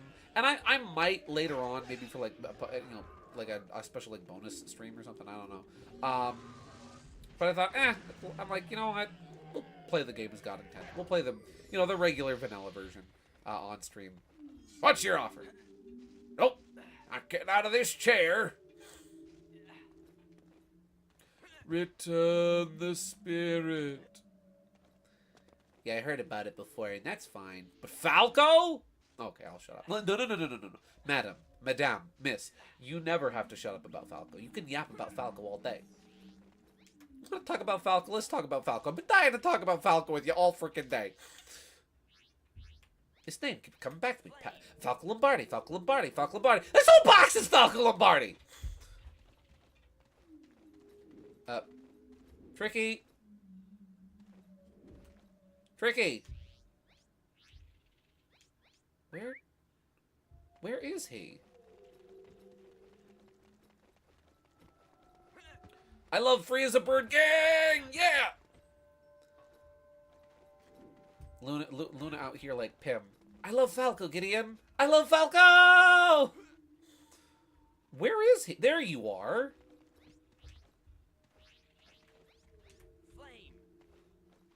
I got it. Let's all buy a Krabby Patty together. Boo! Kimmy, I'll buy a Krabby Patty with you. We'll go to Flicky's and we'll order Krabby Patties. Return the Prince Tricky. Oh, dude! It's a well! 20 scarabs, and I'll give you a cheat token. Alright. Pop 20 bucks in there.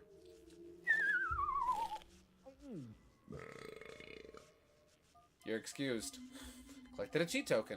Now take it to the maze. Na, na, na, na. I remember as a kid thinking how friggin' creepy the purple eyes effect looks. And yes, it is still freaky. Also, I just got a Furby. But, I'm not gonna lie, it is pretty cool.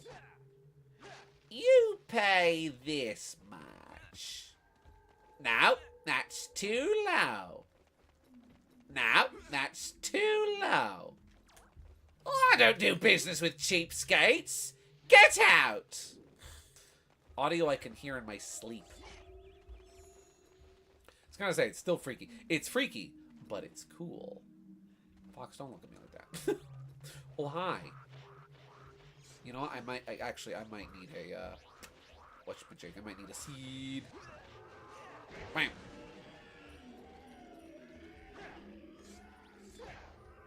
Two from one. 2 from 1 special. Whoop. Bam. Bada bing. There we go. 2 at once.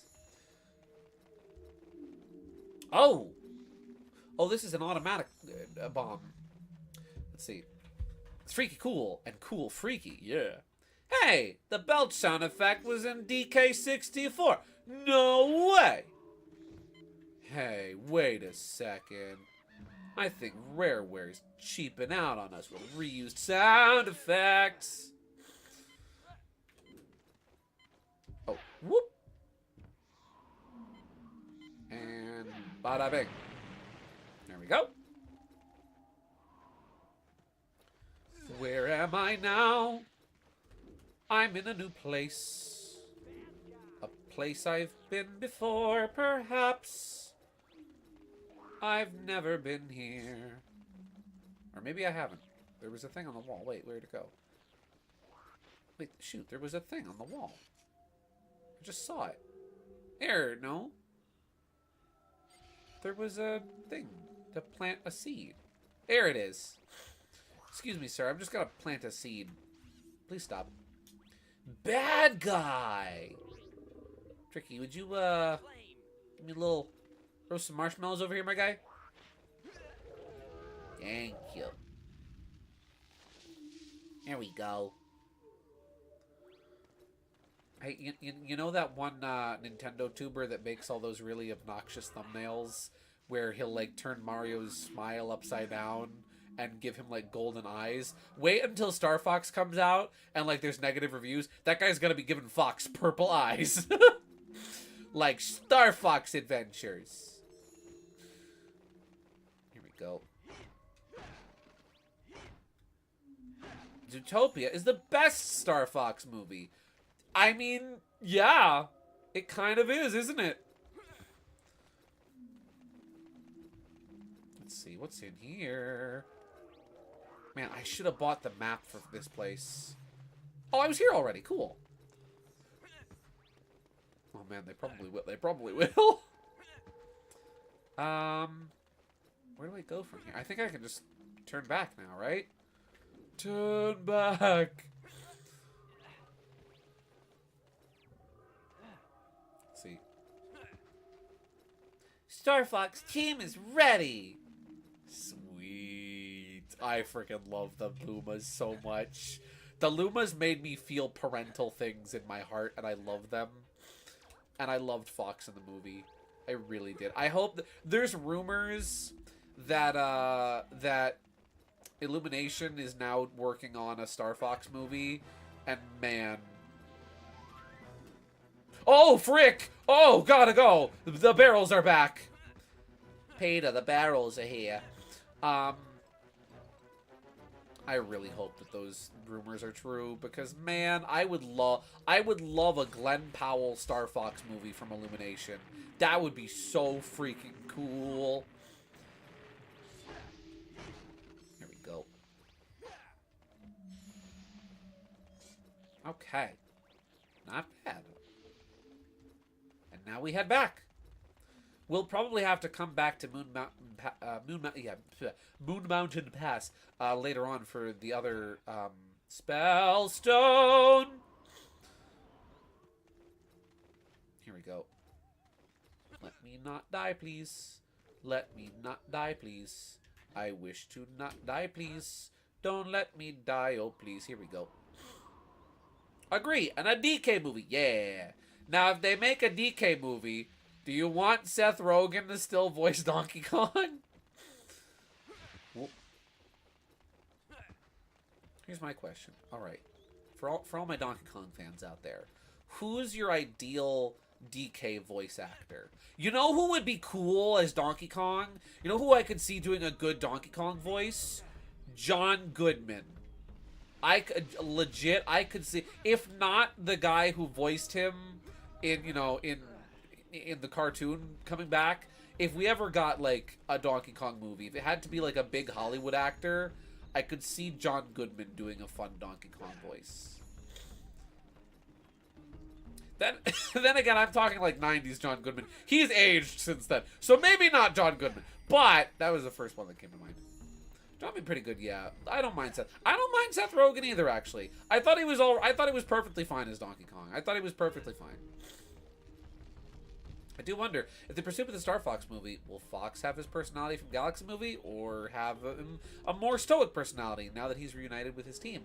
I would imagine they would probably keep his personality fairly similar to who he is in Galaxy, if they continue off of Mario Galaxy, right? Like, I could totally see them doing a Star Fox movie and having it be a little bit detached from Galaxy, and then like they do a post-credits sequence, which is Fox's warp drive blowing up and him going and like, oh, to be continued in Super Mario Galaxy. And then a sequel movie then being afterwards, being what happened to Fox and the team afterwards. Yeah.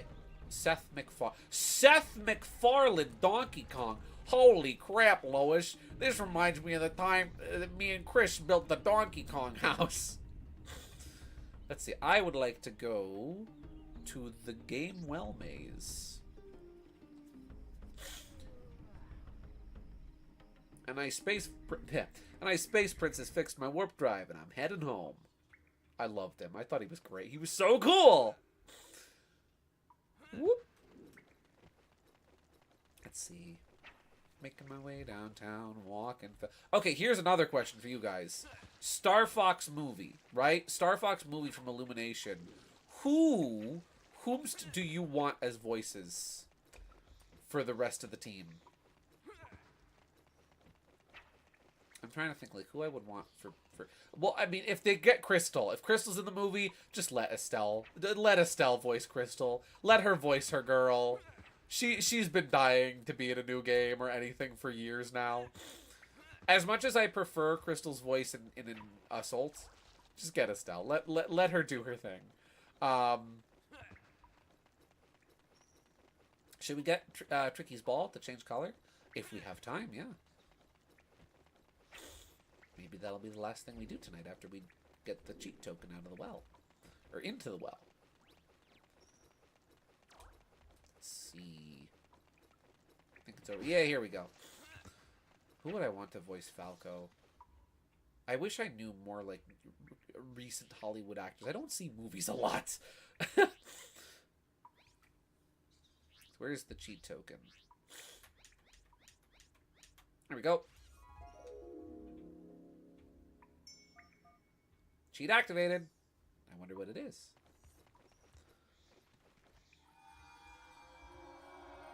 You know, let's quickly pop... Before I buy the ball for Tricky, let's quickly pop back to the title screen, and we'll take a look at what cheat we have just unlocked. Ho ho!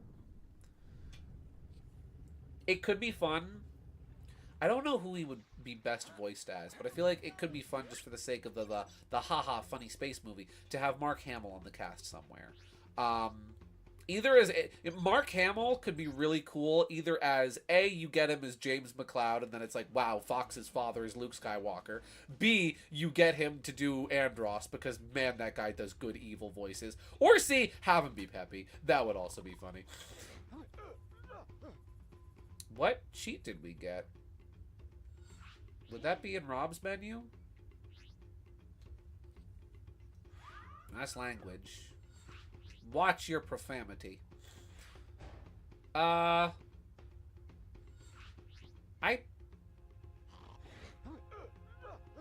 don't think we got anything. I think we got the... Oh, we got the credits. Wow. We got the credits. Good job, everybody. We finished the game. Congratulations. Oh. Oh, that's actually just going to display the credits. Wow. Star Fox Adventures was cool. We beat the game. Cool. Gotta think on that. You probably want a more seasoned actor for Peppy. My first instinct was to say Christopher Lloyd. Yes, absolutely. But I think I'd want him as Egad in a Luigi's Mansion movie. Same. He would be such a fun Egad. I'm trying to think who would be good for Peppy. Because I feel like for Peppy, you need that southern sound to him. You know? You need somebody seasoned, but southern. Like a delicious batch of Colonel Sanders Kentucky Fried Chicken. Michael Ironside as anyone. Correct answer. I'm trying to think even like actors I know that would be good. Who would be good for Slippy? Who would I cast as Slippy? I just want the Assault voice actor back.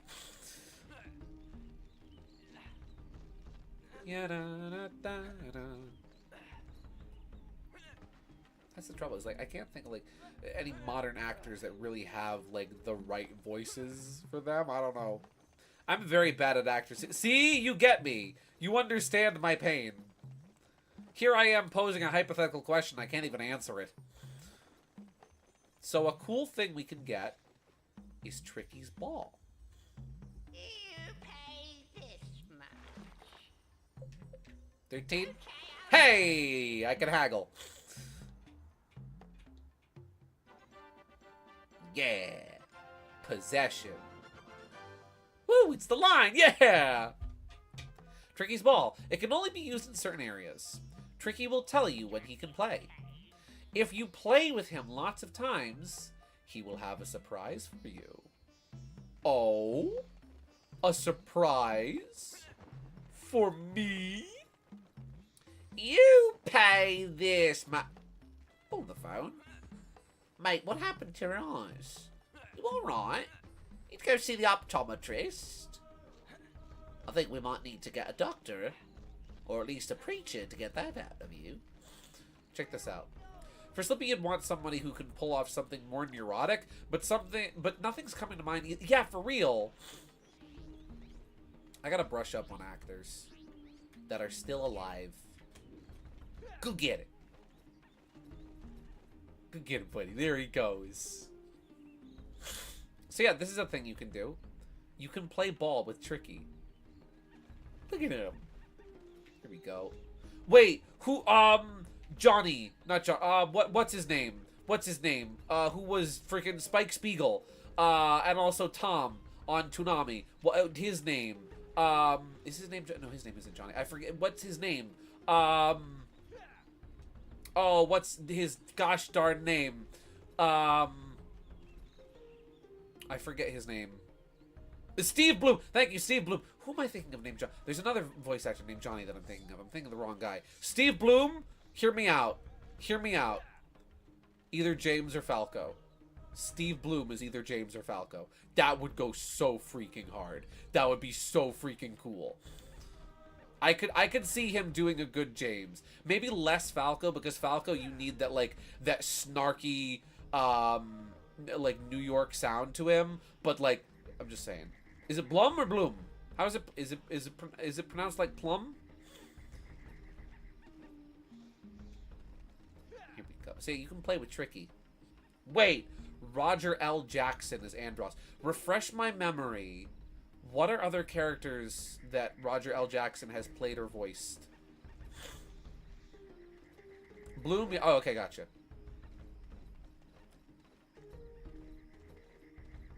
This is what we do. We play with the dog. Mojo. Yes! Yes! Yes! It was my plan. My plan to destroy the Star Fox team. My perfect plan to destroy the Star Fox team. A plan that was interrupted by you. By you, yes, you. The idiots. The Cornarians. You interrupted my plans. The plans of the great Andros. I love that. That is spectacular. He does this amazing rant in the Powerpuff Girls movie that, unfortunately, I believe half of it got cut out from the final film, but he did it in what it's like a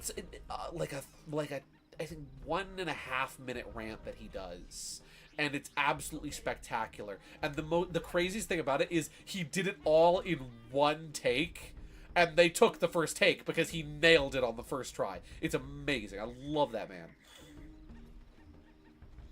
I'm trying to think, like, any of the voice actors I really like, I don't think would be good for those roles. Like, I don't know if Rob Paulson would be good anywhere in the Star Fox movie.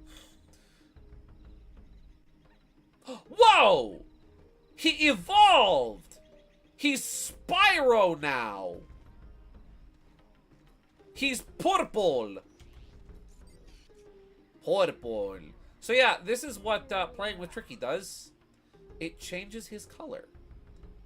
He is now purple. Homer, you are purple. Yeah. And he will slowly change back to his normal color. But there you go. If you ever wanted a purple dog, now you have one. Yeah. There we go. Okay. Well then. I would say, especially now that it's 12 o'clock, I gotta get ready for work tomorrow. Tricky, you are purple. Princess Peach likes pink, and Daisy likes purple. I like purple too, but do you know what my favorite color is? What? Do you know what my favorite color is?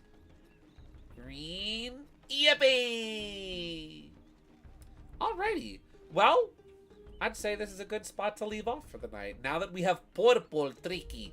But yeah, this was really fun. I am really enjoying this game. Like, this game is spectacular, and I am having such a fun time with it. I don't want to stop playing, but unfortunately, it's late. I've been streaming for 4 hours, and I have to get ready for work in the morning. So, such is life. Unfortunately, I must go now. But yeah. This was wonderful. Thank you very much for tuning in. As always, ladies and gentlemen, you have blessed me and my night by making it a wonderful and fun time. But yeah, thank you very much for tuning in. I hope you all have a blessed and wonderful night. And as always, as we say in the cartoons, that's all, folks!